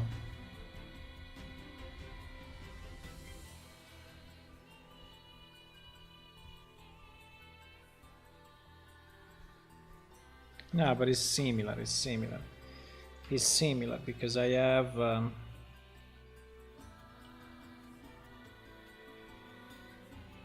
it's similar.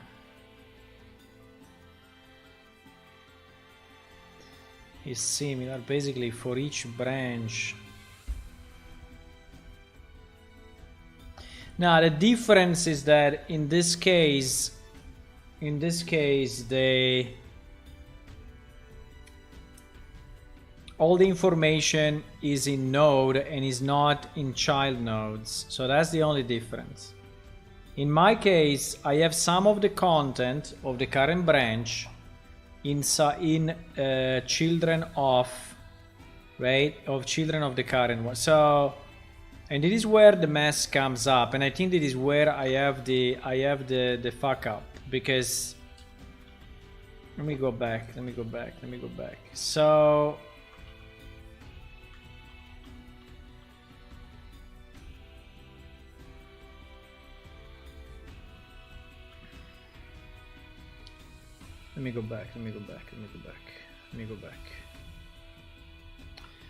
So that is where I was, right? So I enter with a node, and in that node I enter with a node, and in that node I have children that are actually branches, and I have children that is actually content. So in case I'm working on content, in case I find content, right, then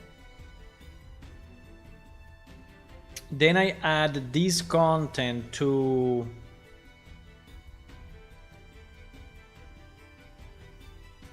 this node. Yes, correct. To each node, yes, I add the content to that. So I think this piece is correct. This I could in theory shrink it. Okay, I could shrink it here if we want. So this part I think is fine. It's just adding the content to the current node. I mean to the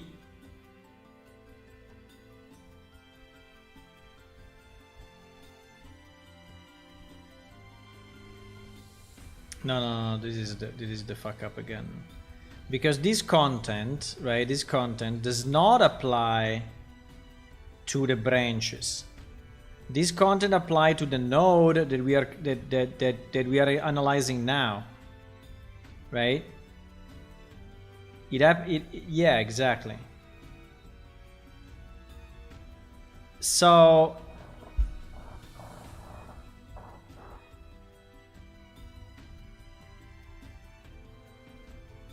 the problem is that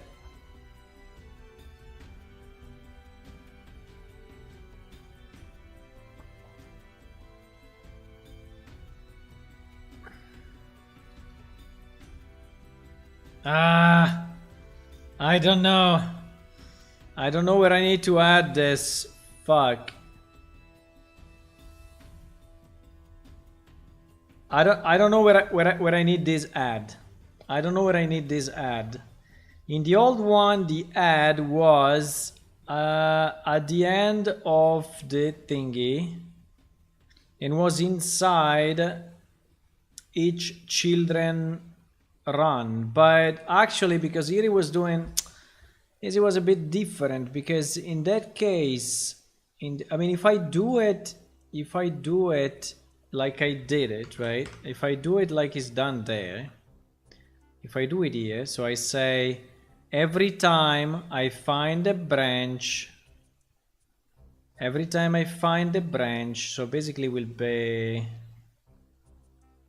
here, right? Will be at the end, before the end of the 4. Yeah, so it will be.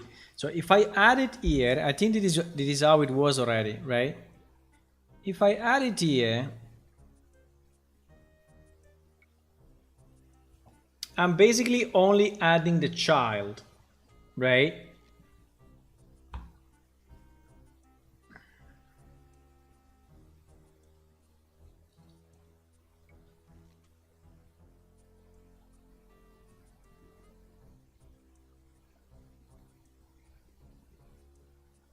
I'm reading the node. No, I don't know. It's too mind fucking. Okay, 1 sec. If you were 6 hours playing Battlefield and it asked you $1 to reload, what do you mean $1 to reload?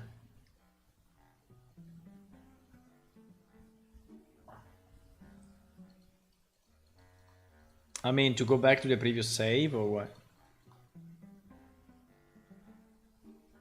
No, I don't understand. I don't understand what you're saying. Okay, let me breakpoint here, okay? And we try to understand what the hell did I do with this code, because I think I did a mess. I think I did a mess, boys.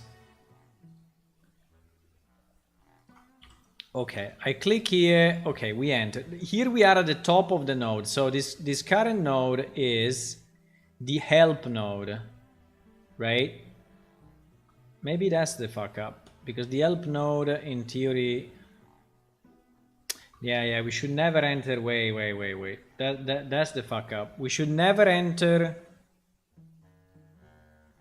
Yeah. Okay. Wait, because this is better. We should never enter with the help node into this recursive function. This recursive function should work only on branches, right? So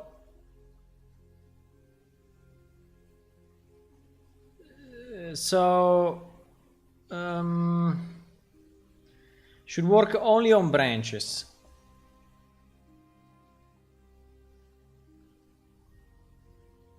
Right? The problem is that I can have multiple branches already at the beginning.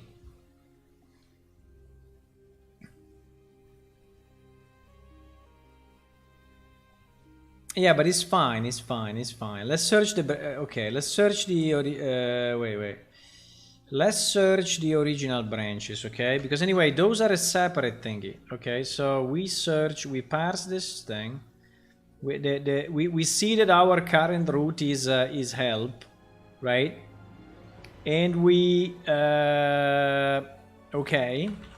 And we search the... child of our root, right? We search the child of our root, and this will be the first level of branch nodes, right? These are the branch nodes that we get at the beginning of our file. So here, branch, right? So, and the father node is not a node, right? The father node is just a container. So we enter into branch nodes. Now for each of the branch nodes, we can go in and... right, and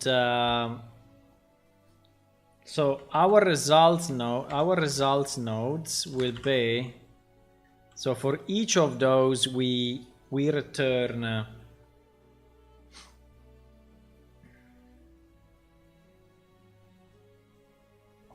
so we basically need to add each of the branch nodes into...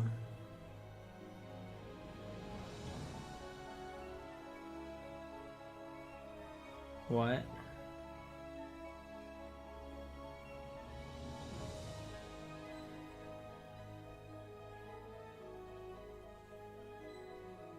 Oh my god, I cannot think about this.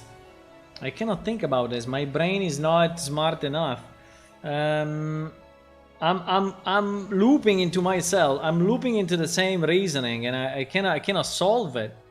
So I think it's very simple at the end, but so basically I have my branch nodes, right? So the thing that I know is that results node, for each of these branch nodes that I get, right? For each of these ones that I get, I need to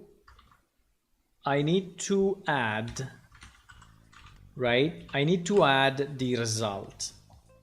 The problem is that get crafting three children recursive is actually not returning one node, but it's returning multiple nodes, right? And this is the problem, I think, because yeah, exactly. Okay. I think I'm getting closer, right? I'm getting closer. So let's assume that this guy is returning one node, right? And I add this node here. And I add this node here, okay? Now, yes. Now, Wait. I think I have it. Huh? I think I have it. So this one now is returning one node. Yeah. I have it, boys. I have it. I think I have it. Yeah. The fuck up. I think I have it. Wait. Yeah. So this one is just returning one node. The one that I need to add. And on this node, then yes, is exactly how I was doing. The way I was doing is to create a new node outside of the if. I cannot go inside of that, outside of the for, because this is, let's say, populate this node info, right? And this node info is made of what? This node info is made of the title, is made of the content pieces, right? Is made of the content pieces, and the content pieces go into node content. Wait, go into f node content pieces. Okay.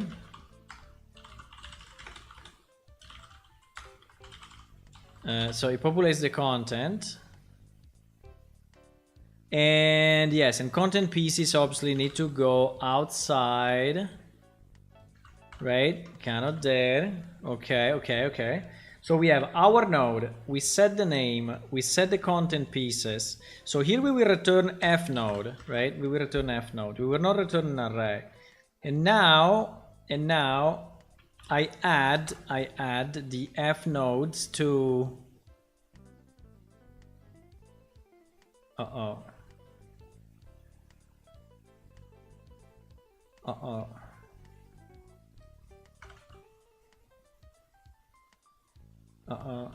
Wait. Okay. So for every child, I added to this nodes thingy. And then here, when I'm done, I'm populating the content and I'm populating the children, right? I'm populating. What the fuck? Yes. Okay. Stop. So, I'm not completely sure of what I'm doing, but this one is broken, obviously. I mean, it's to be removed. Okay. Let's try like this. Like this, I think is okay. I think like this, it could be fine.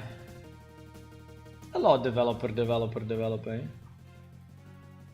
I know one MMO with this kind of concept, Entropia Universe. They have no other choice at a close point of the game of doing this. Entropia was the one that was all money, right? It was all money. Okay, so now there is only one question. When we return, we will have... Yes, we will. We will have all those correct. Okay. Let's try it this way. So finally I can go back and finish my dinner. No, I basically finished. But I was thinking to this during the dinner and I couldn't really... I mean, I really wanted to come back and fix it. Because it was really bothering me, the fact that there was no working as expected. Fuck. Okay, let me see, Let me see. We enter with already a branch node. No, we enter with a branch node, bro. Wait. I miss. I did something stupid. Branch node equal to branch nodes of I. Okay, and here we enter with branch node. We should not enter with root. If we enter with root, it's the same thing. It's exactly the same thing. Okay, we go.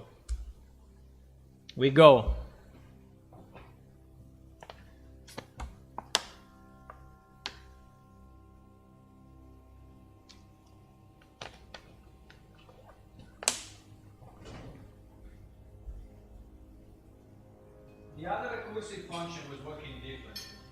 Just wait a second because I left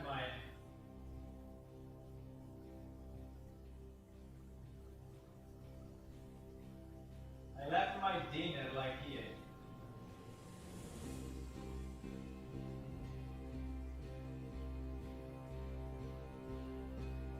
I left my dinner. I didn't clean up anything.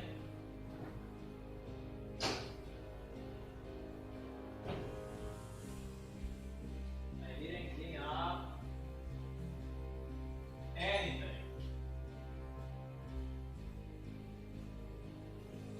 Still running.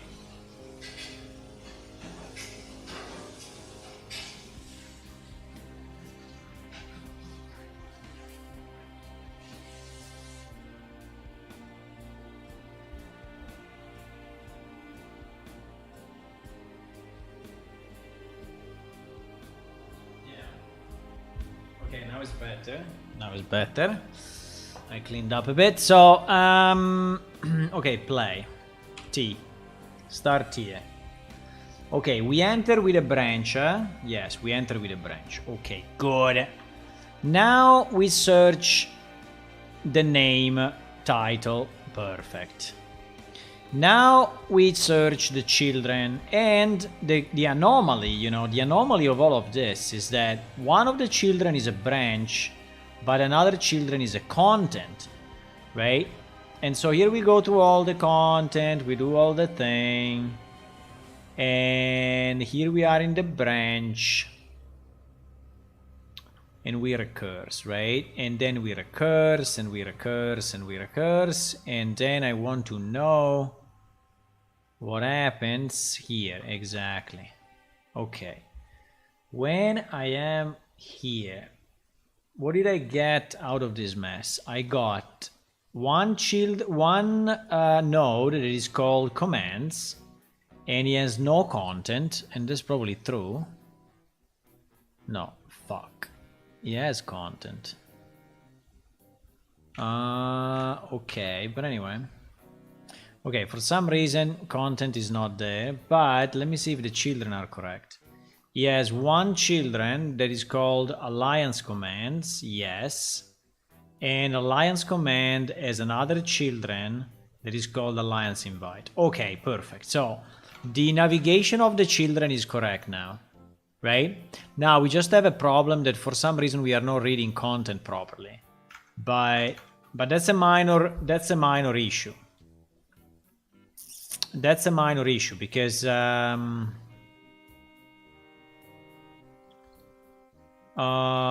me see, content pieces. Okay, we have it there. F node content equal content pieces.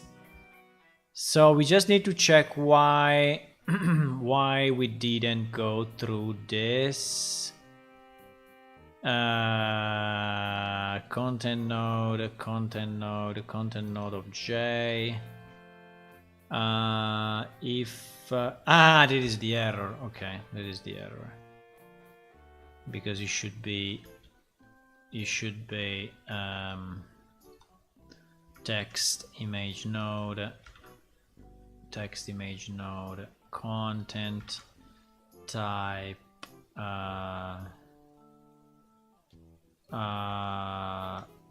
yes,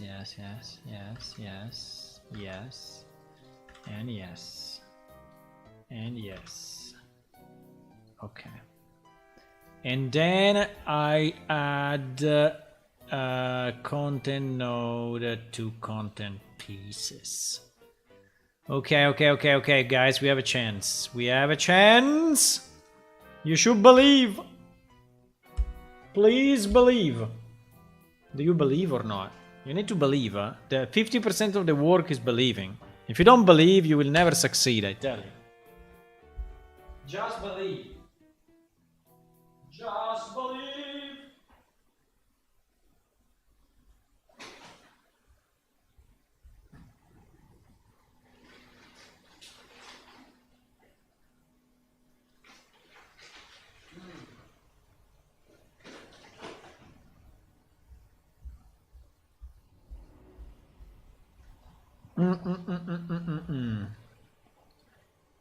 Okay.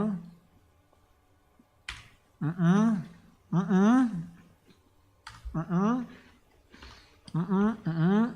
Mm-mm. Mm-mm. Mm-mm. Mm-mm. Mm. Mm. Perfect. Perfect.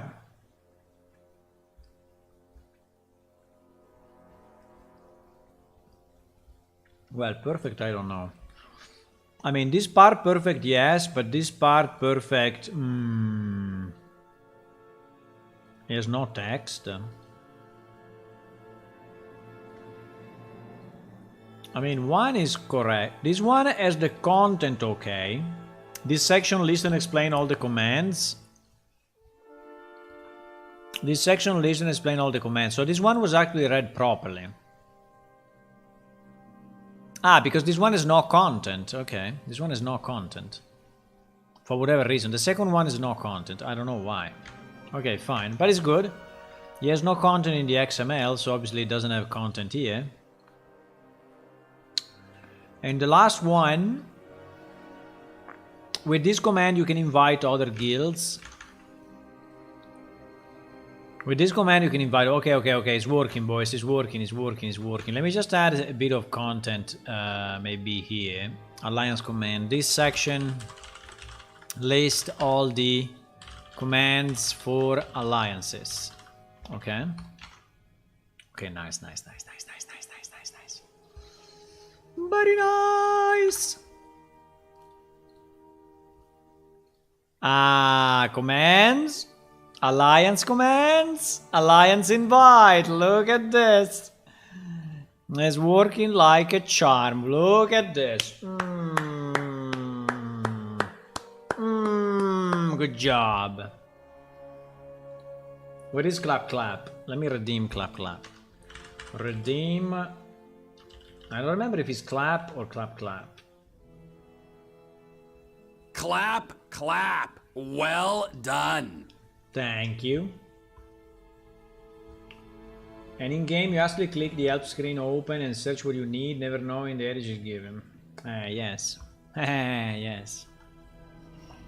You never know. I mean, you don't know all the mess that went through that. Absolutely. You don't know. Yeah, you can even do it twice if you want. Ha. Ha. Okay. That's very good. That's very good. So we have... so we can read the XML file, and the good news is that it's the same format as it was before, with the only difference that we changed topic to branch, because I didn't understand why topic needs to be different from branch. You've done well. Done well, done well, I know. I know. Okay. So now what is the next step? What is the next step? I do two things. I go to the bathroom 1 second, and we finish the remaining 20 and the remaining 10 entangled puzzles. Okay. Bathroom 1 minute. 1 minute. 1 minute.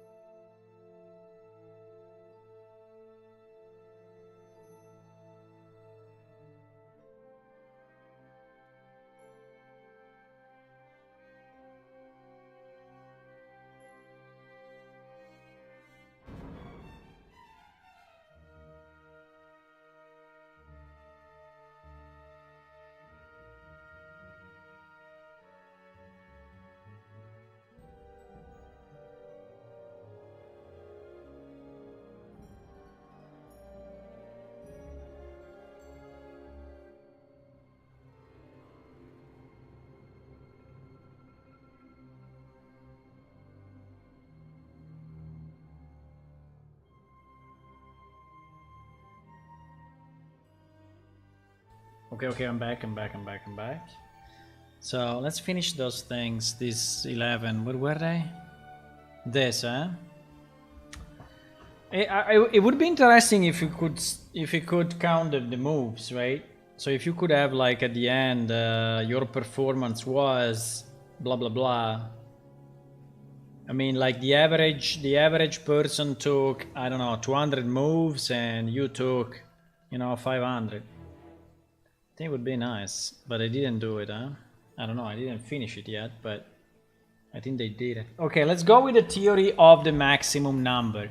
So these two are obviously inverted. They did it by purpose because they are evil inside. This one obviously needs to go up, and this one's obviously need to go out, and this one basically needs to go in, and this one needs to go this way, right? What? It's finished. No, oh no, it's not. Holy moly. Needs a lot of space. Yeah, but basically, it's a bit of the opposite of what it is at the beginning, because to tangle it, they need to... Okay, it is in clusters, right? It is in cluster, but it's in cluster in the opposite direction of what it was at the beginning. So it is like... Yeah, is like the opposite. Yeah, I think the opposite thing is a thing, yeah? The opposite of what it... Now, the only problem we have here is to understand if this one will be in the middle or this one will be at the outside, right? But here in theory is already at the outside, so probably these two are, yes, one the opposite of the other,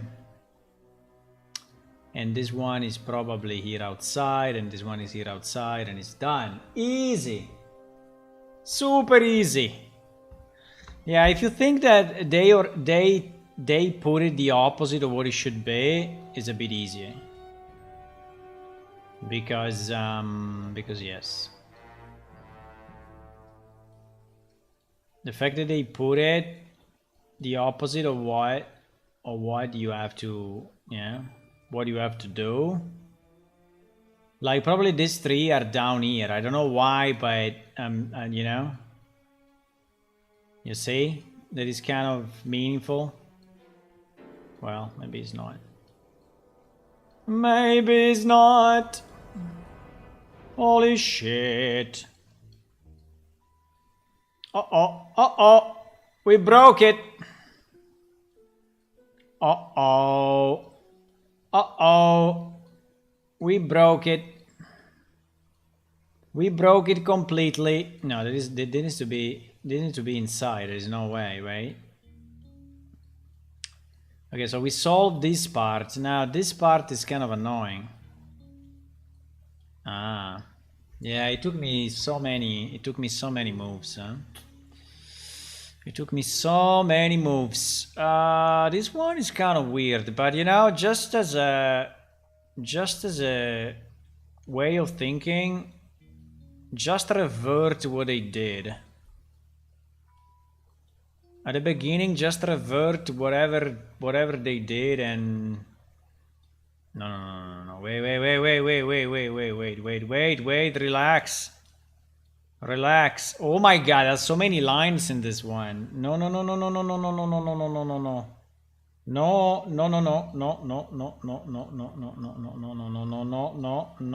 No, absolutely not. Okay, we have a problem between this part and this part, because in theory this is solved, but now we have this one in the middle, right? That is very annoyerinos.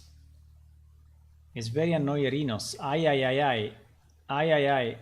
This one is a problem, boys. This one is a problem, huh? This one is a problem. Because it seems to be working like that, but then it didn't, and this one is so connected. This one is super connected, and this one is super connected. Oh my god.